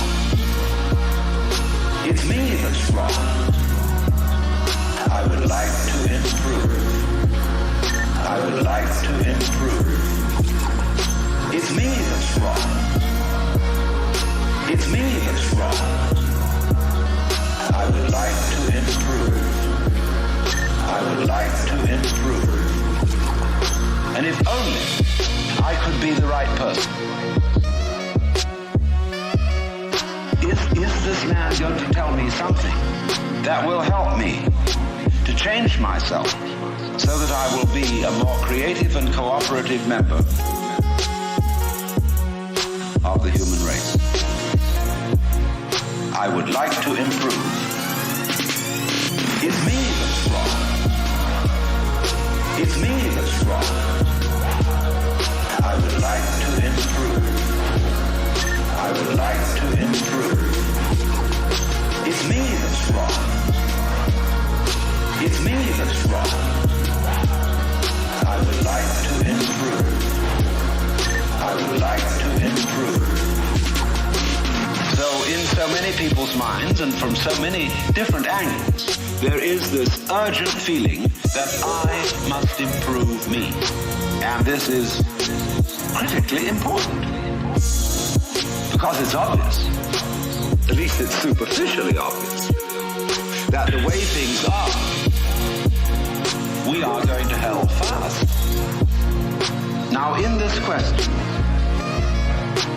can I improve me? There is the obvious difficulty that if I am in need of improvement, the person who's going to do the improving is the one who needs to be improved. And there immediately we have a vicious circle. It's me that's wrong. It's me that's wrong. I would like to improve. I would like to improve. It's me that's wrong. It's me that's wrong. I would like to improve. I would like to improve.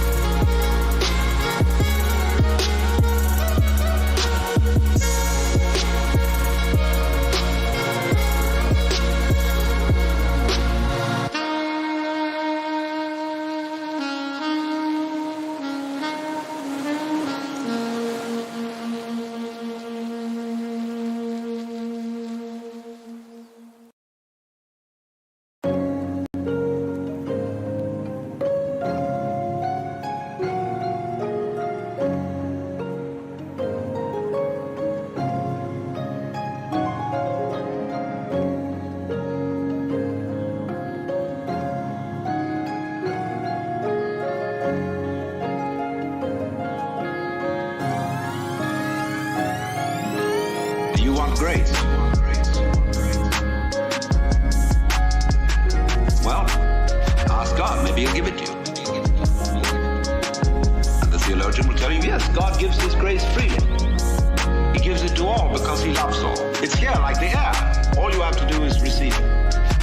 Or a more orthodox, a Catholic Christian would say, all you have to do is to be baptized, to take the holy sacrament of the altar, the bread and wine, the body and blood of Christ, and there is the grace right there. And it's given by these simple physical means so that it's very easily and readily available. Well, a lot of people got baptized. And it doesn't always take. People fall from grace. Why do they? You see, we're just talking about the same old problem. But we've put it a step up. But it's the same problem. How can I improve myself? Was the first problem. The second problem is, do you want grace?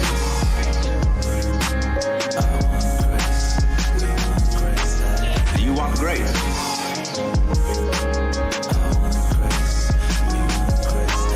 Do you want grace?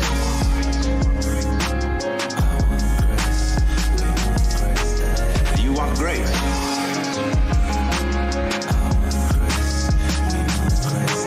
How can I accept grace? They're both the same problem. Because you got to make a move, which will put yourself out of your own control into the control of a better. If you don't believe in the Christian kind of a God, you can believe in the Hindu kind of a God, who is your inner self. You see, you've got a lower self, which you can call your ego. That's that little scoundrelous fellow, always out for me. But behind the ego, there is the Atman, the inner self, the inward light, as Quakers would call it, the real self, the spirit, which is substantially identical with God. So you've got to meditate in such a way that you identify with your higher self. Now, how do you do that? Well, you start by watching all your thoughts very carefully, watching your feelings, watching your emotions, so that you begin to build up a sense of separation between the watcher and what is watched. Do you want grace?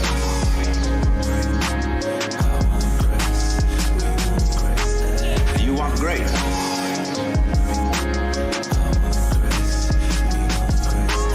Do you want grace?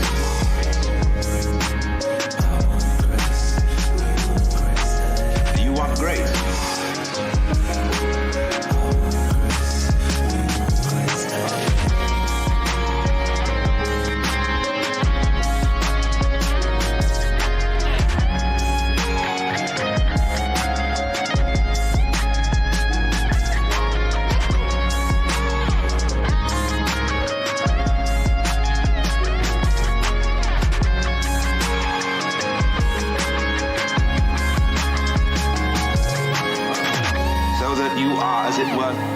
No longer carried away by your own stream of consciousness. You remain the witness, impassively, impartially, suspending judgment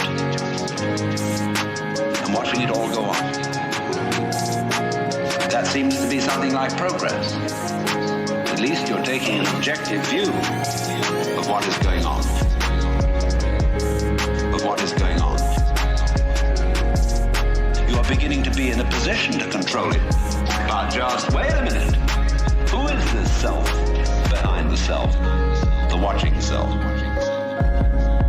Can you watch that one? It's interesting if you do. Because you find out, of course, that this is just as the problem of grace is nothing more than a transposition of the first problem. How am I to be unselfish? By my own power. It becomes how am I to get grace by my own power.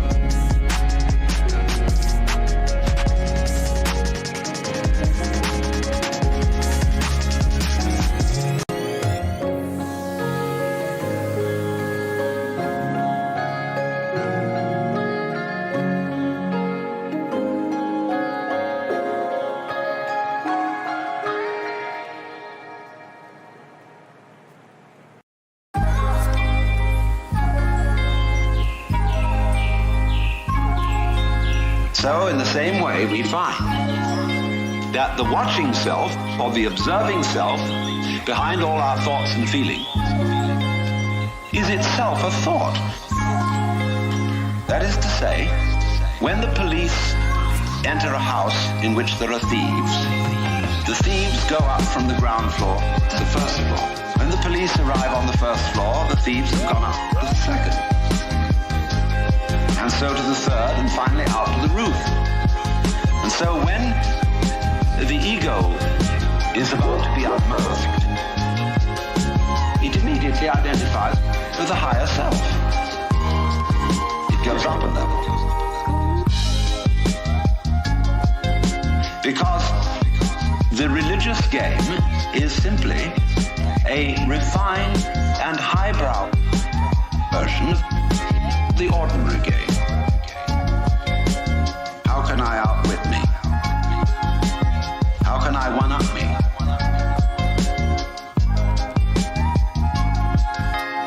So, if I find, for example, that in the quest for pleasure, the ordinary pleasures of the world, food, sex, power, food, sex, power, all this becomes a drag, and I think, no, it isn't there, so I go into the arts, literature, poetry, music, and I absorb myself in those pleasures, food, sex, power, and I absorb myself in literature, poetry, music, those pleasures, food, sex, power, and I absorb myself in literature, poetry, music, food, sex, power, literature, poetry, music, food, sex, power. And after a while, they aren't the answer. So I go to psychoanalysis. And then I found out that's not the answer. I go to religion. But I'm still seeking what I was seeking when I wanted candy bars. I want to get that goodie. Only I see now that, of course, it's not going to be a material goodie. All material goodies fall apart. But maybe there's a spiritual goodie that's not going to fall apart. But in that quest, the quest is not different from the quest for the candy bar. Same old story. Only you've refined the candy bar, made it abstract and holy and blessed and so on. So it is with the higher self. The higher self's your old ego. And you sure hope it is eternal. Food, sex, power, I absorb myself in literature, poetry, music, those pleasures. Food, sex, power, I absorb myself in literature, poetry, music, those pleasures. Food, sex, power, I absorb myself in literature, poetry, music, those pleasures. Food, sex, power.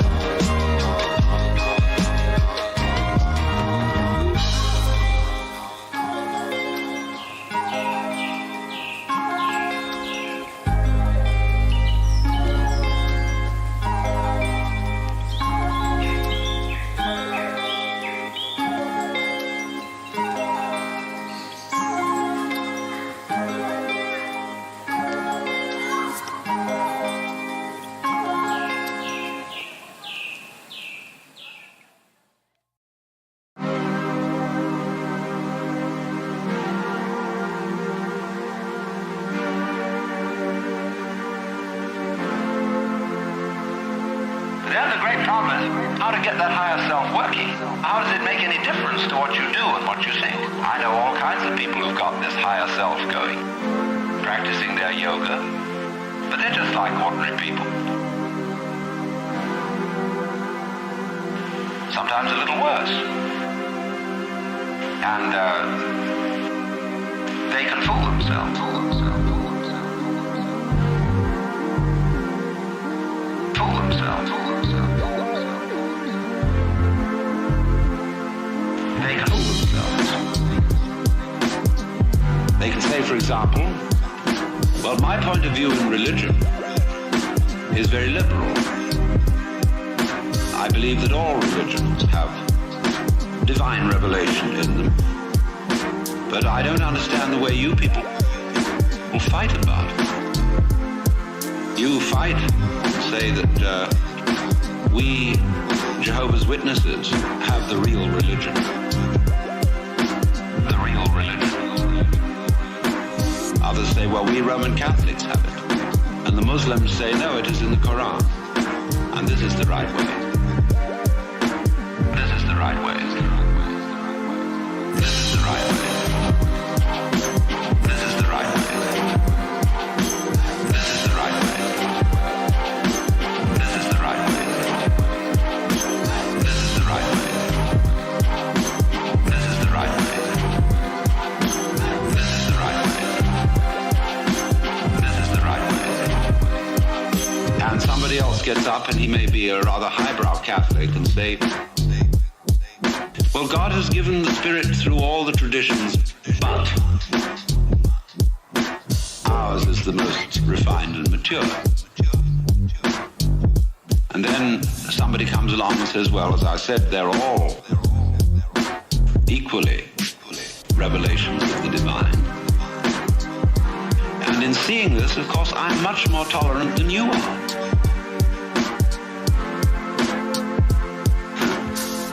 You see how that game is going to work? See, I could take this position. Supposing you regard me as some sort of a guru, and you know how gurus hate each other. They're always putting each other down. And I could say, well, I don't put other gurus down. See, that outwits all of them. See, we're always doing that. We're always finding a way to be one up, and by the most incredibly subtle means. So you see that, you see? And you say, I realize I'm always doing that. And tell me, how do I not do that? How do I not do that?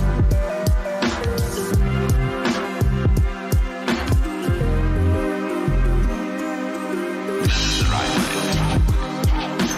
This is the right way. This is the right way. How do I not do that? This is the right way. How do I not do that? This is the right way.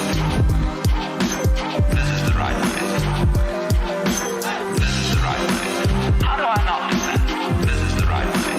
How do I not do that? I say, why do you want to know?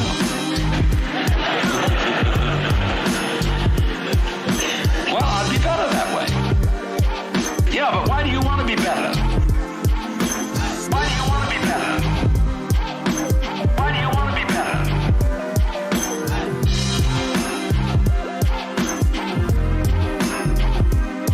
You see, the reason you want to be better is the reason why you aren't. We aren't better because we want to be. Because the road to hell is paved with good intentions. Because all the do-gooders in the world, whether they're doing good for others or doing it for themselves, are troublemakers. Troublemakers. On the basis of kindly let me help you or you'll drown, said the monkey, putting the fish safely up a tree. Kindly let me help you or you'll drown, said the monkey, putting the fish safely up a tree. Kindly let me help you or you'll drown, said the monkey, putting the fish safely up a tree.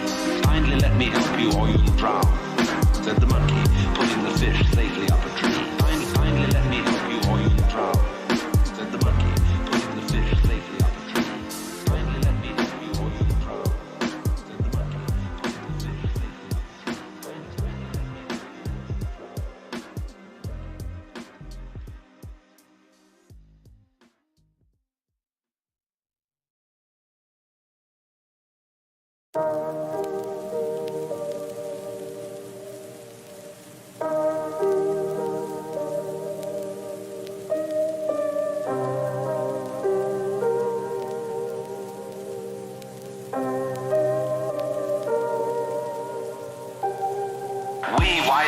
Saxon Protestants, British, German, American, have have been on a rampage for the past 100 or more years to improve the world. To improve the world. We have given the benefits of our culture, our religion, our technology to everybody, except perhaps the Australian Aborigines. And we have insisted that they receive the benefits of our culture, even our political styles, our democracy. You had better be democratic, or we'll shoot you. And having conferred these blessings all over the place, we wonder why everybody hates us.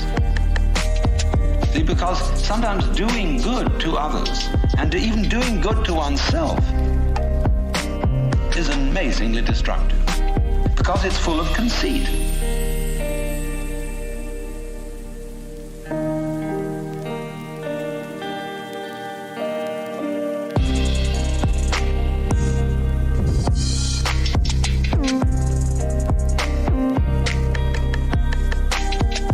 How do you know what's good for other people? How do you know what's good for you? If you say you want to improve, you ought to know what's good for you. But obviously you don't.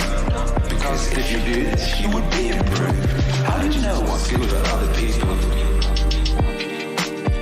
How do you know what's good for you?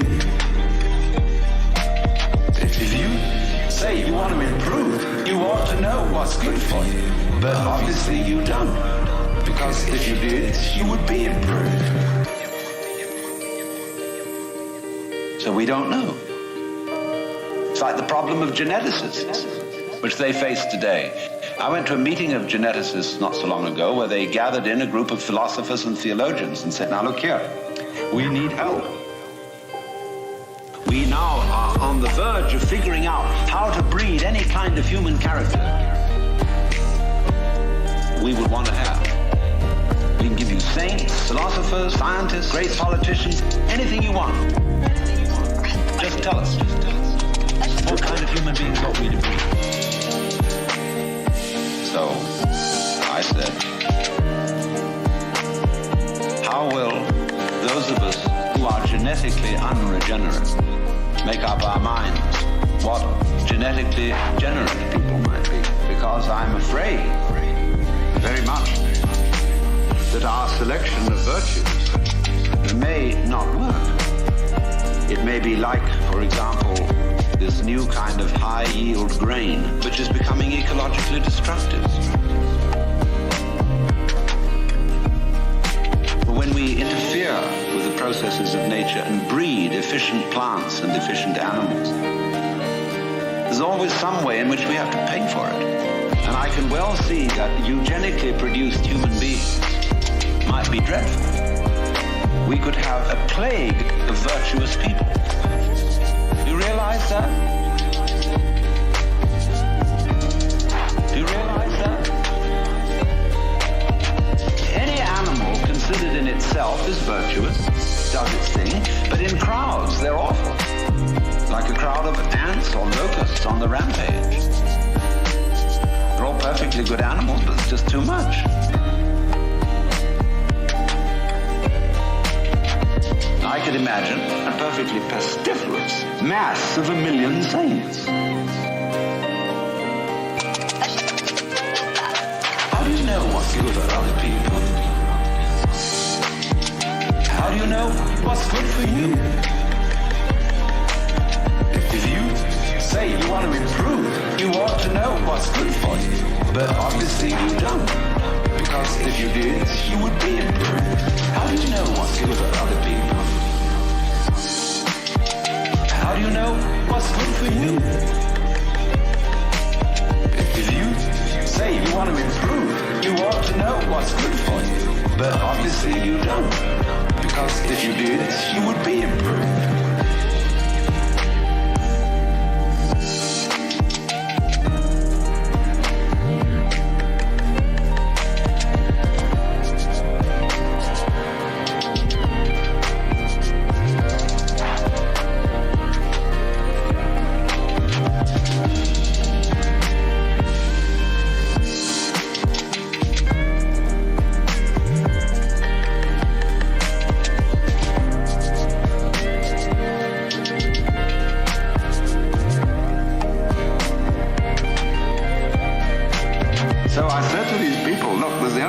can do. Just be sure that a vast variety of human beings is maintained. Don't please breed us down to a few excellent types. Excellent for what?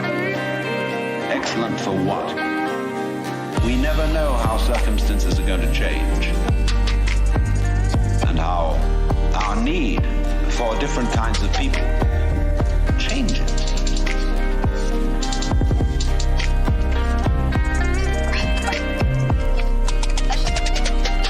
At one time, we may need very individualistic and aggressive people. At another time, we may need very cooperative, team-working people. At another time, we may need people who are full of interest in dexterous manipulation of the external world. At another time, we may need people who explore into their own psychology and are introspective. There is no knowing. But the more varieties and the more skills we have, obviously, the better.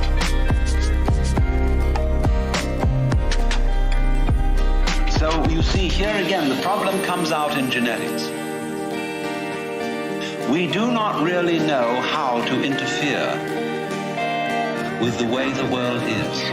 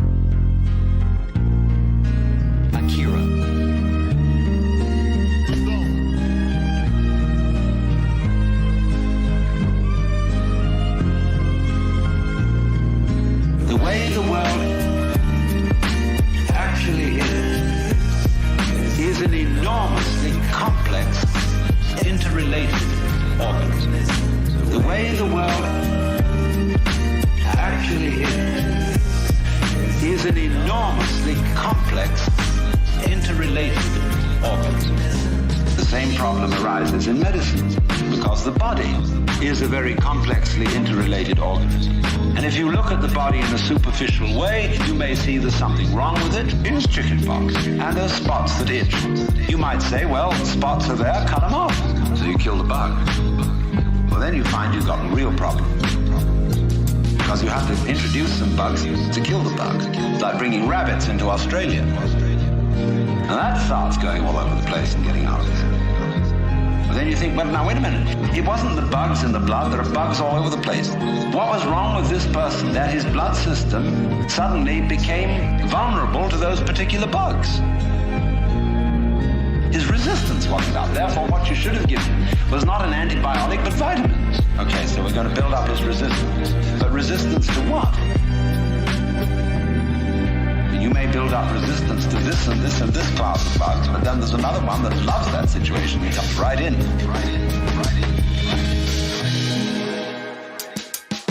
The way the world actually is an enormously complex, interrelated organism. The way the world actually is an enormously complex, interrelated organism. See, we always look at the human being medically in bits and pieces. Because we have heart specialists, lung specialists, bone specialists, nerve specialists, and so on. And so on. And they each see the human being from their point of view. There are a few generalists, but they realize the human body is so complicated that no one mind can understand it. And furthermore, supposing we do succeed in healing all these people of their diseases, what do we then do about the population problem? I mean, we've stopped cholera, the black bubonic plague, we're getting the better of tuberculosis, we may fix cancer and heart disease. Then what will people die of? Well, let us go on living. There'll be enormous quantities of it. Then we have to fix this birth thing. Pills for everybody. Then we find what are the effects, the side effects of those pills?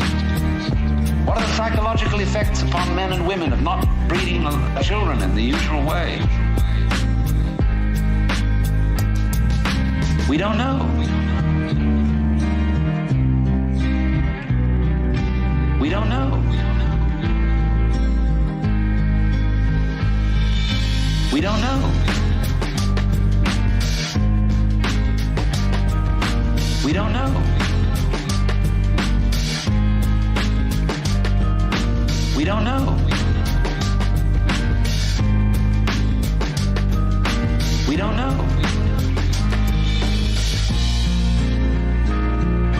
The way the world actually is an enormously complex, interrelated organism.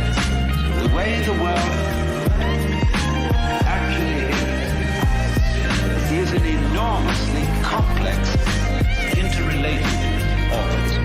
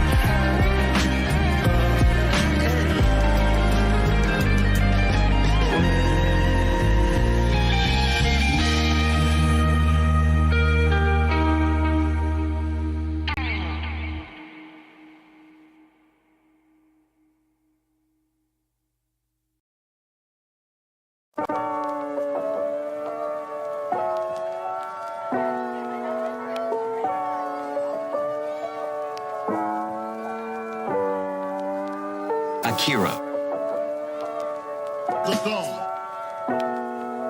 He's got clout. And what seems a good thing today turns out tomorrow to have been a disaster. What seemed in the moral and spiritual sphere too, like great virtues in times past, are easily seen today as hideous evil. Let's take, for example, the Inquisition.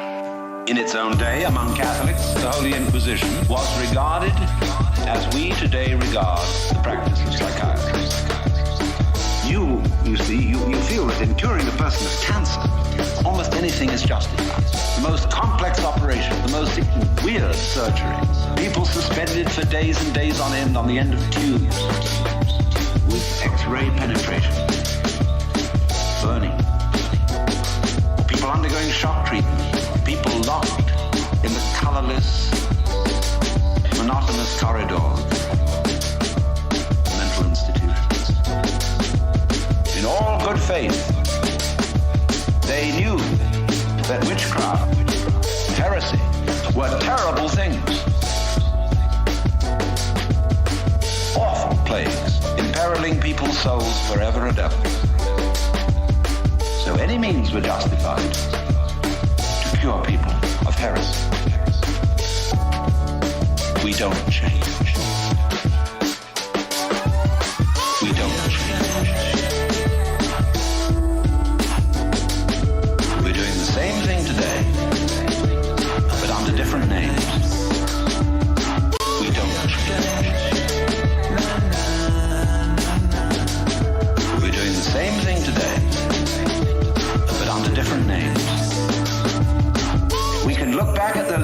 see how evil that was. But we can't see it in ourselves. So therefore, beware.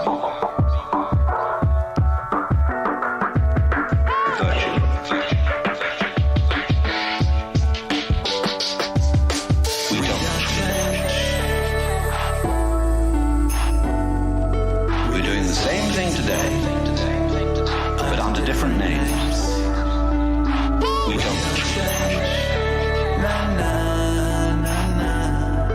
We're doing the same thing today. Under different names. We don't. We're doing the same thing today, but under different names. We don't.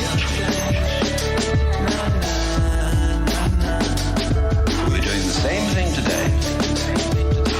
Different names. So therefore, beware. Virtue.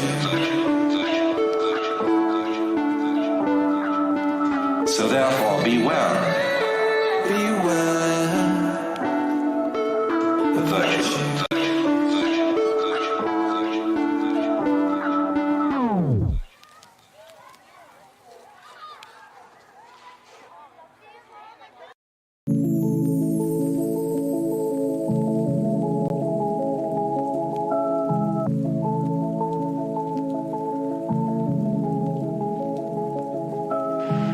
The Chinese philosopher said, the highest virtue is not virtue, and therefore really is virtue. But inferior virtue cannot let go of being virtue, and therefore is not virtue. Translated in more of a periphrastic way, the highest virtue is not conscious of itself as virtue. Therefore really is virtue. The highest virtue is not conscious of itself as virtue. And therefore really is virtue. Lower virtue is so self-conscious that it's not virtue. That it's not virtue.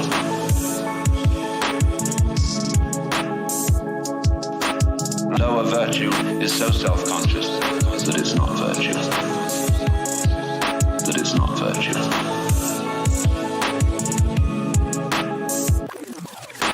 In other words, when you breathe, you don't congratulate yourself on being virtue. But breathing is a great virtue. It's living. It's living. When you come out with beautiful eyes, blue or brown or green as the case may be, you don't congratulate yourself for having grown one of the most fabulous jewels on earth. So it's just eyes. And you don't account it a virtue. To see, to entertain the miracles of color and form. You say, oh, that's just... But that's real virtue.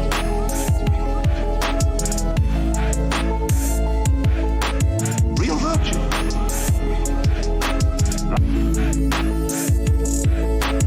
Real virtue.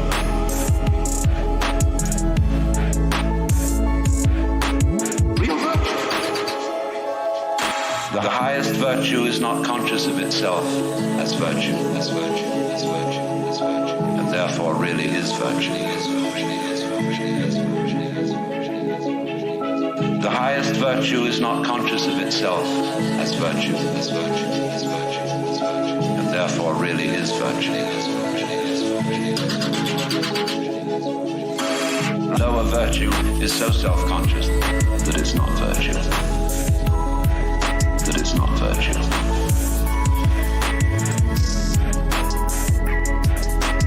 Lower virtue is so self-conscious that it's not virtue. That it's not virtue.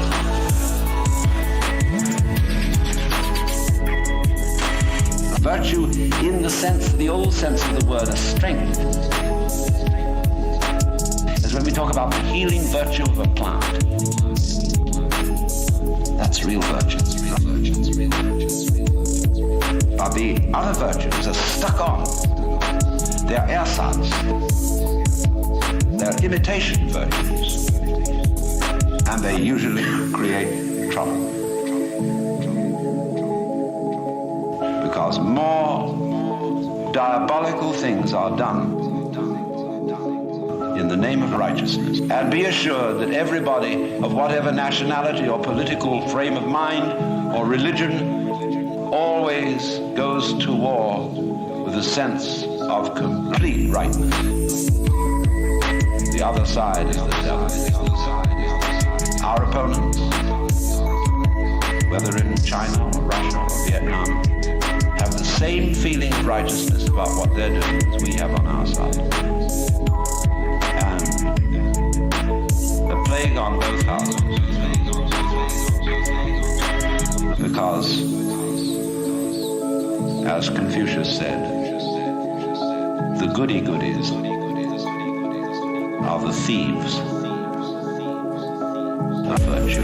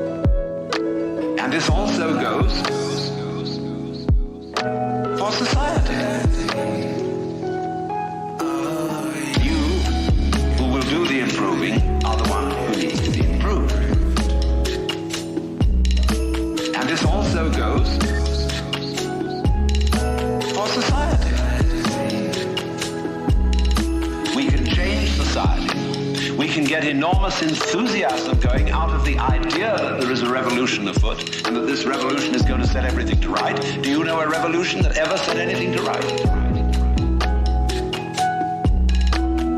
Whether the revolution came from the left wing or from the right wing, the best forms of government that have ever existed in the world are those which muddled through, where they didn't have any very clear setup of control, but they muddle along. A kind of what I'll call controlled anarchy seems to work out better than anything else. When we have a great system and great power to put it into effect, there is always more violence, more bloodshed, more trouble. Always more violence, more bloodshed, more trouble. Always more violence, more bloodshed, more trouble. It makes no difference whether it be Chairman Mao or Adolf Hitler.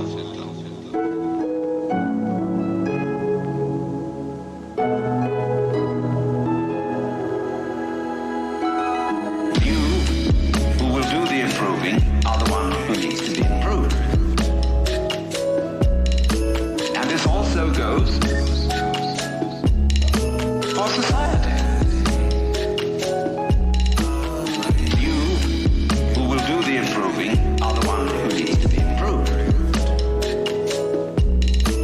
And this also goes for society.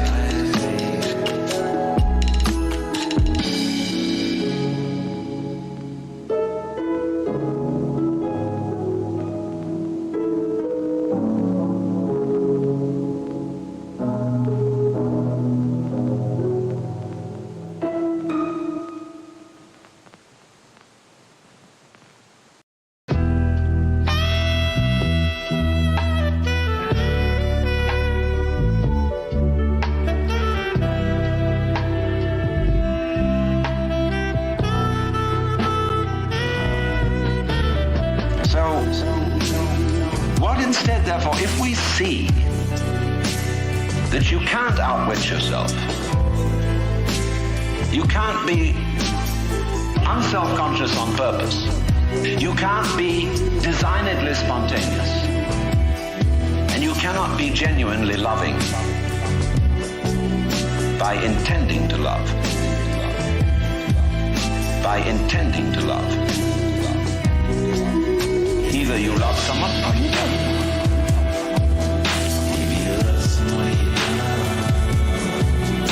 Either you love someone or you don't.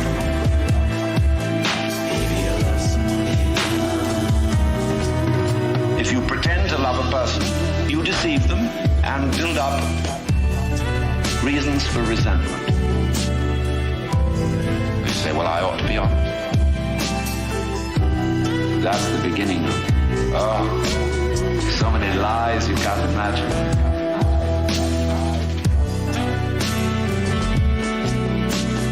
So many lies you can't imagine.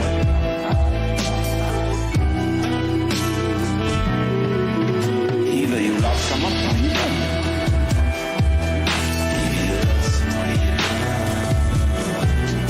Either you love someone or you don't.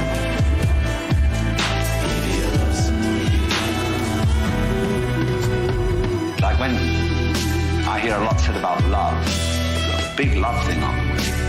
Everybody's got to love everybody. Everybody sings songs about love. Do you know what I do?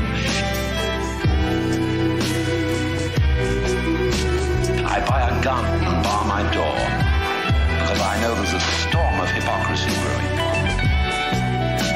I buy a gun and bar my door because I know there's a storm of hypocrisy brewing.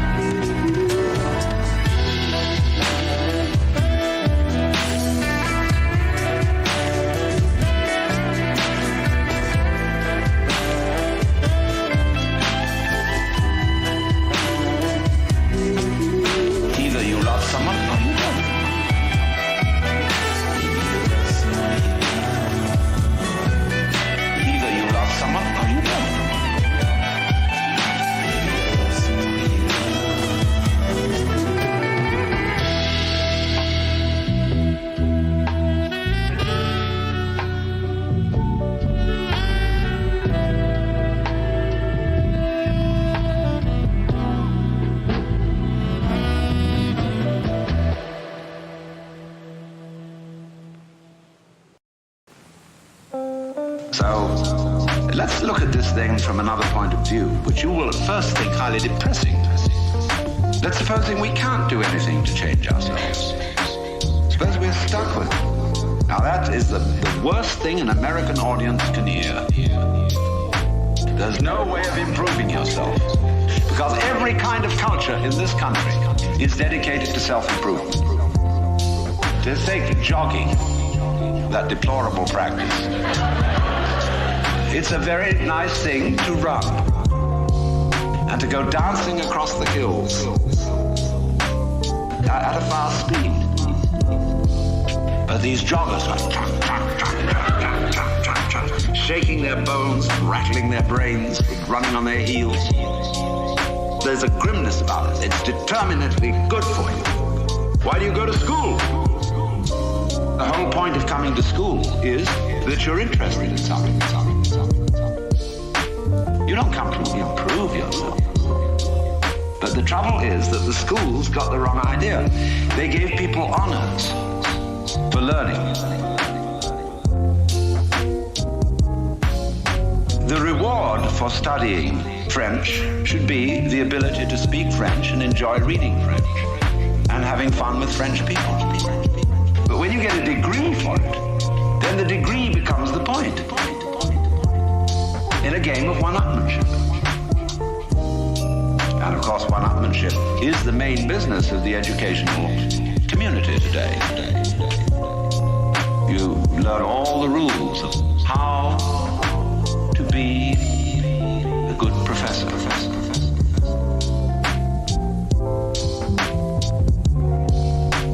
How to be a good professor.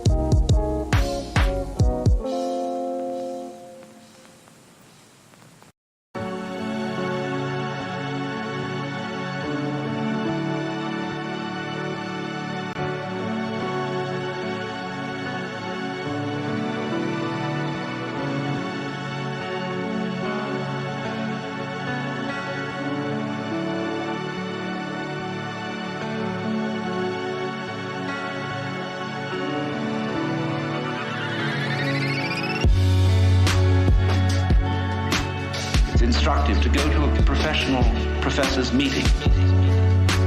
In my field, which is philosophy, you go to a congress of philosophers, and you'll find when they all get together in the bar or in the restaurant in somebody's room, the one thing they don't talk about is philosophy. It is very bad form indeed to show interest in philosophy among your colleagues. The same is exactly true in clergy gatherings. They don't talk about religion. What they both talk about is politics. Church politics and academic politics. Because it's bad form to be brilliant on a faculty. Because it outclasses your colleagues. Therefore, faculty people tend to cultivate the study mediocrity.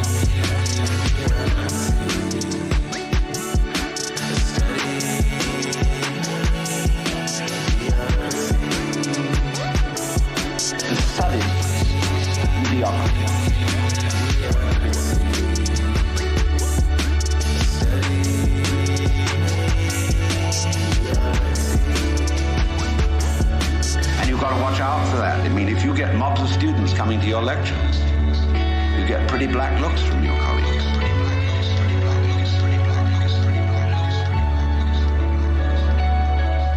But you see what it is. It's scholarship about scholarship, not scholarship.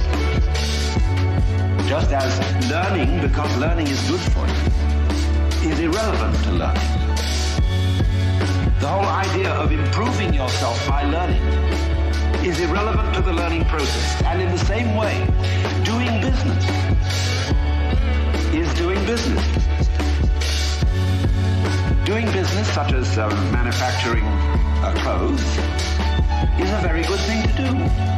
I could conceive that it would be extremely enjoyable, something one could be very proud of, to make good clothes. Of course you need to sell them because you need to eat. But to make clothes to make money raises another question. Because then your interest is not in making clothes, it's in making money, and then you're going to cheat on the clothes. And then you get an awful lot of money and you don't know what to do with it.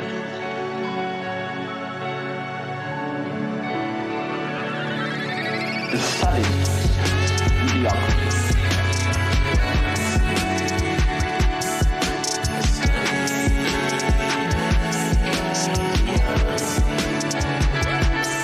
The study mediocrity.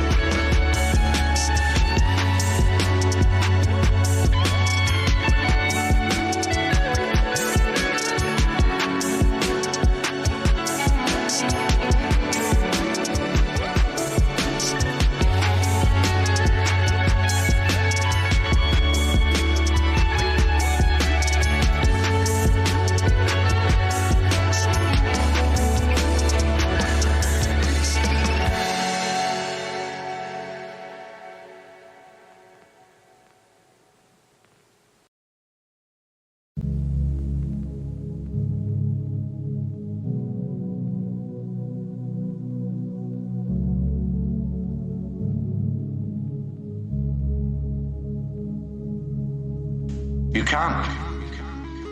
You can't eat 10 roasts of beef in one day. Can't live in 6 houses at once. Can't drive 3 Rolls Royces at the same time. What are you to do? Watch what is going on. Watch what happens. Nobody ever does this. Nobody ever does this. Watch what is going on. Watch what happens. Nobody ever does this. Nobody ever does this. Well, you just go make more money. You put your money back. Invest it in something else and it'll make more. And you don't give a damn how it's made, so long as they make it. You don't care if they foul the rivers, put oil fumes throughout the air everywhere to kill off all the fish. So long as you see these figures happening, you're not aware of anything else. So you see, you went out to do a self-improvement thing. Making money, you see, is a measure of improvement, a measure of your economic worthwhileness. Or at least that's what it's supposed to be. It isn't anything of the kind. But you went out, in other words, for the status instead of for the actuality. Watch what is going on. Watch what happens. Nobody ever does this. Nobody ever does this. Watch what is going on. Watch what happens. Nobody ever does this. Nobody ever does this. You do an art, you're a musician. Why do you play music? The only reason for playing music is to enjoy it. If you play music to impress an audience, read about yourself in the newspaper, you're not interested in music. So in the same way, why do I come and talk to you? Because I enjoy it. I like the sound of my own voice. I'm interested in what I'm talking about, and I get paid for it. And that's smart in this life, to get paid for what you enjoy. So here's the situation, you see. The whole idea of self-improvement is a will-o'-the-wisp and a hoax. That's not what it's about. Let's begin where we are. What happens if you know beyond any shadow of doubt that there is nothing you can do to be better? Well, it's kind of a relief, isn't it? You say, well, now what will I do? Because we're so used to making things better. Leave the world a better place than when you found it, sort of thing. I want to be of service to other people and all these incredibly hazy ideas. But supposing instead of that, seeing that there isn't really anything we can do to improve ourselves or to improve the world, if we realize that that is so, it gives us a breather in the course of which we may simply watch what is going on. Watch what happens. Nobody ever does this. Nobody ever does this. Watch what is going on. Watch what happens. Nobody ever does this. Nobody ever does this. Therefore, it sounds terribly simple. It sounds so simple that it almost looks as if it isn't worth doing. But you ever just watch? Watch what's happening and watch what you are doing by way of reaction to it. Just watch it happen. And don't be in a hurry to think you know what it is. In other words, people look, say, oh, that's the external world. Oh? How do you know? The whole thing, from a neurological point of view, is happening in your head. That you think there is something outside the skull is a notion in your nervous system. There may or may not be. But it's a notion in your nervous system. You think this is the material world. Well, that's somebody's philosophical idea. You think it's spiritual. That too is somebody's philosophical idea. This real world is not spiritual. It is not material. The real world is simply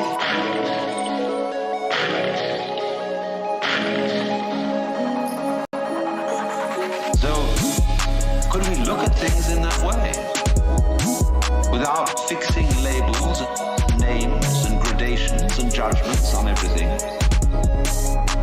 But watch what happens. Watch what we do.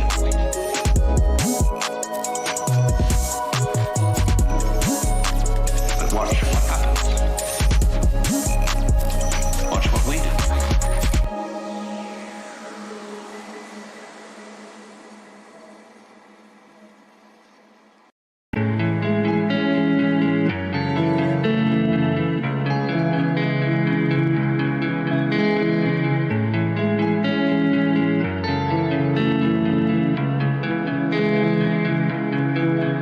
If you do that, you do at least give yourself a chance. And it may be that when you are in this way freed from busybodiness and being out to improve everything, that your own nature will begin to take care of itself. Because you're not getting in the way of yourself all the time. You will begin to find out the great things that you do are really happening. The great things that you do are really happening. For example, no great genius can explain how he does it. The great things that you do are really happening. Yes, he said, I have learned a technique to express myself because I had something in me that had to come out. If I were a musician, I had to learn how music is produced. If I want to describe something, I have to learn a language so that others can understand it. I need a technique. But then beyond that, I'm afraid I can't tell you how it was that I used that technique to express this mysterious thing I wanted to show you. If we could tell people, we would have schools where we would infallibly train musical geniuses, scientific miracle minds. And there would be so many of them, we wouldn't know what to do with them. Geniuses would be a dime a dozen. And then we would say, well, these people are after all not very ingenious. You know, PhDs, how many of them are there? Because what is fascinating always about genius is the fellow does something we can't understand.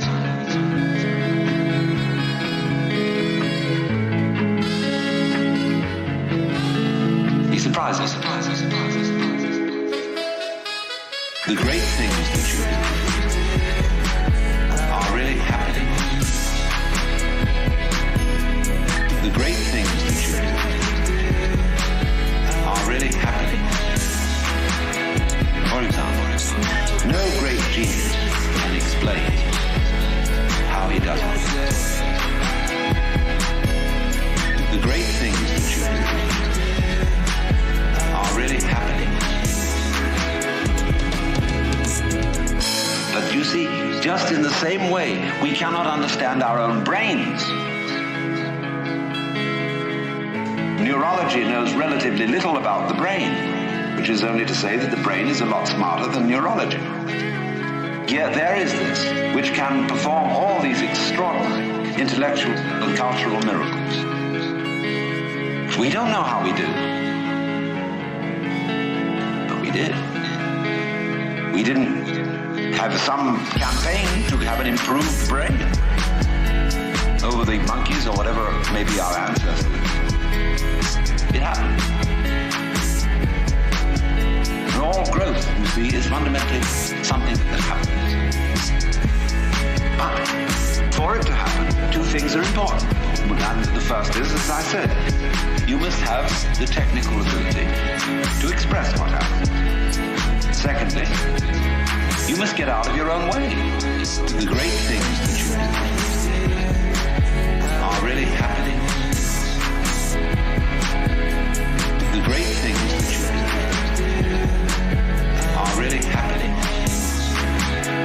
For example, no great genius can explain how he does it.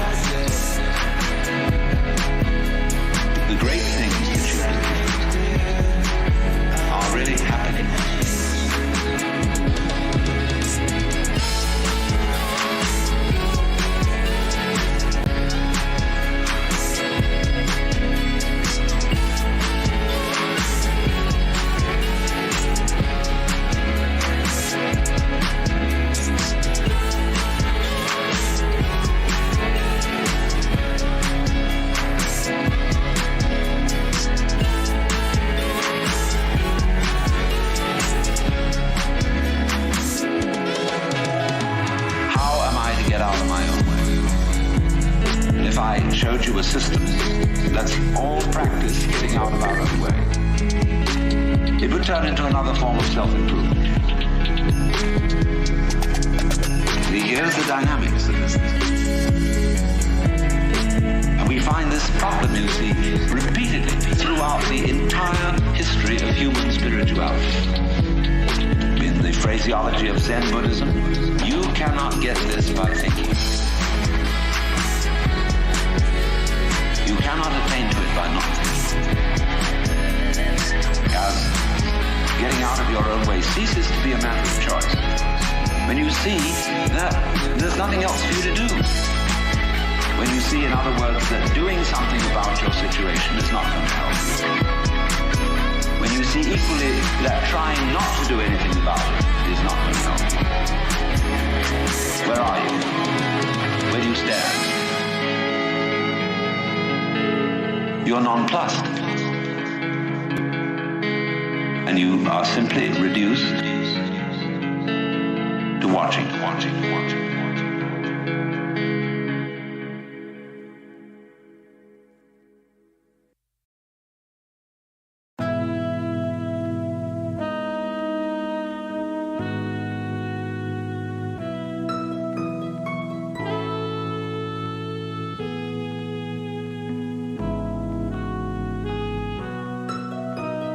Now you may say, I need some help in this process, and therefore I am going to find someone else to help me. It may be a therapist. It may be a clergyman. It may be a guru. It may be any kind of person who teaches a technique of self-improvement. Now, how will you know whether this person is able to teach you? How can you judge, for example, whether a psychotherapist is effective or just a charlatan? How can you judge whether a guru is himself spiritually wise or merely a good chatterbox? Well, of course, you ask your friends, you ask his other students or patients, and they're all, of course, enthusiastic. You have to be enthusiastic when you bought something expensive. If you bought an automobile which turned out to be a lemon, it's very difficult to admit that it was a lemon and that you were fooled. And it's the same when you buy a religion or an expensive operation. But what people do not sufficiently realize is that when you pick an authority, whether it's a psychotherapeutic one or a religious one, you chose it.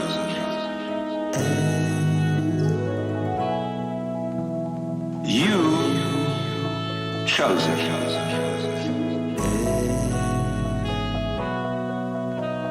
You chose it.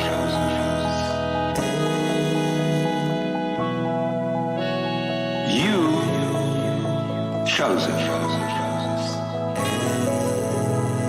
In other words, that this fellow or this book or this system is the right one is your opinion. And how are you competent to judge?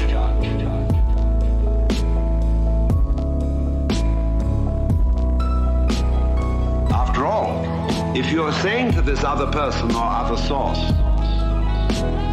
I think you are the authority, that's your opinion. So you cannot really judge whether an authority is a sound authority unless you yourself are a sound authority. Otherwise, you may just be being fooled. You may say, for example, I believe that the Bible is the Word of God. All right, that's your opinion. I know the Bible says it's the Word of God, but it's your opinion that the Bible is not lying. The church says the Bible is the Word of God, but it's your opinion that the church is right. You cannot escape from that situation. It's your opinion. You chose it.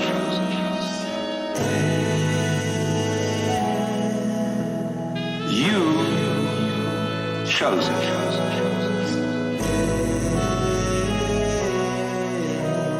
You chose it.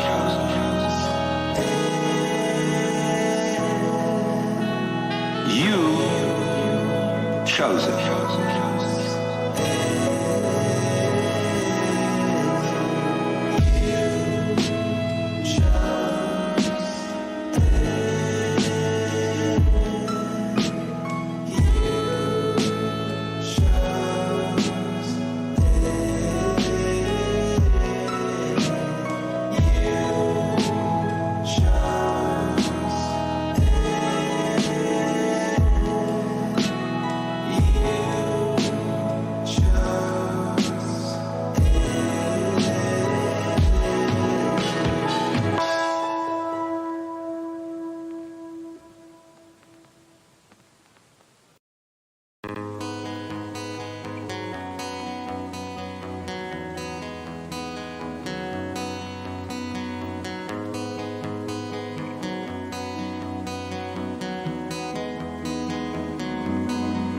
So you see, when you select an authority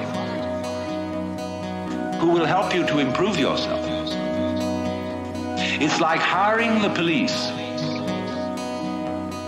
out of your tax money and putting them in charge of seeing that you obey the law. I mean, can't you take care of yourselves? I mean, is this the land of the free and the home of the brave, or isn't it? But you see, nobody seems to want to be in charge of themselves. Because they feel they can't do it.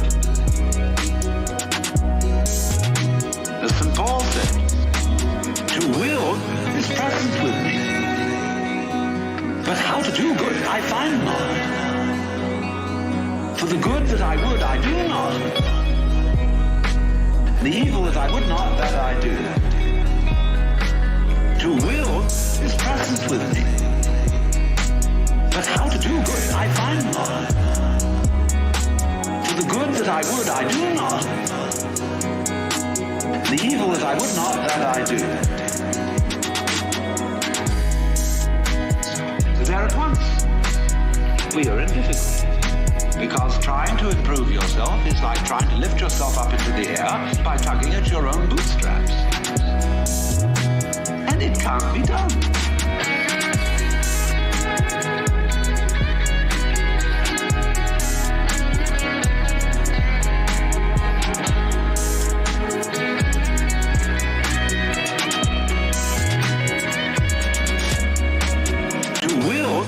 Present with me, but how to do good I find not.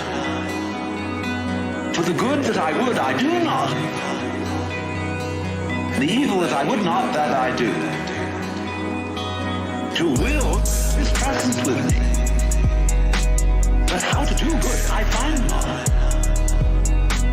For the good that I would, I do not.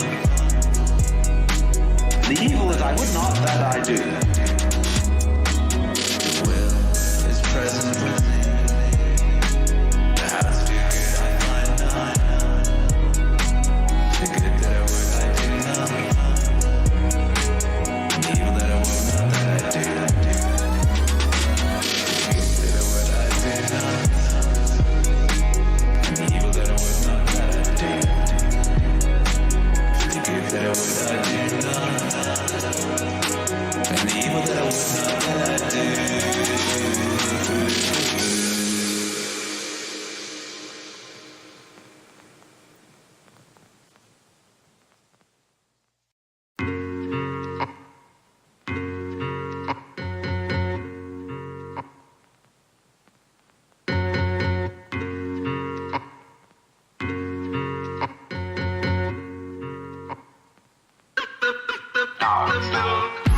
There are all sorts of ways in which religious people try to explain that it can be done. I referred already to the grace of God.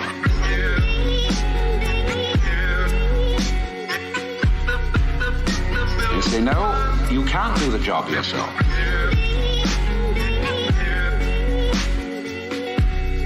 Because the improving you is the one that needs to be improved. Therefore, you have to say, God, help me. Now, of course, that God exists is your opinion.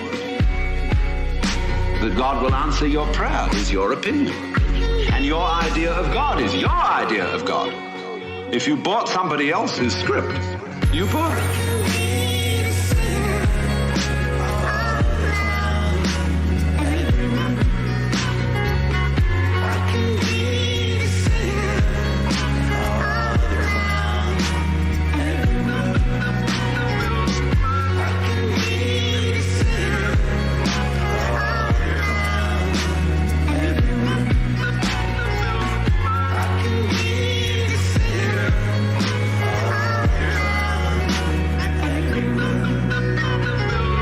Your mother and father talked to you about God in a very impressive way. But basically, you bought their idea. And if you're a father yourself, I'm a grandfather now, I've got 5 grandchildren. I know I'm as stupid as my own grandfather must have been. Yeah, I am one. I sit there in the position which they look at and think, whoa, wowee, that's an important man. I know that. I'm just like anyone else. So, I hope my children are not believing things on my authority. Because it's always their authority. If I look impressive and make big noises at them, they've just been taken in.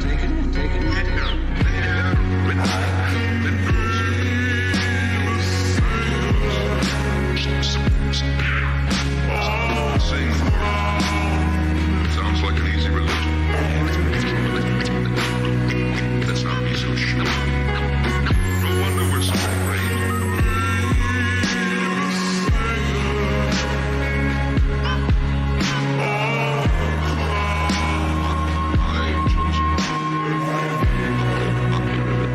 I've chosen you.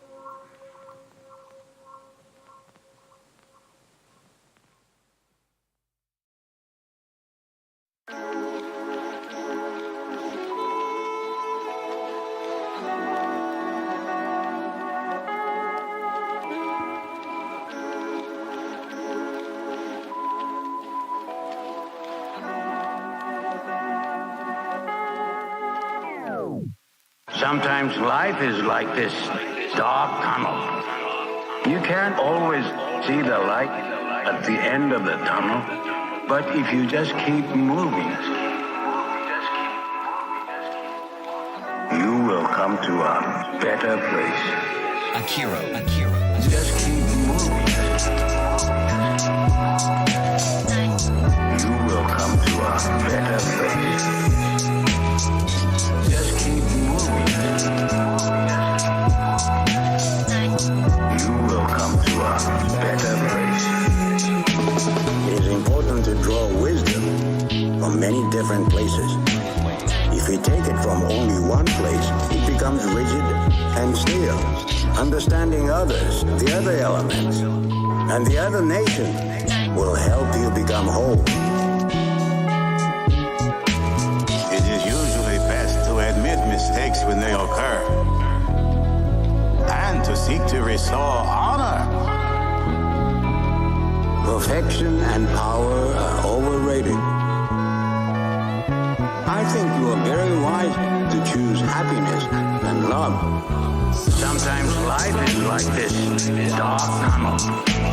You can't always see the light at the end of the tunnel, but if you just keep moving, you will come to a better place. Just keep moving.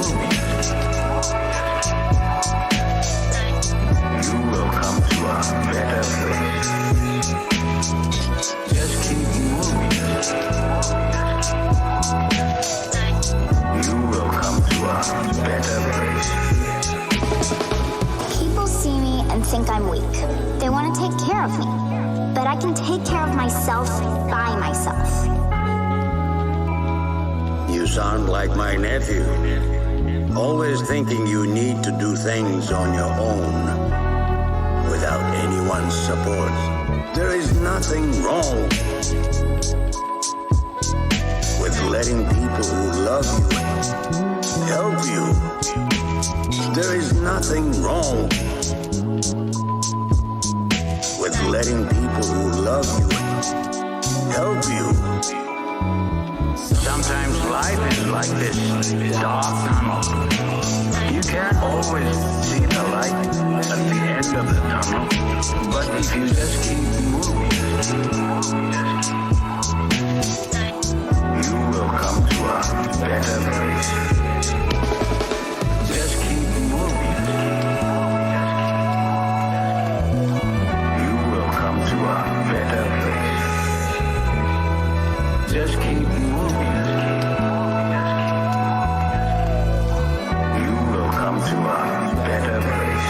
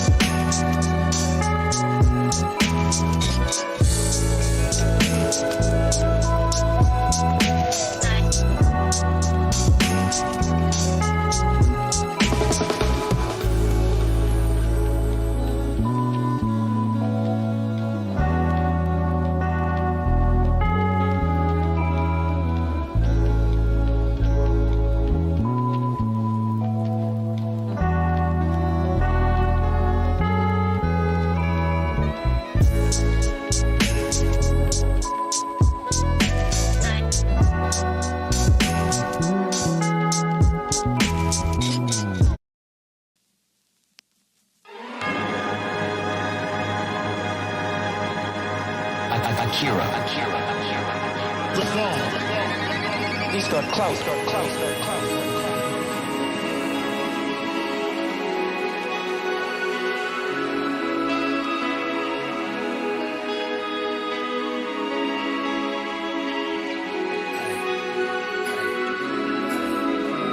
My grandfather Virus.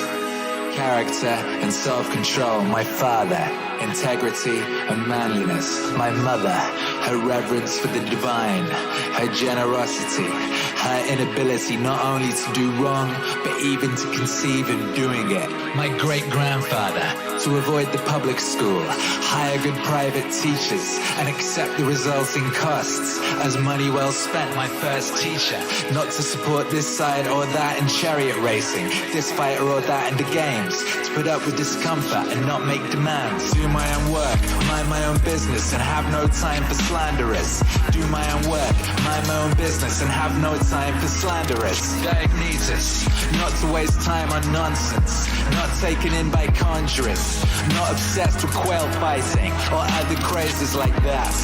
To hear unwelcome truths, to practice philosophy study, to write dialogues as a student, and to choose the Greek lifestyle. The camp bed and the cloak. Debts and lessons, debts and lessons, debts and lessons, debts and lessons, debts and lessons, debts and lessons, debts and lessons, debts and lessons. Rusticus, the recognition I needed to train and discipline my character, not to be sidetracked by interest in rhetoric, not to write treatises on abstract questions, or deliver moralizing little sermons, or compose imaginary descriptions of the simple life or the man who lives only for others. Steer clear of oratory, poetry, and bowels lectures, not to dress up just to stroll around the house, write straightforward letters, to behave in a consideratory way when people who have angered us want to make up, read attentively, not to be satisfied with just getting the gist of it, and not to fall for each smooth talker. Apollonius, independence and unvarying reliability, to pay attention to nothing, no matter how fleetingly, except the logos, to be the same in all circumstances. Loss of a child, chronic illness, clearly that a man can show both strength and flexibility. His patience in teaching, to have seen someone who clearly viewed his expertise and ability as a teacher as the humblest of virtues, and to have learned how to accept favors from friends without losing your self-respect or appearing ungrateful. Debts and lessons, debts and lessons, debts and lessons, debts and lessons, debts and lessons, debts and lessons, debts and lessons, debts and lessons. Sextus, kindness, an example of fatherly authority in the home, what it means to live as nature requires, gravity without airs, to show intuitive sympathy for friends, tolerance to amateurs and sloppy thinkers, his ability to get along with everyone, to investigate and analyze with understanding and logic the principles we ought to live by, not to display anger or other emotions, to be free of passion and yet full of love, to praise without bombast, to display expertise without pretension. Literary critic Alexander, not to be constantly correcting people, not to jump on them when they make an error, but just answer their question or add another example or debate the issue itself, not their phrasing, or make some other contribution to the discussion. Pronto, to recognize the malice, cunning and hypocrisy that power produces, and the peculiar ruthlessness often shown by people from good families. Alexander the Platonist, not be constantly telling people I'm too busy, not be always ducking my responsibilities cause of pressing business. Catulous, not to shrug off a friend's resentment, even unjustified resentment, but try to put things right, to show your teachers ungrudging respect, and your children unfeigned love.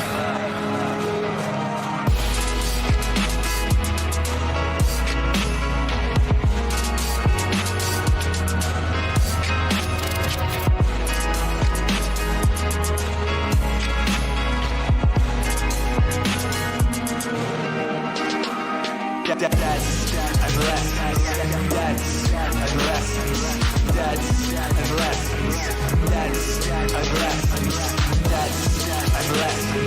debts and lessons, debts and lessons,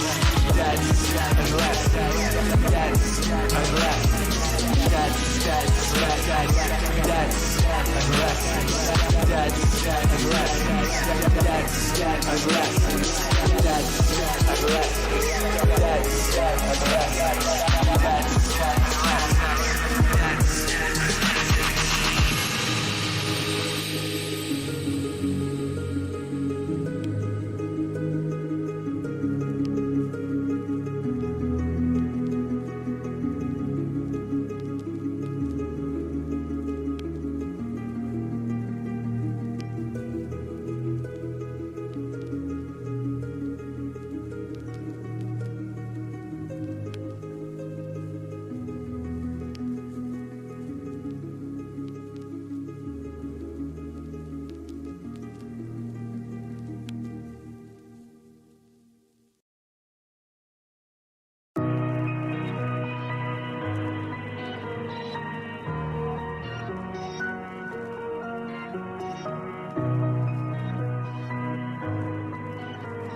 Akira. He's got clout. Love my family. Love my family. Love my family. Love my family. To love my family. Love my family. Love my family. Love my family. To love my family, truth and justice. Love my family, truth and justice. Love my family, truth and justice. Love my family, truth and justice. To love my family, truth and justice. Love my family, truth and justice. Love my family, truth and justice. Love my family. My brother Severus. It was through him I encountered Thracia, Helvidius, Cato, Dion, Brutus, and conceived of a society of equal laws, governed by equality of status and of speech, and of rulers who respect the liberty of their subjects above all else, and from him as well to be steady and consistent in valuing philosophy, and to help others, and be eager to share, not be a pessimist, never to doubt your friend's affection for you. And when people incurred his disapproval, they always knew it. They always knew it. And that his friends never had to speculate about his attitude to anything. It was always clear. To love my family, truth and justice. Love my family, truth and justice. Love my family, truth and justice. Love my family, truth and justice. To love my family, truth and justice. Love my family, truth and justice. Love my family, truth and justice. Love my family. To help others and be good to share. To help others and be good to share. To help others and be good to share. To help others and be. Maximus, self-control and resistance to distractions, optimism in adversity, especially illness, a personality in balance, dignity and grace together, doing your job without whining. Other people's certainty that what he said was what he thought and what he did was done without malice. Never taken aback or apprehensive, neither rash nor hesitant, or bewildered, or at a loss. Not obsequious, but not aggressive or paranoid either. Generosity, charity, honesty, the sense he gave of staying on the path, not being kept on it. That no one could have ever felt patronized by him, or in a position to patronize him. A sense of humor. To love my family, truth and justice. Love my family, truth and justice. Love my family, truth and justice. Love my family, truth and justice. To love my family, truth and justice. Love my family, truth and justice. Love my family, truth and justice. Love my family. To help others and be good to share. To help others and be good to share. To help others and be good to share. To help others and be.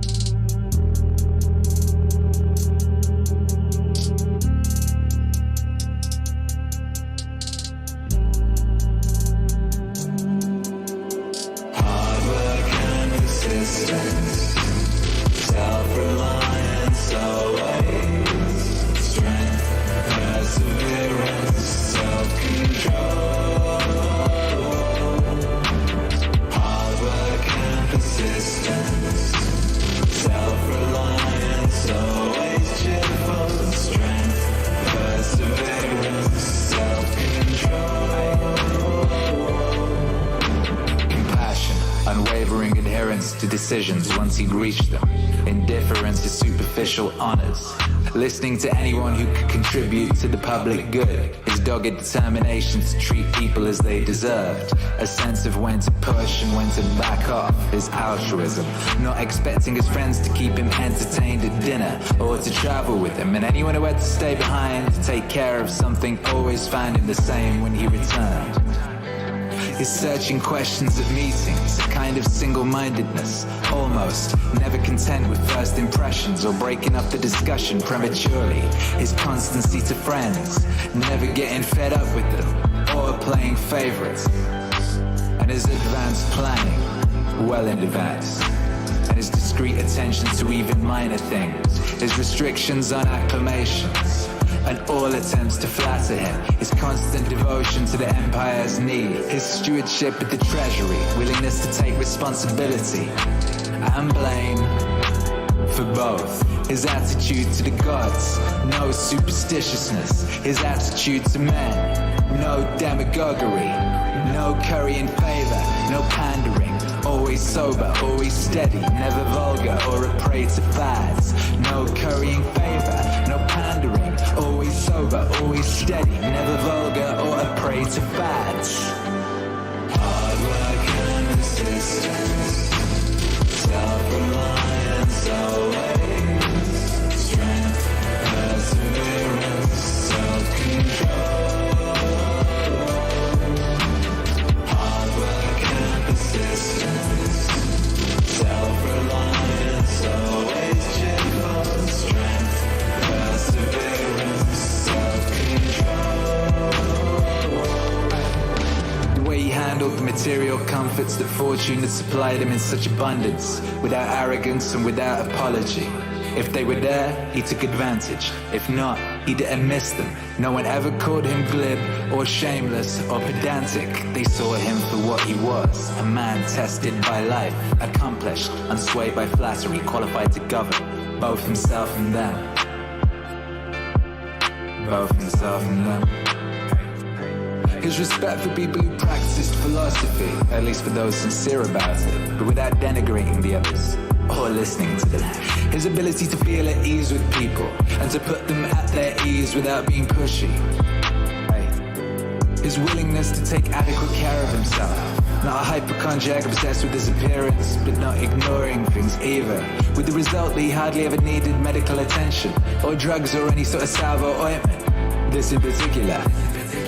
His willingness to yield the floor to experts in oratory, law, psychology, whatever, and to support them energetically, so each could fulfill his potential. He respected tradition without need to constantly congratulate himself for safeguarding traditional values.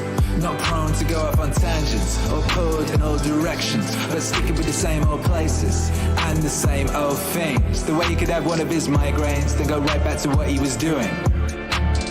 Fresh and at the top of his game, that he had so few secrets, only state secrets, in fact, and not all that many of those. The way he kept public actions within reasonable bounds, games, building projects, because he looked to what needed doing and not the credit to be gained from doing it. No bathing at strange hours, no self-indulgent building projects, no concern for food or the cut and color of his clothes, or having attractive slaves. He never exhibited rudeness, lost control of himself, turned violent. No one saw him sweat. Everything was to be approached logically and with due consideration, in a calm and orderly fashion, but decisively, with no loose ends. You could have said of him that he knew how to enjoy and abstain from things that most find hard to abstain from and all too easy to enjoy. But to be strong enough both to bear the one and be sober in the other is the mark of a man with a perfect and invincible soul. Hey. But to be strong enough both to bear the one and be sober in the other is the mark of a man with a perfect and invincible soul. Hard work and persistence, self-reliance always, strength, perseverance, self-control. Hard work and persistence, self-reliance always, cheerful, strength, perseverance, self-control.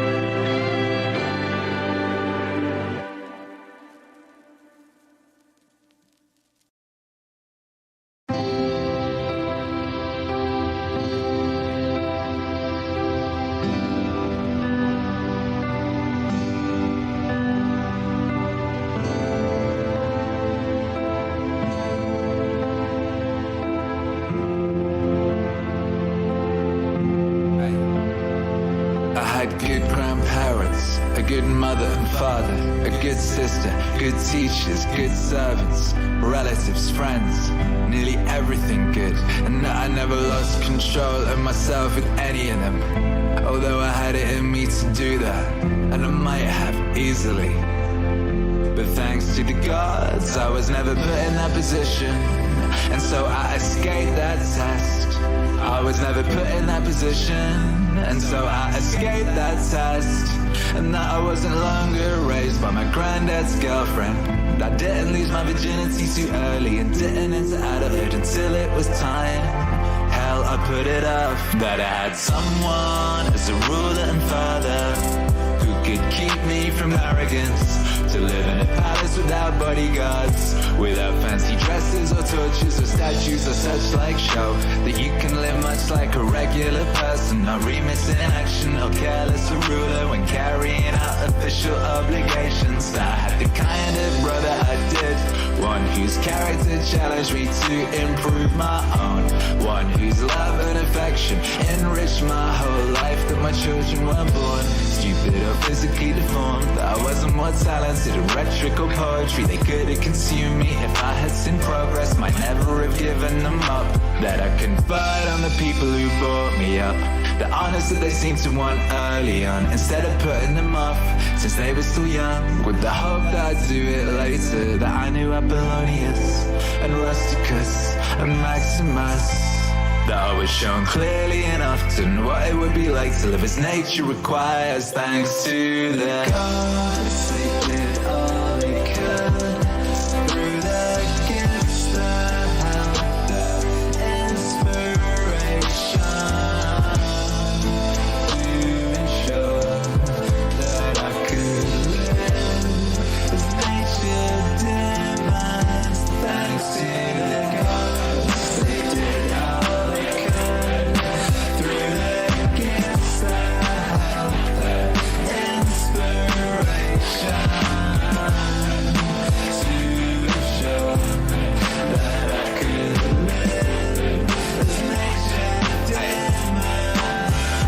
And if I fail, it's no one's fault but mine, 'cause I didn't pay attention to what they told me, to what they taught me, practically step by step, that my body has held up for so long through such a life, that I never laid a finger on Benedicta or Theodotus. Even later I was overcome by passion, I recovered, even though I often quarreled with Rusticus. I never did nothing that I regretted later. I know my mother died young, she spent her last years with me, and if I ever wished to help a man in need, I was never told that I had not the means, that I was never put in that position myself, of having to take something from somebody else, that I have the wife I do, obedient, loving, humble, that my children had competent teachers, and for the remedy shown me in dreams, when I was coughing blood, when my head was spinning, when I had an inclination to philosophy, I didn't fall into the hands of any sophist, that I didn't waste my time on rises of history, or in the resolution of syllogisms, or occupy myself about an investigation of appearances in heaven. For all these things require the help of the gods and fortune. Thanks to the gods, they did all they could through the gifts, the help, the inspiration, to ensure that I could live as nature demands. Thanks to the gods, they did all they could through the gifts, the help, the inspiration.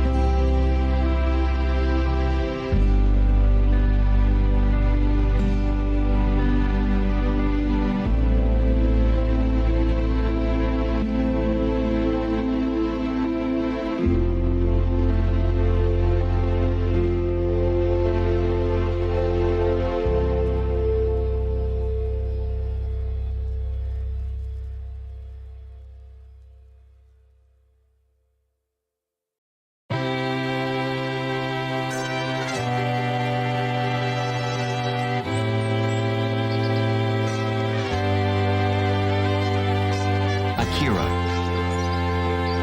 You're gone. He's got clout. When you wake up in the morning, tell yourself, the people I deal with today will be meddling, ungrateful, arrogant, dishonest, jealous, and surly. They are like this because they can't tell good from evil. But I have seen the beauty of good and the ugliness of evil, and have recognized that the wrongdoer has a nature related to my own. Not of the same blood or birth, but the same mind, and possessing a share of the divine. Not of the same blood or birth, but the same mind, and possessing a share of the divine. So none of them can hurt me. No one can implicate me in ugliness, nor can I feel angry at my relative or hate it. We were born to work together like feet, hands, and eyes, like the two rows of teeth, upper and lower. To obstruct each other is unnatural. To feel anger at someone, to turn your back on him, these are obstructions. Yo, discard your thirst for books so you won't die in bitterness, but in cheerfulness and truth. Grateful to the gods from the bottom of your heart. Grateful to the gods from the bottom of your heart. Discard your thirst for books so you won't die in bitterness, but in cheerfulness and truth. Grateful to the gods from the bottom of your heart. Grateful to the gods from the bottom of your heart. Discard your thirst for books so you won't die in bitterness, but in cheerfulness and truth. Grateful to the gods from the bottom of your heart. Grateful to the gods from the bottom of your heart. Whatever this is that I am, it is flesh, a little spirit, and intelligence. Throw away your books. Stop letting yourself be distracted. That is not allowed. Instead, as if you were dying right now, despise your flesh, a mess of blood, pieces of bone, a woven tangle of nerves, veins, arteries. Consider what the spirit is, air, and never the same air, but vomited out and gulped in again every instant. Finally, the intelligence. Think of it this way, you are an old man. Stop allowing your mind to be a slave, to be jerked about by selfish impulses, to kick against fate and the present, to mistrust the future. What is divine is full of providence. Even chance is not divorced from nature, from the inweaving and infolding of things governed by providence. Everything proceeds from it. And then there is necessity and the needs of the whole world, of which you are a part. Whatever the nature of the whole does and whatever serves to maintain it is good for every part of nature. The world is maintained by change in the elements and in the things they compose. That should be enough for you. Treat it as an axiom.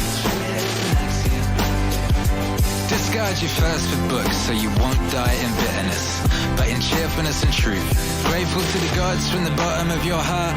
Grateful to the gods from the bottom of your heart. Discard your thirst for books so you won't die in bitterness, but in cheerfulness and truth. Grateful to the gods from the bottom of your heart. Grateful to the gods from the bottom of your heart. Discard your thirst for books so you won't die in bitterness, but in cheerfulness and truth. Grateful to the gods from the bottom of your heart. Grateful to the gods from the bottom of your heart. What a glorious thing, waking up in the morning, baby. Oh, what a glorious thing, yes, to have a whole day.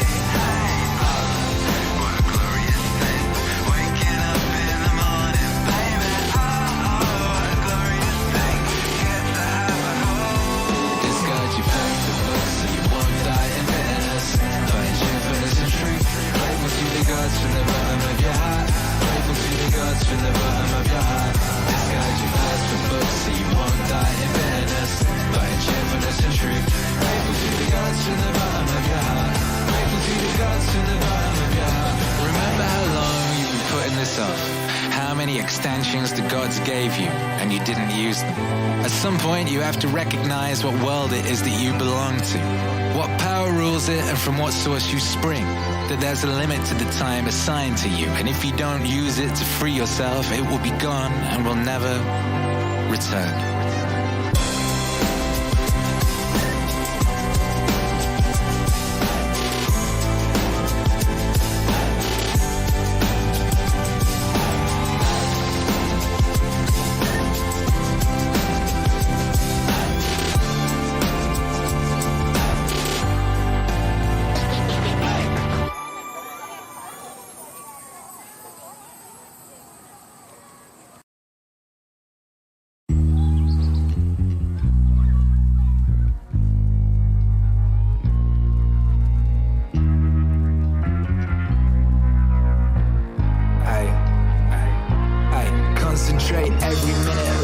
moment, like a man, undoing what's in front of you with precise and genuine seriousness, tenderly, willingly, with justice.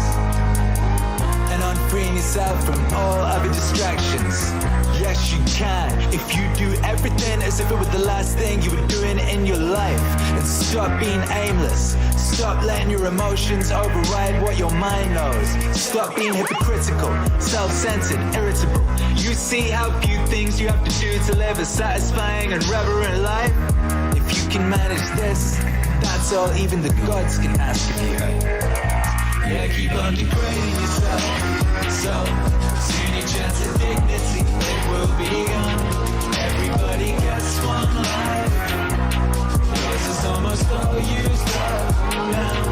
And instead of treating yourself with respect, you have entrusted your own happiness unto the souls of others. Unto the souls of others. Do external things distract you? Then make time to learn something worthwhile. Stop letting yourself be pulled in all directions, but make sure you guard against the other kind of confusion. People who labor all their lives but have no purpose to direct every thought and impulse toward are wasting all their time, even when hard at work. Even when hard at work. Ignoring what goes on in other people's souls. No one ever came to grief that way. But if you won't keep track of what your own soul's doing, how can you not be unhappy? Don't ever forget these things. The nature of the world, my nature, how I relate unto the world, what proportion of it I make up. That you are part of nature, and no one can prevent you from speaking and acting in harmony with it. Always. Yeah, keep on degrading yourself. So soon your chance of dignity, it will be gone. Everybody gets one life. Yours is almost all used up now. And instead of treating yourself with respect, you have entrusted your own happiness unto the souls of others. Unto the souls of others.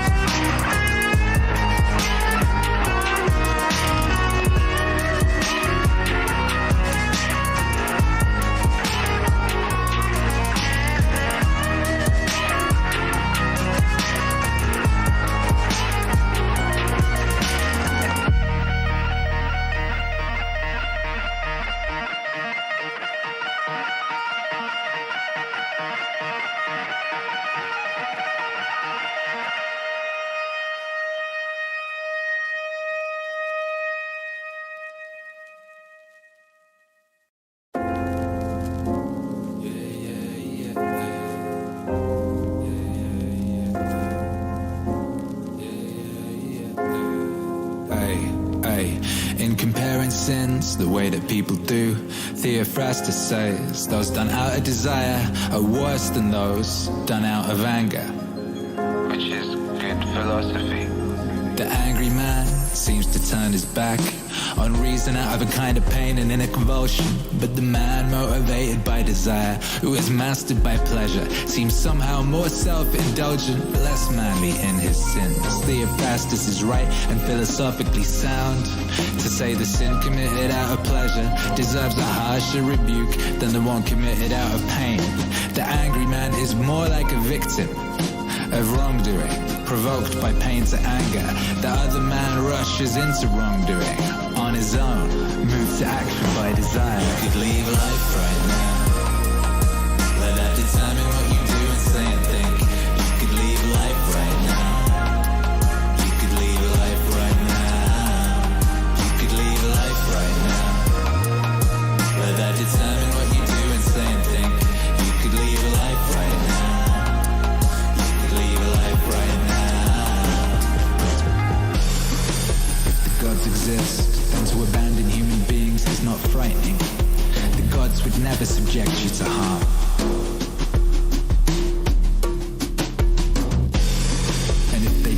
exist or don't care what happens to us. What would be the point of living in a world without God's or providence? But they do exist. They do care what happens to us. And everything a person needs to avoid real harm, they have placed within him. If there were anything harmful on the other side of death, they would have made sure that the ability to avoid it was within you. If it doesn't harm your character, how can it harm your life? Nature would not overlook such dangers through failing to recognize, or because it's taught them but was powerless to prevent or correct them. To prevent or correct them. Hey, nor would it ever, through inability or incompetence, make such a mistake as to let good and bad things happen indiscriminately to good and bad alike. Good and bad alike, good and bad alike. But death and life, success and failure, pain and pleasure, wealth and poverty, all these happen to good and bad alike. Good and bad alike, good and bad alike, good and bad alike. But death and life, success and failure, pain and pleasure, all these happen to good and bad alike. And they ain't neither noble nor shameful, and hence they're neither good nor bad. You could leave life right now. Let that determine what you do and say and think. You could leave life right now. You could leave life right now. You could leave life right now. Let that determine what you do and say and think. You could leave life right now. You could leave life right now.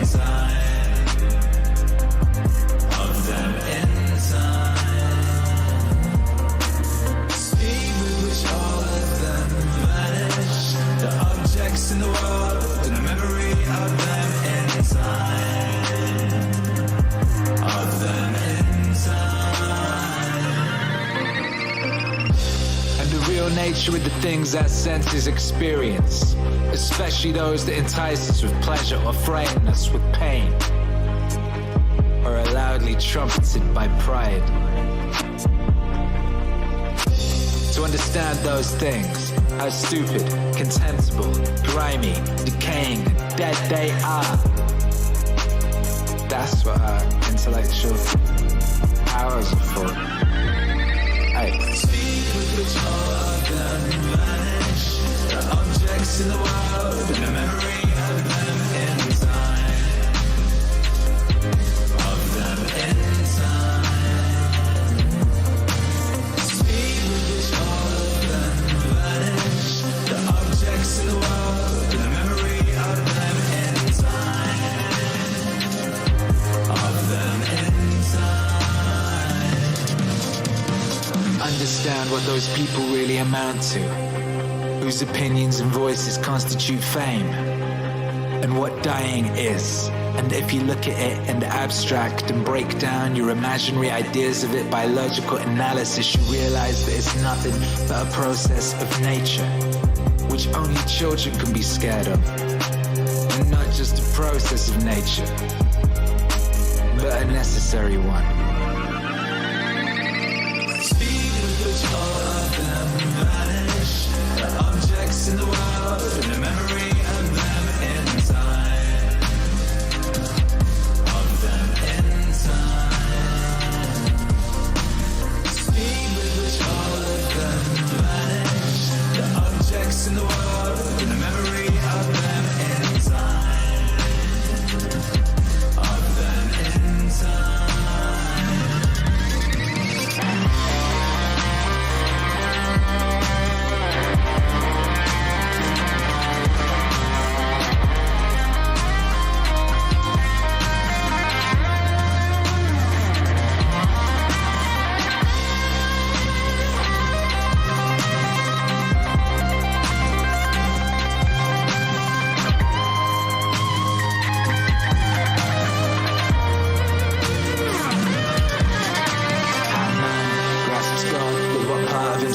does so, and how that part is conditioned when he does. How man grasps God with what part of himself he does so, and how that part is conditioned when he does. How man grasps God with what part of himself he does so, and how that part is conditioned when he does. How man grasps God with what part of himself he does so, and how that part is conditioned when he does.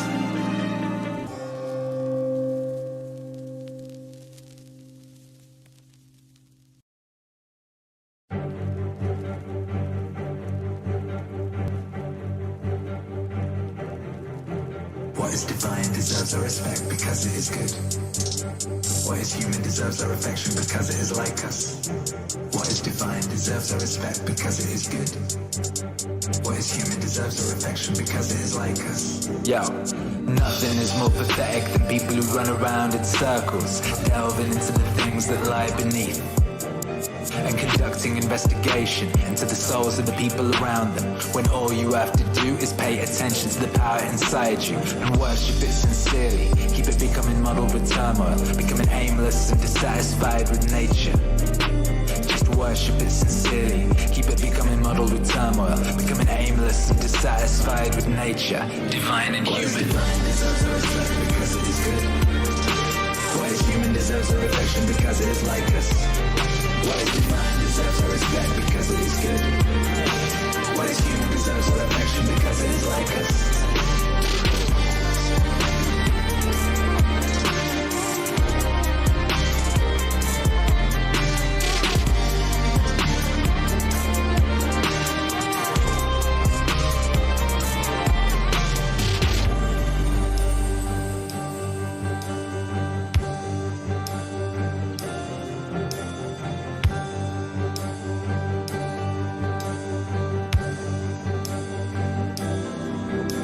And I pity too, sometimes, for its inability to tell good from bad is terrible. A blindness, that's the kind that can't tell white from black. Even if you're gonna live 3,000 more years or 10 times that, remember, you can't lose another life than this one. You can't live another down, you're losing. Longest amounts to the same as the shortest. The present is the same for everyone. Is lost is the same for everyone. And it should be clear that a brief instant is all that is lost. Cause you can't lose either past or the future. How could you lose what you don't have? Remember two things. One, everything has always been the same. Everything has always been the same. Everything has always been the same. Everything has always been the same. Keeps recurring. Hey, everything has always been the same. Everything has always been the same. Everything has always been the same. Everything has always been the same. Keeps recurring. What is divine deserves our respect because it is good. What is human deserves our affection because it is like us. What is divine deserves our respect because it is good. What is human deserves our affection because it is like us.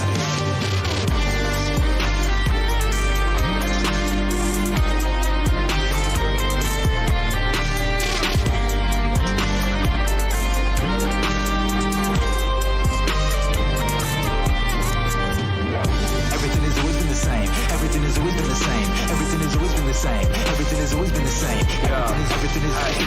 the longest lived and those who will die soonest lose the same thing. The present is all they can give up. The present is all they can give up. Since that's all you have, and what you do not have, you cannot lose. That's all you have, and what you do not have, you cannot lose. That's all you have, and what you do not have, you cannot lose.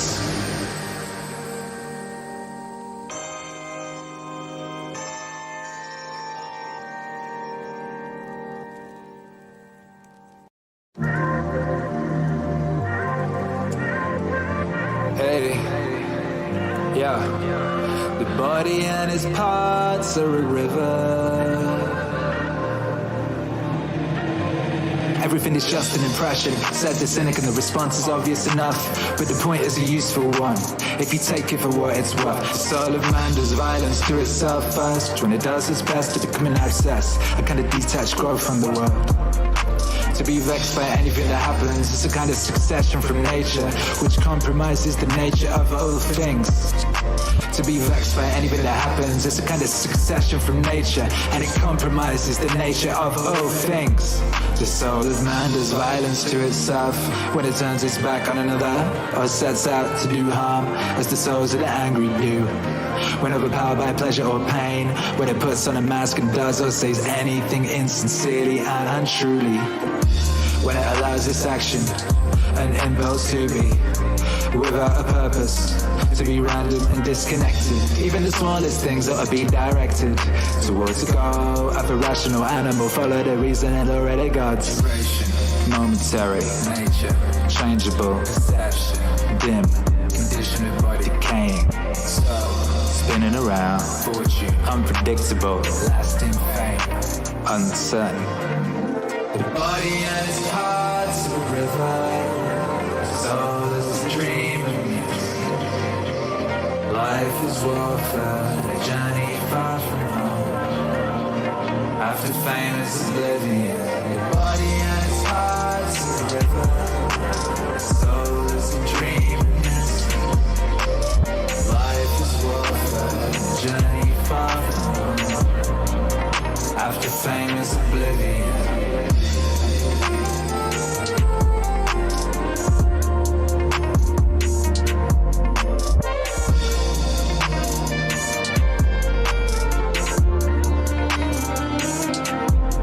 What can guide us? Only philosophy, which means keeping the demon in mind, free from violence and unharmed, superior to pleasure and pain, doing nothing without purpose. No hypocrisy, randomly or dishonestly, not dependent on any man, doing or not doing anything, except what's happening. I know there's a lot it is coming from thence, and above all that it accept death and a cheerful spirit. In a cheerful spirit. And there's nothing but the disillusion of that from what it is made. If it doesn't hurt the individual elements to change continually into each other, why are people afraid of avoiding changing, separating? It's according to nature, and nothing's evil, it's according to nature. Nothing's evil, it's according to nature.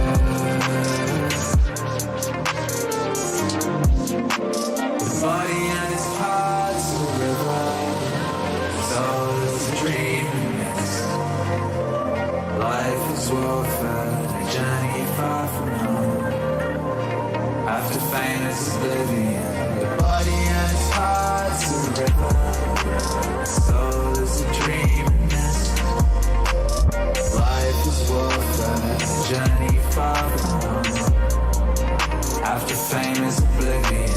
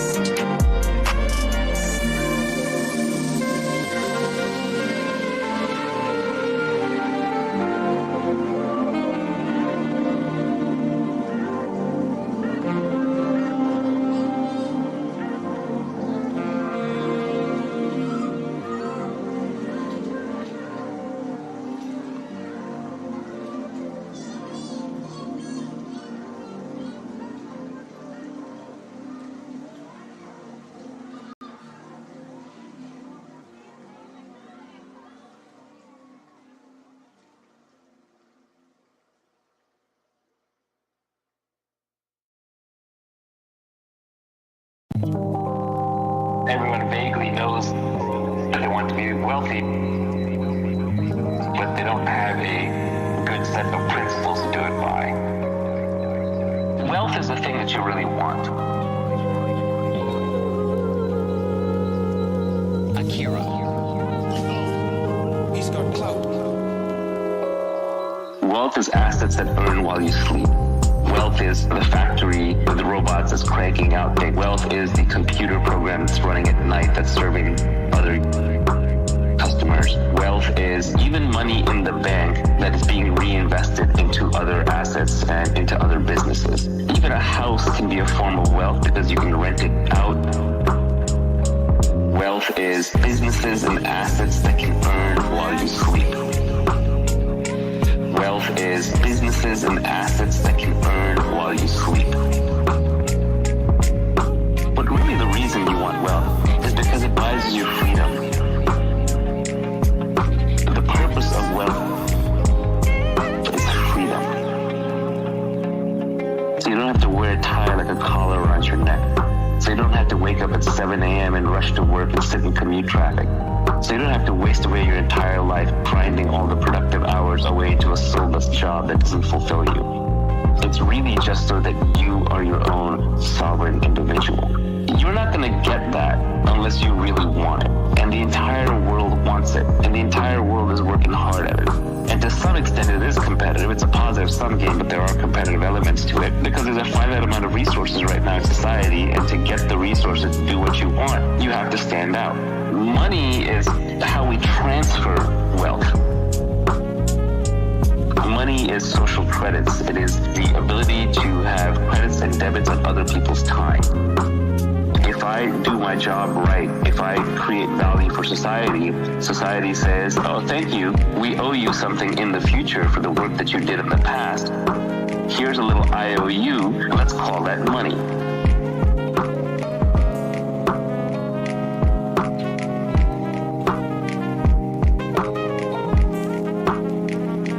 Wealth is businesses and assets that can earn while you sleep. Wealth is businesses and assets that can earn while you sleep. There are fundamentally two huge games in life that people play. One is the money game, because money is not going to solve all your problems, but it's going to solve all your money problems. People know that. They realize that, so they want to make money. But at the same time, many of them deep down believe that they can't make it. They don't want any wealth creation to happen. They sort of virtue signal by attacking the whole enterprise by saying, well, making money is evil and you shouldn't do it, blah, blah, blah. They're actually playing the other game, which is a status game. They're trying to be high status in the eyes of other people watching. Status is just your ranking in the social hierarchy. Status is just your ranking in the social hierarchy. So wealth is not a zero-sum game. Everybody in the world can have a house. Because you have a house doesn't take away from my ability to have a house. If anything, the more houses that are built, the easier it becomes to build houses. The more we know about building houses, the more people that can have houses.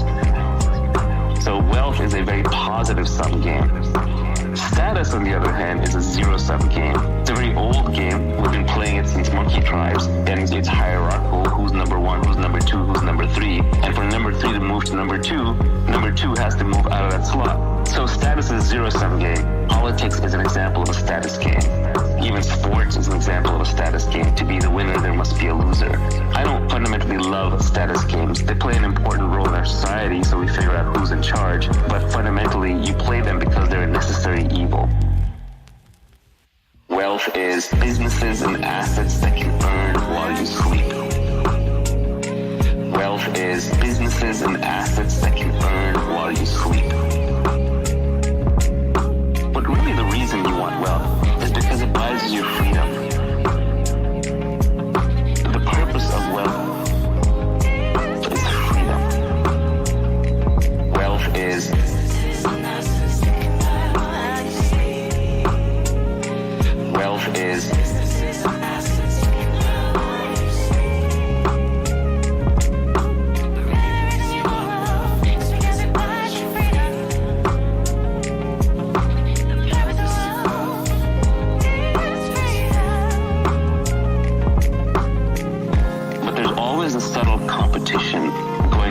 status and wealth. For example, when journalists attack rich people, they're really bidding for status. They're saying, no, the people are more important, and I, the journalist, represents the people, and therefore I am more important.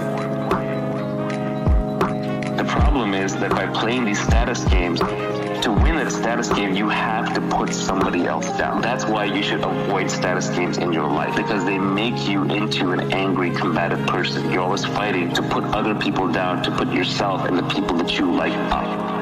Just realize that most of the times when you're trying to create wealth, you're actually getting attacked by someone else, and they're trying to look like a goody two-shoes, but really what they're doing is they're trying to up their own status at your expense. They're just playing a different game, and it's a worse game. It's a zero-sum game instead of a positive-sum game.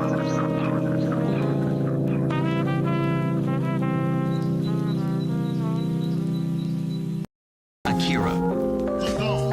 He's got clout.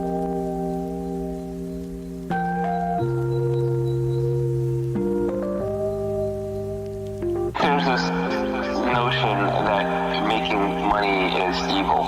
It's like rooted all the way back down to money's the root of all evil. People think that the bankers steal our money. And, it's somewhat true in that in a lot of the world, there's a lot of theft going on all the time. The history of the world, in some sense, is this predator-prey relationship between makers and takers. There are people who go out and create things and build things and work hard on things, and then there are people who come along and thieve with a sword or a gun or taxes or crony capitalism or communism. There's all these different methods to steal. Even in nature, there are more parasites than there are non-parasitical organisms. You have a ton of parasites in you who are living off of you, and the better ones are symbiotic and giving something back, but there are a lot that are just taking. That's just the nature of how any complex system is built. But what I am basically focused on is true wealth creation. There's all these different methods to steal, methods to steal, methods to steal. There's all these different methods to steal. True wealth creation. There's all these different methods to steal. It's not about taking money. It's not about taking something from somebody else, but it's from creating abundance. Obviously, there's not a finite number of jobs or a finite amount of wealth. Otherwise, we would still be sitting around in caves, figuring out how to divide up pieces of firewood and, the occasional dead deer. Most of the wealth in civilization, in fact, not most, basically all of it has been created. And it got created from somewhere. It got created from people. It got created from technology. It got created from productivity. It got created from hard work. But this idea that it's stolen is, I think, this horrible zero-sum game that people who are trying to gain status play.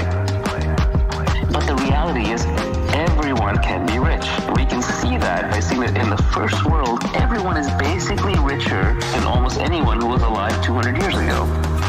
200 years ago, nobody had antibiotics, nobody had cars, nobody had electricity. So all of these things are inventions that have made us wealthier as a species.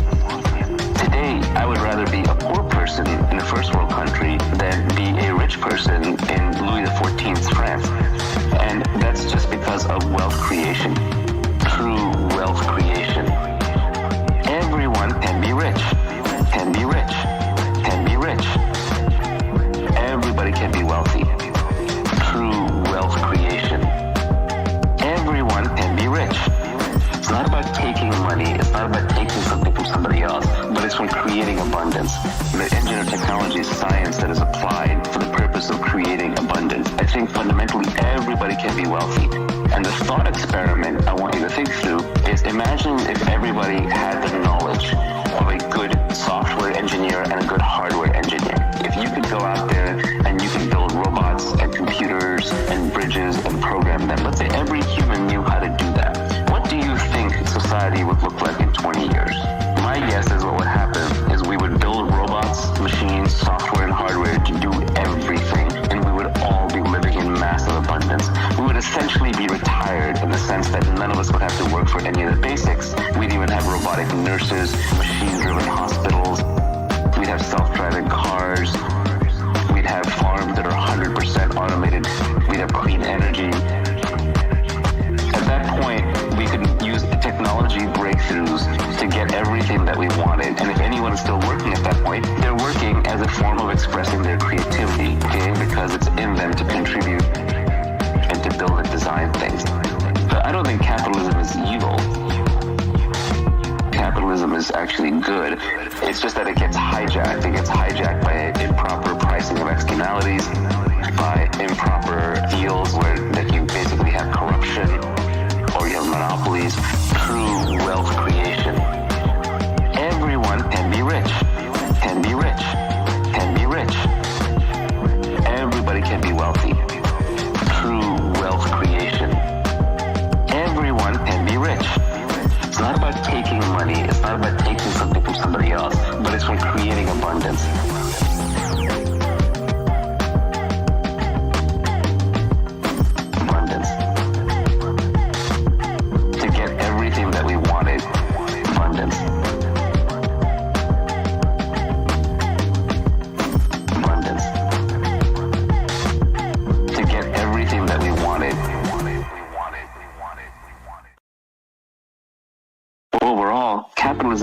intrinsic to the human species. Capitalism is not something we invented. Capitalism is not even something we discovered. It is innate to us in every exchange that we have. When you and I exchange information, I want some information back from you, I give you information, you give me information. If we weren't having a good information exchange, you'd go talk to somebody else. So the notion of exchange and keeping track of credits and debits, this is built into us as flexible social animals. We are the only animals in the animal kingdom that cooperate across genetic boundaries. Most animals don't even cooperate. But when they do, they cooperate only in packs where they co-evolve together and they share blood, so they have some shared interest. Humans don't have that. Humans don't have that. I can cooperate with you guys. One of you is a Serbian, the other one is a Persian by origin, I'm Indian by origin. We have very little blood in common, basically none, but we still cooperate. And what lets us cooperate? It's because we can keep track of debits and credits, who put in how much work, who contributed how much. That's all free market capitalism is. So I strongly believe that it is innate to the human species, and we are going to create more and more wealth and abundance for everybody. Everybody can be wealthy, everybody can be retired, everybody can be successful. It is merely a question of education and desire. You have to want it. Everybody can be wealthy, everybody can be retired, everybody can be successful. It is merely a question of education and desire. You have to want it. If you don't want it, that's fine, then you opt out of the game. But don't try and put down the people who are playing the game. Who are playing the game. Because that's the game that keeps you in a comfortable, warm bed at night. That's the game that keeps a roof over your head. That's the game that keeps your supermarket stocked. That's the game that keeps the iPhone buzzing in your pocket. It is a beautiful game that is worth playing ethically, rationally, morally, socially for the human race, and it's going to continue to make us all richer and richer until we have massive wealth creation for anybody who wants it.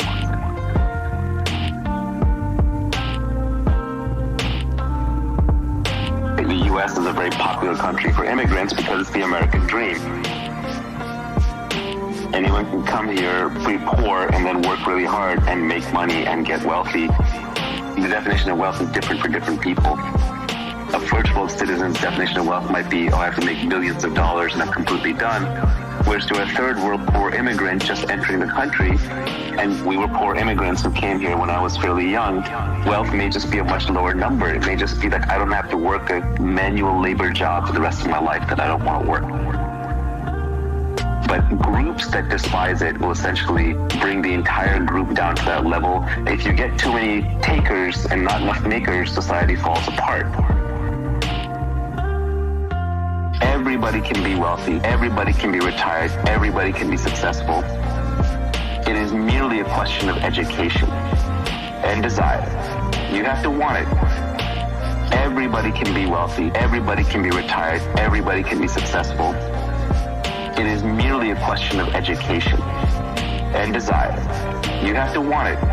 You end up with a communist country. Look at Venezuela, right? They were so busy taking and dividing and reallocating that people are literally starving in the streets and losing kilograms of body weight every year just through sheer starvation. Another way to think about it is imagine an organism that has too many parasites. You actually need some small number of parasites to stay healthy, and you need a lot of symbiotes, like all the mitochondria in all of our cells that help us respirate and burn oxygen. These are symbiotes that help us survive. We couldn't survive without them. But to me, those are partners in the wealth creation that creates the human body. But if you just were filled with parasites that were purely parasitical, you would die. You would die.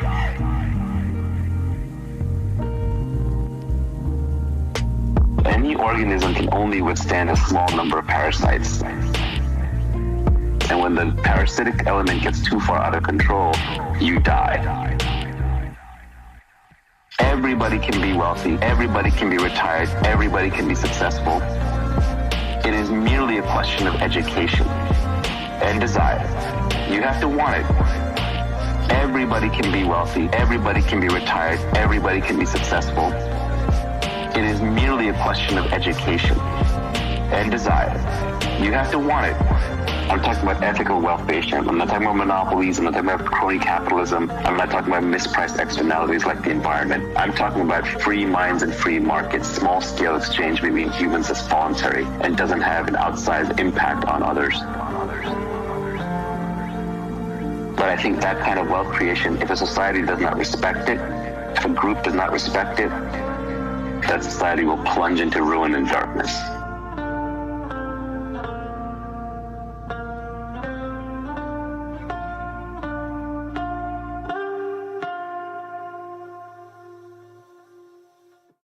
Obviously, we want to be wealthy, and we want to get there in this lifetime without having to rely on luck. Akira. A lot of people think making money is about luck. It's not. A lot of people think making money is about luck. It's not. A lot of people think making money is about luck. It's not. It's about becoming the kind of person that makes money. A lot of people think making money is about luck. It's not. A lot of people think making money is about luck. It's not. A lot of people think making money is about luck. It's not. It's about becoming the kind of person that makes money. You know, I like to think that if I lost all my money and if you dropped me on a random street in any English-speaking country, within 5 to 10 years, I'd be wealthy again, right? Because it's just a skill set that I've developed and I think anyone can develop. You know, in 1,000 parallel universes, you want to be wealthy in 999 of them. You don't want to be wealthy in the 50 of them where you got lucky. So we want to factor luck out of it. There's really 4 kinds of luck. Blind luck, where I just got lucky because something completely out of my control happened. It's fortune, that's fate, etc. Then there's luck that kind of comes through persistence, hard work, hustle, motion, which is when you're just running around creating lots of opportunities, you're generating a lot of energy, you're doing a lot of things. Lots of things will just get stirred up in the dust. It's almost like mixing a petri dish and seeing what combines, or mixing a bunch of reagents and seeing what combines. You're just generating enough force and hustle and energy that luck will sort of find you. A third way is that you just become very good at spotting luck. So if you are very skilled in a field, you will notice when a lucky break happens in that field when other people who aren't attuned to it won't notice. So you become sensitive to luck, and that's through skill and knowledge and work.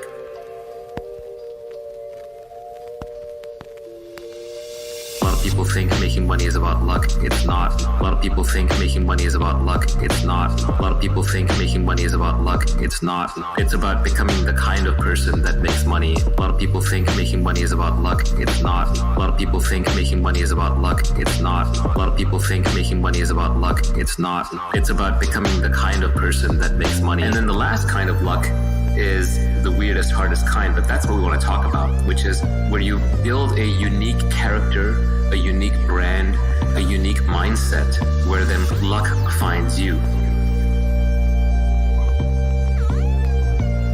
Luck finds you. For example, let's say that you're the best person in the world at deep sea underwater diving, and you're known to take on deep sea underwater dives that nobody else will even attempt to dare. And then by sheer luck, somebody finds a sunken treasure ship off the coast they can't get at. Well, their luck just became your luck, because they're going to come to you to get that treasure and you're going to get paid for it. Now that's an extreme example, but it's just showing how the person who got lucky by finding the treasure chest, that was blind luck. But them coming to you and asking you to extract it and having to give you half, that's not luck. You kind of created your own luck. You put yourself in a position to be able to capitalize on that luck, or to attract that luck when nobody else has created that opportunity for themselves. A lot of of people think making money is about luck. It's not. A lot of people think making money is about luck. It's not. A lot of people think making money is about luck. It's not. It's about becoming the kind of person that makes money. A lot of people think making money is about luck. It's not. A lot of people think making money is about luck. It's not. A lot of people think making money is about luck. It's not. It's about becoming the kind of person that makes money. When we talk about without getting lucky, we want to be deterministic. We don't want to leave it to chance. I don't think it's impossible. I think that you may have to work a little bit harder at it given your starting circumstances. I mean, remember, I started as a poor kid in India, right? So if I can make it, anybody can. Now, obviously, I had all my limbs and I had my mental faculties and I did have an education. So there are some prerequisites you can't get past. But if you're listening to this, you probably have the requisite means at your disposal, which is a functioning body and a functioning mind. And I've encountered plenty of bad luck along the way. First little fortune that I made, I instantly lost in the stock market. The second, I got cheated by my business partners. It's only the third time around has been a charm, and even then, it has been a slow and steady struggle. I haven't made money in my life in one giant payout. It's always been a whole bunch of small things kind of piling up. So it's more about consistently creating wealth by creating businesses and creating opportunities and creating investments. It hasn't been like a giant one-off thing. My personal wealth has not been generated by one big year. It just sort of stacks up little bit chips at a time. More options, more businesses, more investments, more things I can do. It's going to be a long lifetime of learning, of reading, of creating that's just going to compound.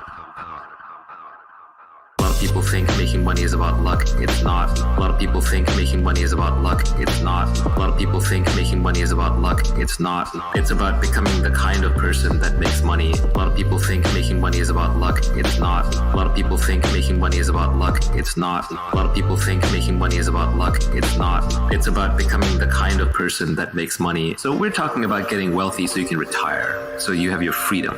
Not retire in the sense that you don't do anything, but in the sense that you don't have to be any place you don't want to be. You don't have to do anything you don't want to do. And you can wake up when you want. You can sleep when you want. You don't have a boss. That's freedom. So we're talking about enough wealth to get to freedom. And especially thanks to the internet these days, those opportunities are massively abundant. I, in fact, have too many ways to make money. I don't have enough time.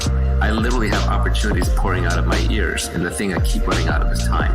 There's just so many ways to create wealth, to create products, to create businesses, to create opportunities, and to, as a byproduct, get paid by society that I just can't even handle it all.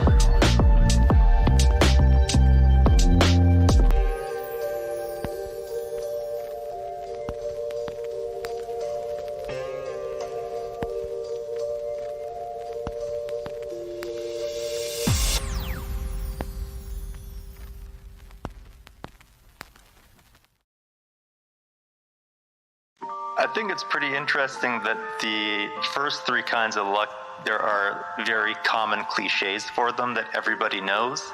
And then for that last kind of luck that comes to you out of the unique way that you act, there's no real cliche for it. For the first three kinds, there's dumb luck or blind luck. The second kind of luck, there's the cliche that fortune favors the bold.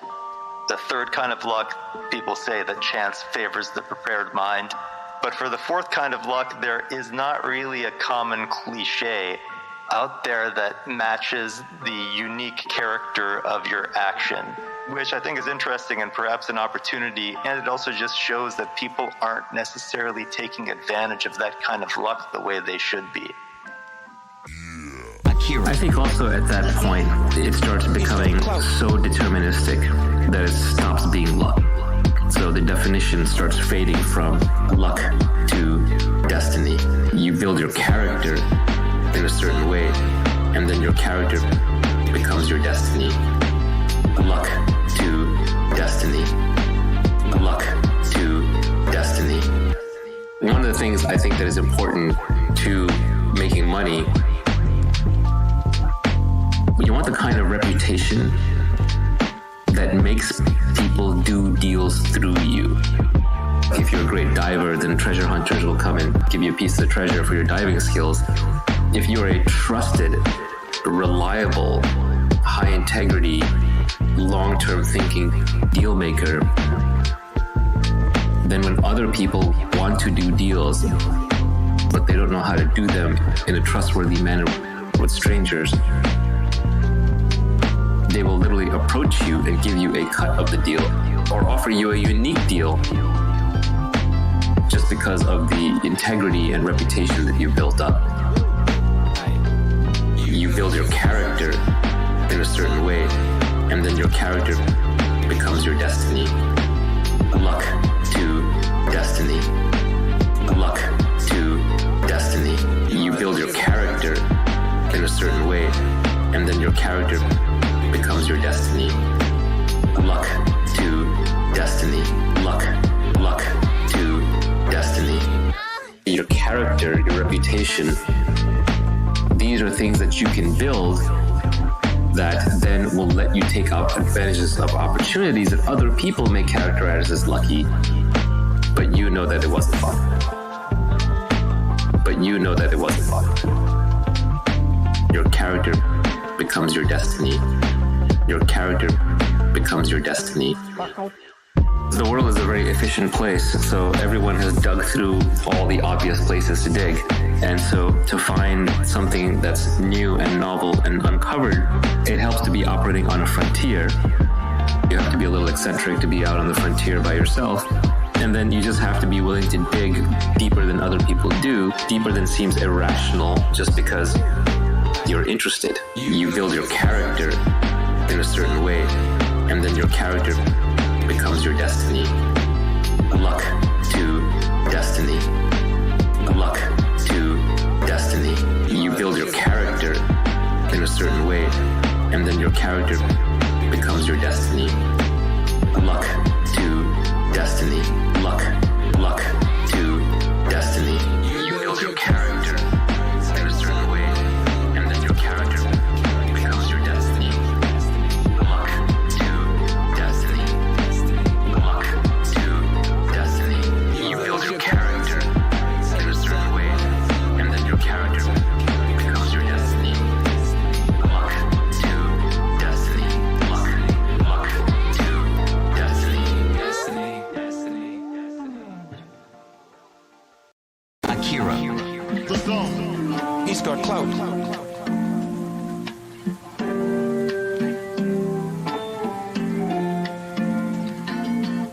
The first point was about how you're not going to get rich. You're not going to get rich renting out your time. You must own equity, a piece of a business, to gain your financial freedom. This is probably one of the absolute most important points. People seem to think that you can create wealth and make money through work. It's probably not going to work. There are many reasons for that, but the most basic is just that your inputs are very closely tied to your output. In almost any salaried job, even a one that's paying a lot per hour, like a lawyer or a doctor, you're still putting in the hours, and every hour you get paid. So what that means is when you're sleeping, you're not earning. When you're retired, you're not earning. When you're on vacation, you're not earning. And you can't earn non-linearly.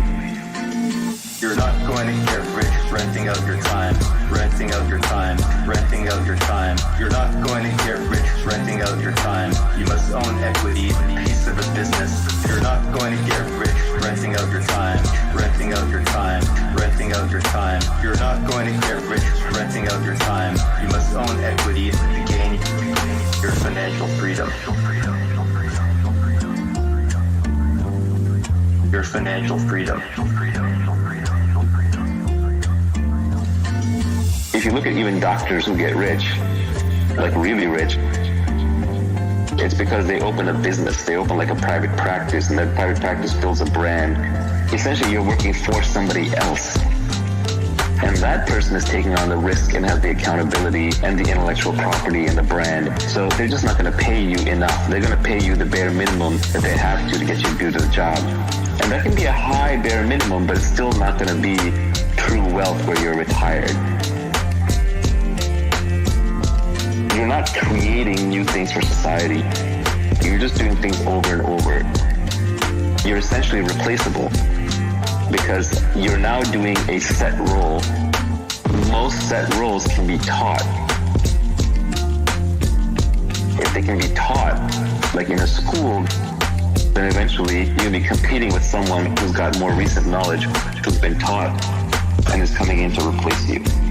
You're much more likely to be doing a job that can be eventually replaced by a robot or by AI. You're not going to get rich renting out your time, renting out your time, renting out your time. You're not going to get rich renting out your time. You must own equity, piece of a business. You're not going to get rich renting out your time, renting out your time, renting out your time. You're not going to get rich renting out your time. You must own equity to gain your financial freedom. Your financial freedom. You really just want a job or a career or a profession where your inputs don't match to your outputs. Businesses that have high creativity and high leverage tend to be ones where you could do an hour of work and it can have a huge effect, or you can do 1,000 hours of work and it can have no effect. One great engineer can, for example, create Bitcoin and create billions of dollars worth of value. An engineer who's working on the wrong thing or not quite as good or just not as creative or thoughtful or whatever can work for an entire year, and every piece of code they ship ends up not getting used. You're not going to get rich renting out your time, renting out your time, renting out your time. You're not going to get rich renting out your time. You must own equity, piece of a business. You're not going to get rich renting out your time, renting out your time, renting out your time. You're not going to get rich renting out your time. You must own equity to gain your financial freedom. Your financial freedom. Your financial freedom. Your financial freedom. That you want to look for things that are leveraged, and by leverage I don't mean financial leverage alone like Wall Street uses, and that has a bad name. I'm just talking about tools. We're using tools. Computer is a tool that software engineers use. If I'm a lumberjack with bulldozers and automatic robot axes and saws, I'm going to be using tools and have more leverage than someone who's just using his bare hands and trying to rip the trees out by their roots. Tools and leverage are what create this disconnection between inputs and outputs. Creativity, so the higher the creativity component of a profession, the more likely it is to have disconnected inputs and outputs. So I think that if you're looking at professions where your inputs and your outputs are highly connected, it's going to be very, very, very hard to create wealth and make wealth for yourself in that process.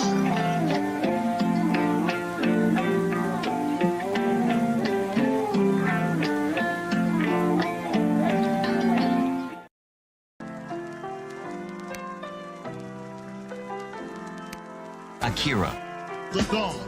He's got clout. People who are living far below their means enjoy a freedom that people busy upgrading their lifestyles just can't fathom. And I think that's very important, like just to not upgrade your lifestyle all the time, to maintain your freedom. And it just gives you freedom of operation. Once you make a little bit of money, you still want to be living like your old self, so that just the worry goes away. So don't run out to upgrade that house and lifestyle and all that stuff. Let's say you're going to pay $1,000 an hour. The problem is that when you go into a work lifestyle like that, you don't just suddenly go from making $20 an hour to making $1,000 an hour. That's a progression over a long career. And as that happens, one subtle problem is that you upgrade your lifestyle as you make more and more money. And that upgrading of the lifestyle ups what you consider to be wealth, and you stay in this wage slave trap. So I forget who said it, maybe it was Nassim Taleb, but he said the most dangerous things are heroin and a monthly salary. I think that's very important, like just to not upgrade your lifestyle all the time, to maintain your freedom, And I think that's very important, like just to not upgrade your lifestyle all the time, to maintain your freedom, The way you want to get wealthy is you want to be poor and working and working and working. And this is, for example, how the tech industry works, where you don't make any money for 10 years, and then suddenly in year 11, you might have a giant payday. Ideally, you want to make your money in discrete lumps, separated over long periods of time, so that your own lifestyle does not have a chance to adapt quickly. And then you can basically say, okay, now I'm done. Now I'm retired. Now I'm free. I'm still going to work because you got to do something with your life, but I'm going to work on only the things that I want, when I want, and it's going to be much more creative expression and much less about money.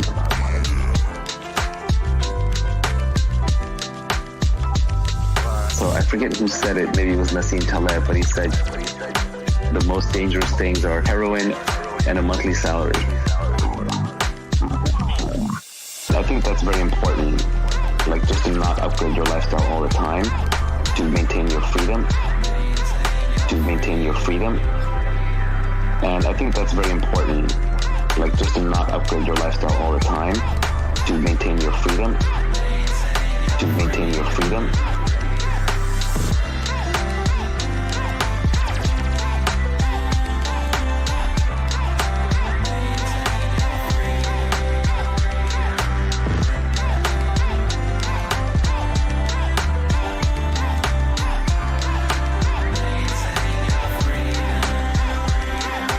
Now I'm done. Now I'm retired. Now I'm free.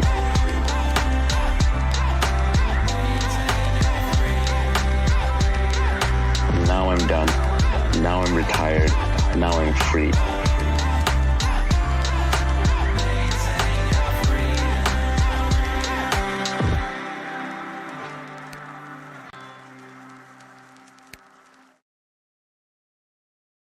You're not going to get rich renting out your time, but you say that you will get rich by giving society what it wants, but does not yet know how to get at scale. That's right. We talked about before, money is IOUs from society saying you did something good in the past, now here's something that we owe you for the future. And so society will pay you for creating things that it wants. But society doesn't yet know how to create those things. Society always wants new things. Society always wants new things. Society always wants new things. And if you want to be wealthy, you want to figure out which one of those things you can provide for society that it does not yet know how to get, but it will want. Almost everything in your house, in your workplace, and on the street used to be technology at one point in time. There was a time when oil was technology that made J.D. Rockefeller rich. Cars were technology that made Henry Ford rich. Technology is just a set of things, as Alan Kay said, that don't quite work yet. Once something works, it's no longer technology. Society always wants new things. Society always wants new things. Society always wants new things. And if you want to be wealthy, you want to figure out which one of those things you can provide for society that it does not yet know how to get, but it will want. That's natural to you and within your skill set, within your capabilities, and then you have to figure out how to scale it. Because if you just build one of it, that's not enough. You got to build thousands or hundreds of thousands or millions or billions of them, so everybody can have one.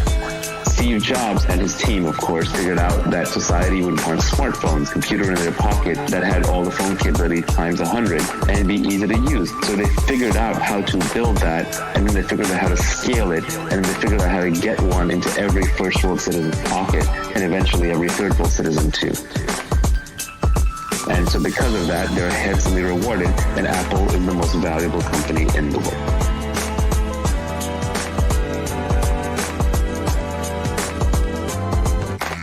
First, it starts with an act of creativity. First, you create it just because you want it. You want it, and you know how to build it, and you need it, and so you build it for yourself. Then you figure out how to get it to other people, and then for a little while, rich people have it. Like, for example, rich people had chauffeurs, and then they had black town cars, and then Uber came along, and everyone's private driver was available to everybody. And now you can even see Uber pools that are replacing shuttle buses because it's just more convenient. And then you get scooters, which are even further down market of that. It's about distributing what rich people used to have to everybody.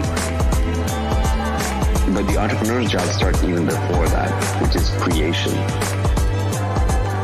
Entrepreneurship is essentially an act of creating something new from scratch, predicting that society will want it, and then figuring out how to scale it and get it to everybody in a profitable way, in a self-sustaining way. Society always wants new things. Society always wants new things. Society always wants new things. And if you want to be wealthy, you want to figure out which one of those things you can provide for society that it does not yet know how to get, but it will want. Society always wants new things. Society always wants new things. Society always wants new things. And if you want to be wealthy, you want to figure out which one of those things you can provide for society that it does not yet know how to get, but it will want. Meaning ways. Let's look at this next tweet, which I thought was cryptic and also super interesting about the kind of job or career that you might have. You said the internet has massively broadened the possible space of careers. Most people haven't figured this out yet. The fundamental property of the internet, more than any other single thing, is it connects every human to each other human on the planet. You can now reach everyone, whether it's by emailing them personally, whether it's by broadcasting to them on Twitter, whether it's by putting up a website they come and access. So the internet is an inter-networking tool. It connects everybody. That is its superpower. The internet means that you can find your audience for your product or your talent and skill, no matter how far away they are. Any niche obsession, people who collect snakes, people who like to ride hot air balloons, people who like to sail around the world by themselves as one person on a craft, or there's a show about a woman who goes to people's houses and tidies it up. Clean up your room. So whatever niche obsession you have, the internet allows you to scale. Now that's not to say that what you build will be the next Facebook, will reach billions of users, but if you just want to reach 50,000 passionate people like you, there's an audience out there for you. The fundamental property of the internet, more than any other single thing, it connects everyone to everyone. Everyone to everyone. That is its superpower. It connects everyone to everyone. It connects everyone to everyone. Everyone to everyone. Everyone to everyone to everyone to everyone. So the beauty of this is that we have 7 billion beings on this planet. The combinatorics of human DNA are incredible. Everyone is completely different. You'll never meet any two people who are even vaguely similar to each other that can substitute for each other. It's not like you can say, well, Nivi just left my life, so I can have this other person come in and he's just like Nivi, and I get the same feelings, the same responses, and the same ideas. No, there are no substitutes for people. People are completely unique. So given that each person has different skill sets, different interests, different obsessions, it's that diversity that becomes a creative superpower. So each person can be creatively superb at their own unique thing. But before, that didn't matter, because if you were living in a little fishing village in Italy, your fishing village didn't necessarily need your completely unique skill, and you had to conform to just a few jobs that were available. But now, today, you can be completely unique. You can go out on the internet and you can find your audience, and you can build a business and create a product and build wealth and make people happy, just uniquely expressing yourself through the internet. The fundamental property of the internet, more than any other single thing, it connects everyone to everyone. everyone to everyone. That is its superpower. It connects everyone to everyone. It connects everyone to everyone. Everyone to everyone. Everyone to everyone to everyone to everyone. The base of careers has been so broad. Esports players, people creating videos and uploading, bloggers, podcasters, and YouTube broadcaster. PewDiePie is the #1 trusted name in news. He's got 3 times the distribution of the top cable news networks. The internet enables any niche interest, as long as you're the best at it, to scale out. And the great news is, because every human is different, everyone is the best at something, being themselves. Escape competition through authenticity. When you're competing with people, it's because you're copying them. It's because you're trying to do the same thing. But every human is different. Don't imitate, don't copy, just do your own thing.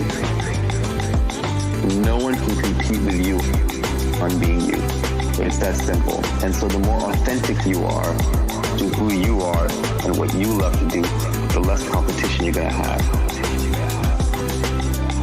So you can escape competition through authenticity when you realize no one can compete with you on being you. The fundamental property of the internet, more than any other single thing, it connects everyone to everyone. Everyone to everyone. That is its superpower. It connects everyone to everyone. It connects everyone to everyone. Everyone to everyone. Everyone to everyone to everyone to everyone. Everyone to everyone. Everyone to everyone. Everyone to everyone to everyone to everyone. Everyone to everyone. Everyone to everyone. Everyone to everyone to everyone to everyone. The fundamental property of the internet, more than any other single thing, it connects everyone to everyone. Everyone to everyone. Everyone to everyone to everyone to everyone. Everyone is the best at something. Everyone is the best at something. Everyone is the best at something. Being themselves. Everyone is the best at something. Everyone is the best at something. Everyone is the best at something. Being themselves. And normally that would have been useless advice pre-internet. Post-internet, you can turn that into a career.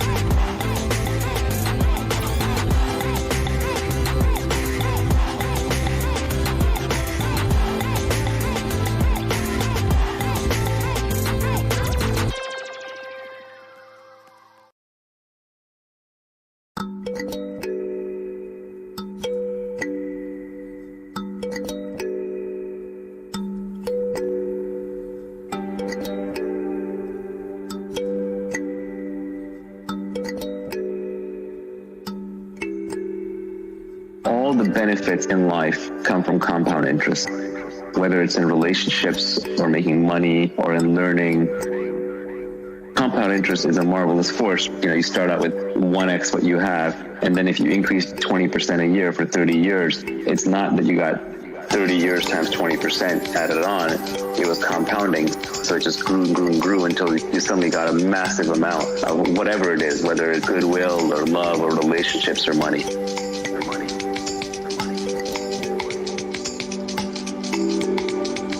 All the benefits in life come from compound interest. All the benefits in life come from compound interest. Long-term games with long-term people. Long-term games with long-term people.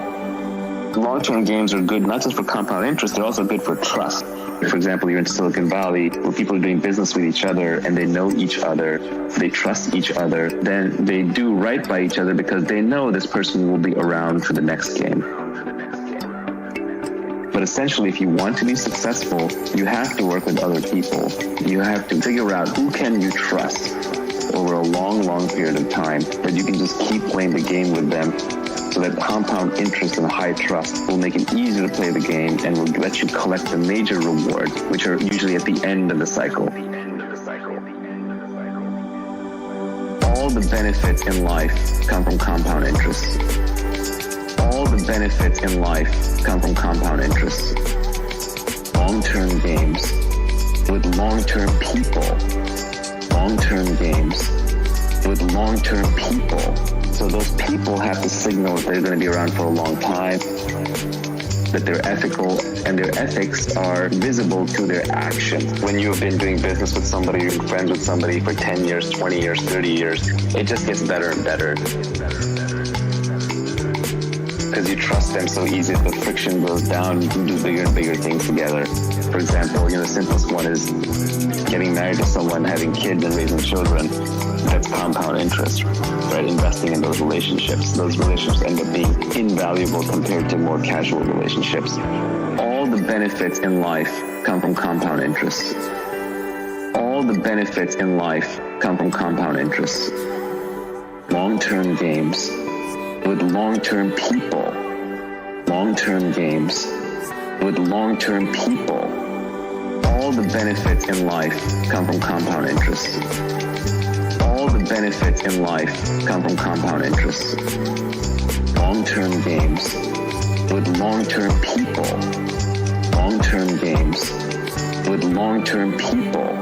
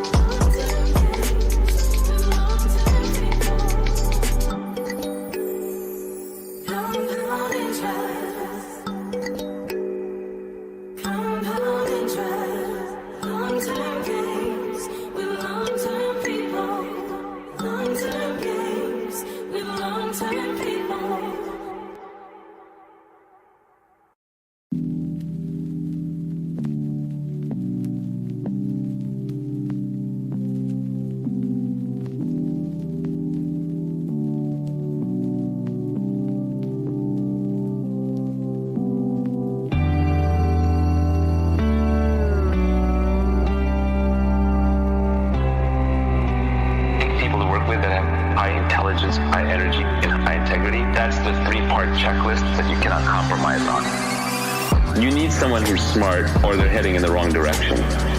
You need someone high energy because the world is full of smart, lazy people. Everyone's smart at different things.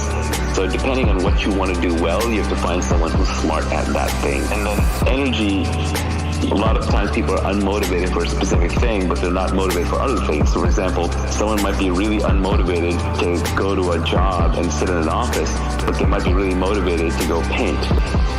Well, in that case, they should be a painter. They should be putting art up on the internet, trying to figure out how to build a career out of that, rather than wearing a collar around their neck and going to a dreary job. And then high integrity is the most important, because otherwise, you've got the other two. You have the smart and hardworking crook who's eventually going to cheat you. So you have to figure out if the person's high integrity. The way you do that is through signals, and signals is what they do, not what they say. It's all the nonverbal stuff that people do when they think nobody's looking. People to work with that have high intelligence, high energy, and high integrity. High energy and high integrity. High energy. Pick people to work with that have high intelligence, high energy, and high integrity. That's the three-part checklist that you cannot compromise on. I almost won't start a company or hire a person or work with somebody if I just don't think they're into what I want them to do. When I was younger, I used to try and talk people into things. I was in this idea that you can sell someone into doing something, but you can't. You can't keep them motivated. You can get them inspired initially. It might work if you're a king like Henry V and you're trying to get them to just charge into battle, and then they'll figure it out. But if you're trying to keep someone motivated for the long term, that motivation has to come intrinsically. You can't just create it, nor can you be the crutch for them. Reading signals is very, very important. Signals are what people do despite what they say. We all know this socially. If someone treats a waiter or waitress in a restaurant really badly, then it's only a matter of time until they treat you badly.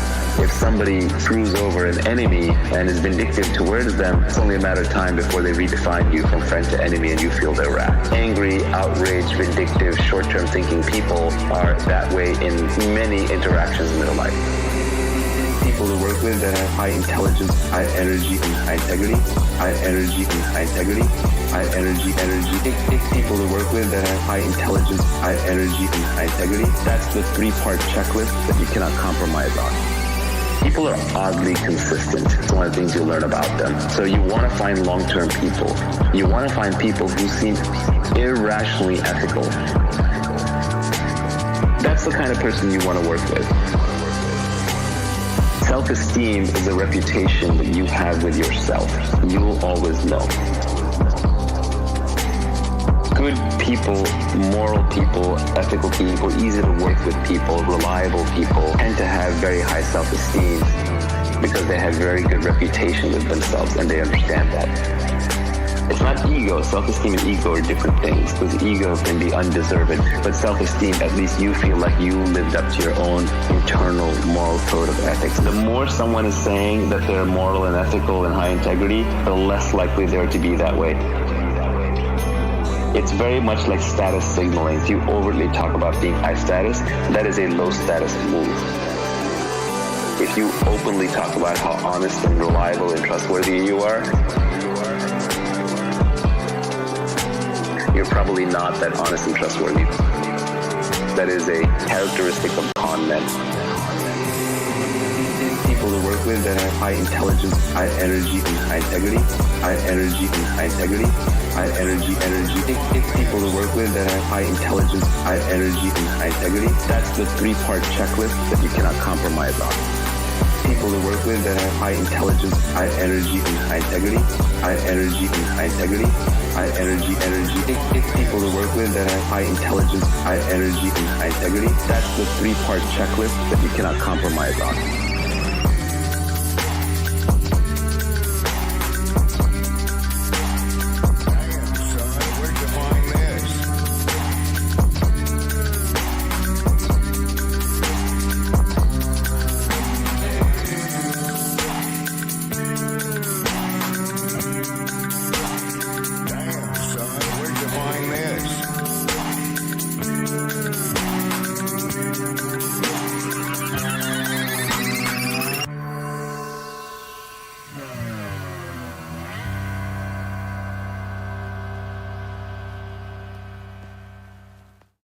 Don't partner with cynics and pessimists. Their beliefs are self-fulfilling.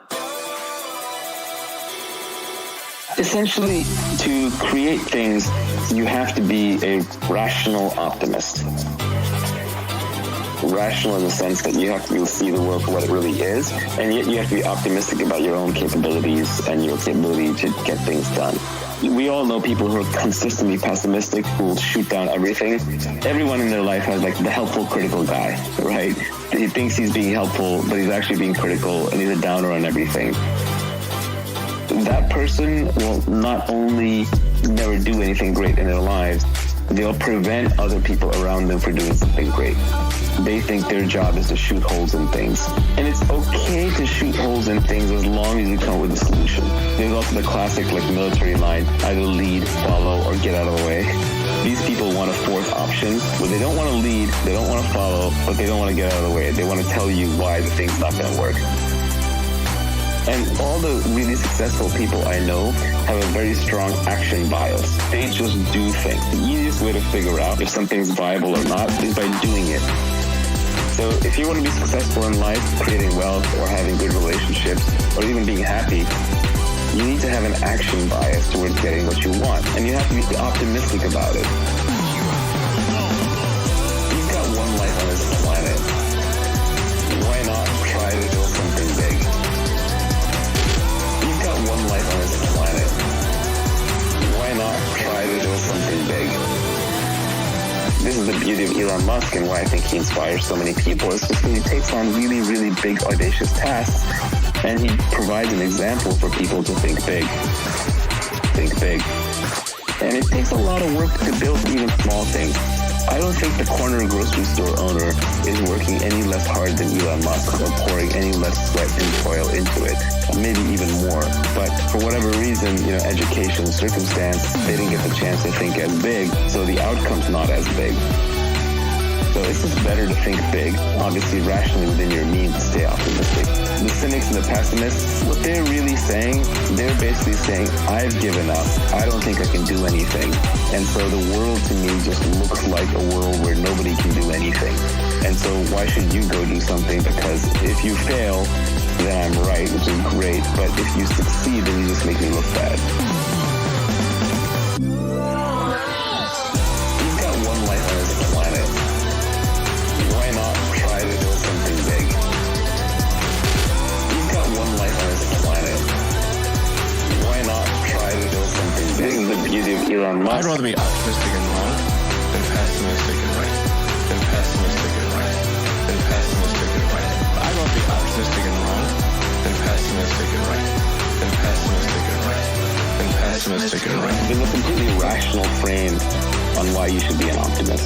Historically, if you go back 2,000 years, 5,000 years, 10,000 years, two people are wandering through a jungle, they hear a tiger, one's an optimist and says, oh, it's not headed our way. The other one says, I'm a pessimist, I'm out of here. And the pessimist runs and survives, and the optimist gets eaten. So we're descended from pessimists. We're genetically hardwired to be pessimists.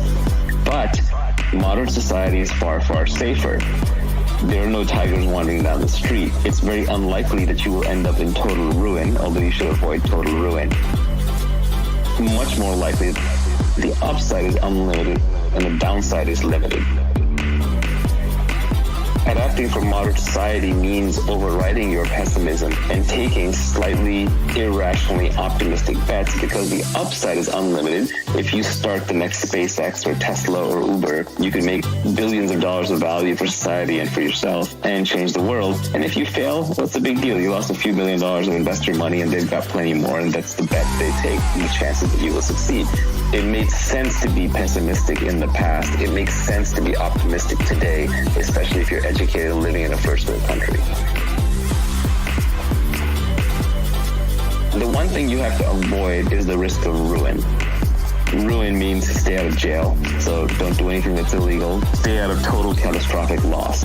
Stay out of things that can be physically dangerous, hurt your body. You have to watch your health. And stay out of things that can cause you to lose all of your capital, all of your savings. So don't gamble everything at one go.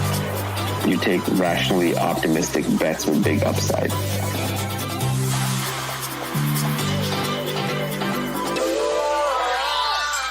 You've got one life on this planet. Why not try to build something big? You've got one life on this planet. Why not try to build something big? You've got one life on this planet. Why not try to build something big? You've got one life on this planet. Why not try to build something big? This is the beauty of Elon Musk. I'd rather be optimistic and wrong than pessimistic and right. Than pessimistic and right. Than pessimistic and right. I'd rather be optimistic and wrong than pessimistic and right. Than pessimistic and right. Than pessimistic and right.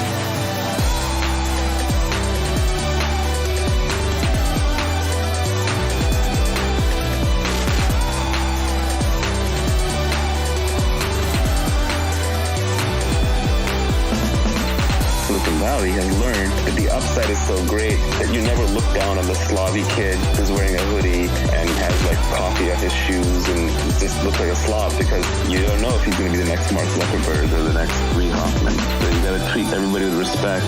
You got to look up to every possibility and opportunity, because the upside is so unlimited and the downside is so limited in the modern world.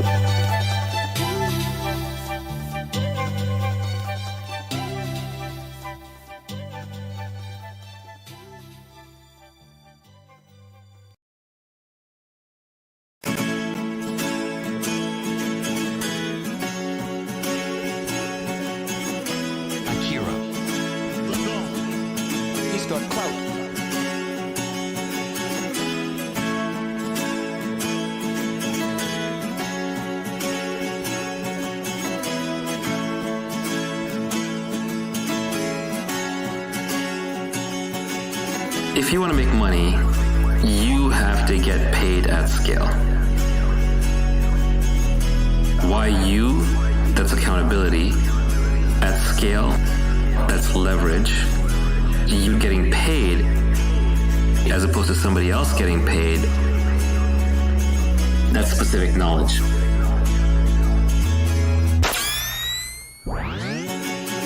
That's specific knowledge. Feels like play to me. Specific knowledge. But it looks like work to others. Specific knowledge. Feels like play to me. Specific knowledge. But it looks like work to others. We have this idea that everything can be taught. Everything can be taught in school. And it's not true that everything can be taught. In fact, the most interesting things cannot be taught. But everything can be learned.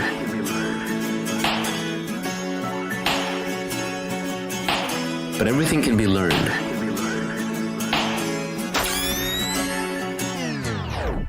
Very often that learning either comes from some innate characteristics in your DNA, or it could be through your childhood where you learn soft skills, which are very, very hard to teach later on in life, or it's something that is brand new, so nobody else knows how to do it either, or it's true on-the-job training because you're pattern matching into a highly complex environment.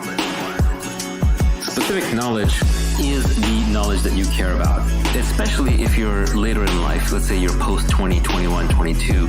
You almost don't get to choose which specific knowledge you have. Rather, you get to look at what you have already built by that point in time, and then you can build on top of it. The first thing to notice about specific knowledge is that you can't be trained for it. If you can be trained for it, if you can go to a class and learn specific knowledge, then somebody else can be trained for it too. And then we can mass produce and mass train people. Heck, we can even program computers to do it. And eventually we can program robots to walk around doing it. So if that's the case, then you're extremely replaceable, and all we have to pay you is the minimum wage that we have to pay you to get you to do it, when there are lots of other takers who can be trained to do it. That's specific knowledge. Feels like play to me. Specific knowledge. But it looks like work to others. Specific knowledge. Feels like play to me. Specific knowledge. But it looks like work to others. Specific knowledge is found much more by pursuing your innate talents, your genuine curiosity, and your passion. Very often, specific knowledge is at the edge of knowledge. It's also stuff that's just being figured out, or is really hard to figure out. So, if you're not 100% into it, somebody else who is 100% into it will outperform you. And they won't just outperform you by a little bit, they'll outperform you by a lot. Because now we're operating the domain of ideas, compound interest really applies and leverage really applies. If you're operating with 1,000 times leverage and somebody is right 80% of the time and somebody else is right 90% of the time, the person who's right 90% of the time will literally get paid hundreds of times more by the market. So very often, it's not something you sit down and you reason about. It's more found by observation. You almost have to look back on your own life and see what you're actually good at. I wanted to be a scientist. The first person to actually point out my real specific knowledge was my mother. I was like 15 or 16 years old. I was telling a friend of mine that I wanted to be an astrophysicist, and she said, "No, you're going to go into business." And I was like, "What? My mom's telling me I'm going to be in business? I'm going to be an astrophysicist. Mom doesn't know what she's talking about." But Mom knew exactly what she was talking about. She had already observed. We walked down the street. I would critique the local pizza parlor on why they were selling their slices a certain way with certain toppings and why their process of ordering was this way when it should have been that way. So she knew that I was had more of a business curious mind, but then my obsession with science combined to create technology and technology businesses where I found myself. That's specific knowledge. Feels like play to me. Specific knowledge. But it looks like work to others. That's specific knowledge. Feels like play to me. Specific knowledge. But it looks like work to others.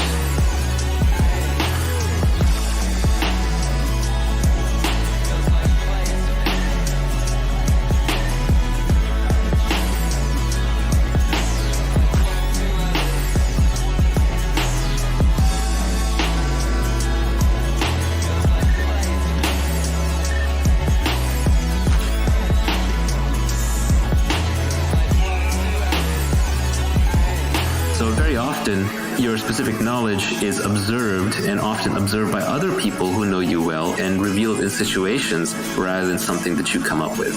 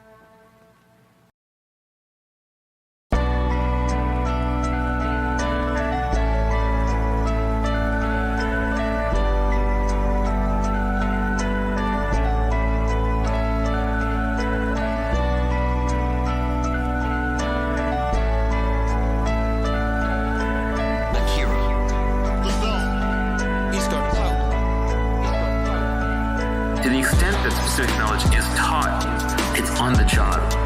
It's through apprenticeships, and that's why the best careers are the apprenticeship careers, because those are things that society still has not figured out how to train and automate yet. The classic line here is that Warren Buffett went to Benjamin Graham when he got out of school, and Benjamin Graham was the author of The Intelligent Investor and sort of modernized or created value investing as a discipline. And Warren Buffett went to Benjamin Graham and offered to work for him for free. And Graham said, actually, you're overpriced. Free is overpriced. And Graham was absolutely right.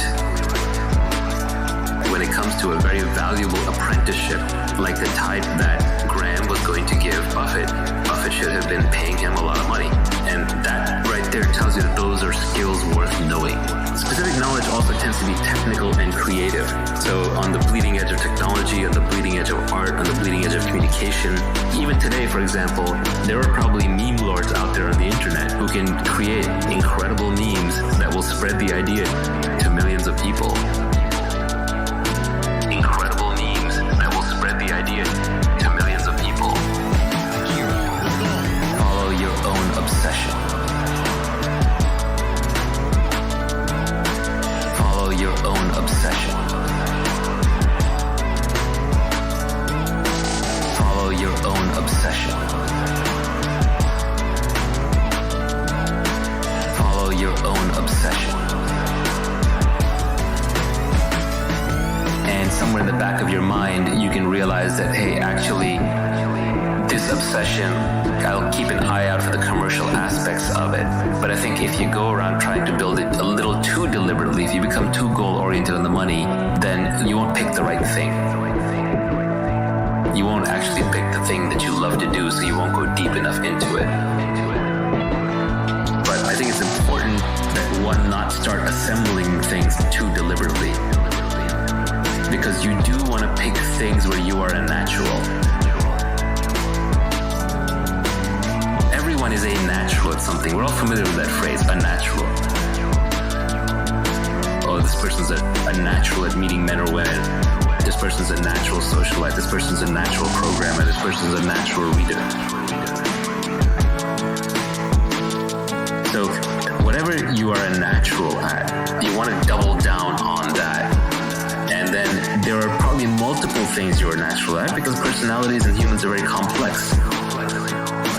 We want to be able to take the things that you're natural at and combine them so that you automatically, just through sheer interest and enjoyment, end up top 25 or top 10 or top 5% at a number of things.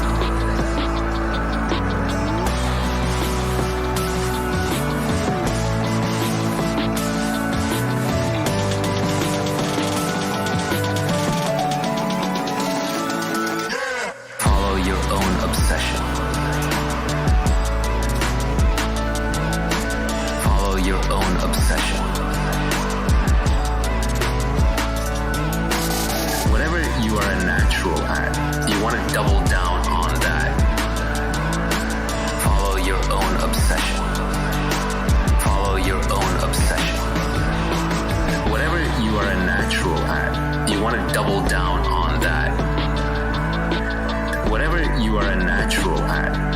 double down on that. Follow your own obsession. Follow your own obsession. Whatever you are a natural at, you want to double down on that.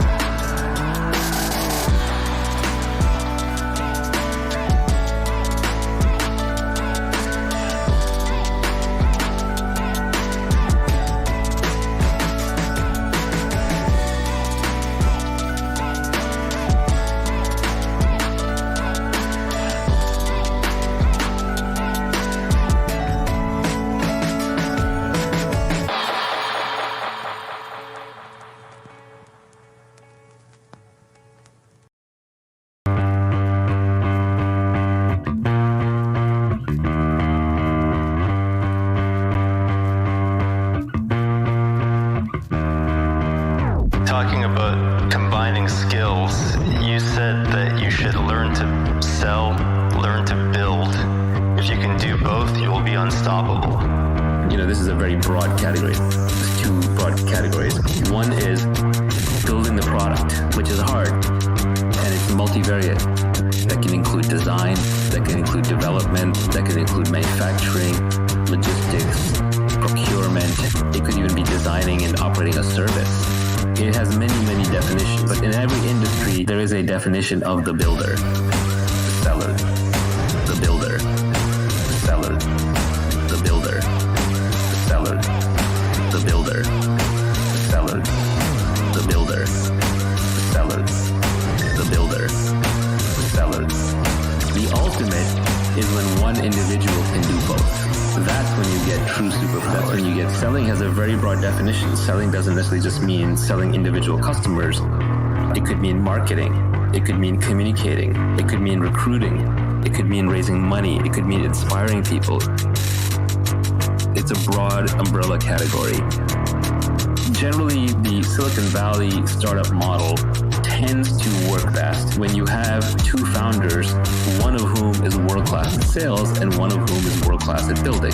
Steve Jobs and Steve Wozniak at Apple, Gates and Allen with Microsoft. There's a builder and there's a seller. The ultimate is when one individual can do both. That's when you get true superpowers. The builder, the seller, the builder, the seller. The ultimate is when one individual can do both. That's when you get true superpowers. The builder, the seller, the builder, the seller. The ultimate is when one individual can do both. That's when you get true superpowers. The real giants in any field are the people who can both build and sell. And usually, the building is a thing that, like, a salesperson can't pick up building later in life. It requires too much focused time. But a builder can pick up selling. If you're at the intersection of these two, don't despair, because you're not going to be the best technologist and you're not going to be the best salesperson. But in a weird way, that combination of two is unstoppable. The builder, the seller, the builder, the seller. The ultimate is when one individual can do both. The builder, the seller, the builder, the seller. The ultimate is when one individual can do both. That's when you get true superpowers. The builder, the seller, the builder, the seller, the builder, the seller, the builder, the seller, the builder, the seller, the builder, the seller. The ultimate is when one individual can do both. That's when you get true superpowers.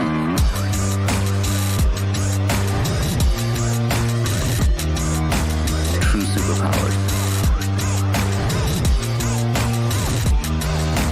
True superpowers. True superpowers. True superpowers.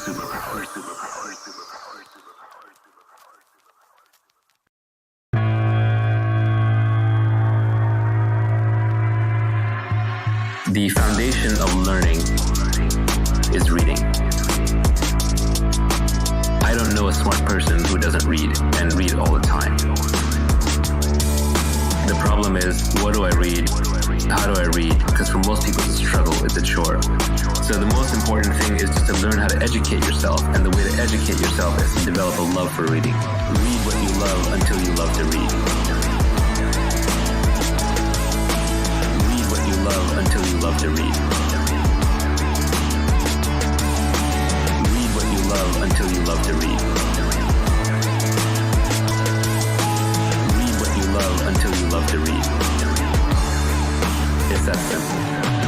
Everybody I know who reads a lot loves to read. And they love to read because they read books they loved. It's a little bit of a catch-22, but you basically want to start off just reading wherever you are and then keep building up from there until reading becomes a habit. And then eventually you will just get bored of the simple stuff. You may start off reading fiction, then you might graduate to science fiction, then you may graduate to non-fiction, then you may graduate to science or philosophy or mathematics or whatever it is. But take your natural path and just read the things that interest you until you kind of understand them, and then you'll naturally move to the next thing and the next thing and the next thing. Read what you love until you love to read.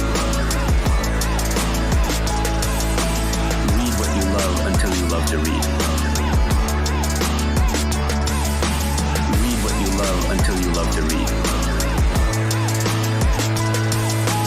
Read what you love until you love to read. It's that simple. At some point, there's too much out there to read. And even reading is full of junk. There are actually things you can read, especially early on, that will program your brain a certain way. And then later things that you read, you will decide whether those things are true or false based on the earlier things. So it is important that you read foundational things.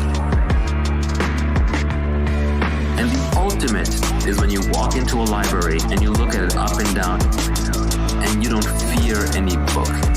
You know that you can take any book off the shelf, you can read it, you can understand it, you can absorb what is true, you can reject what is false, and you have a basis for working that out that is logical and not purely just based on opinions. Read what you love until you love to read.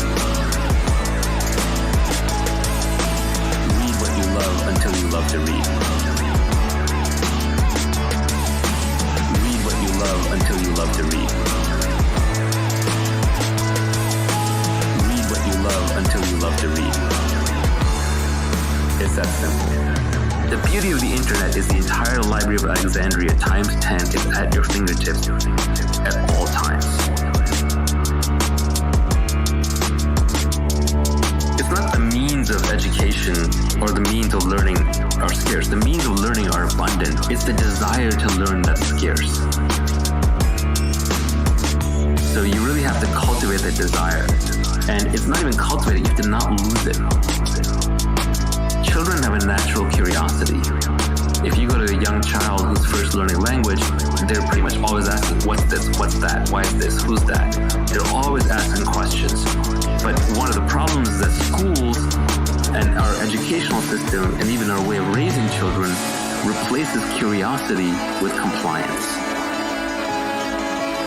And once you replace the curiosity with the compliance, you get an obedient factory worker, but you no longer get a creative thinker.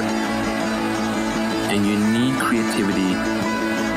You need the ability to feed your own brain to learn whatever you want. Read what you love until you love to read. Read what you love until you love to read. Love until you love to read. Read what you love until you love to read. It's that simple.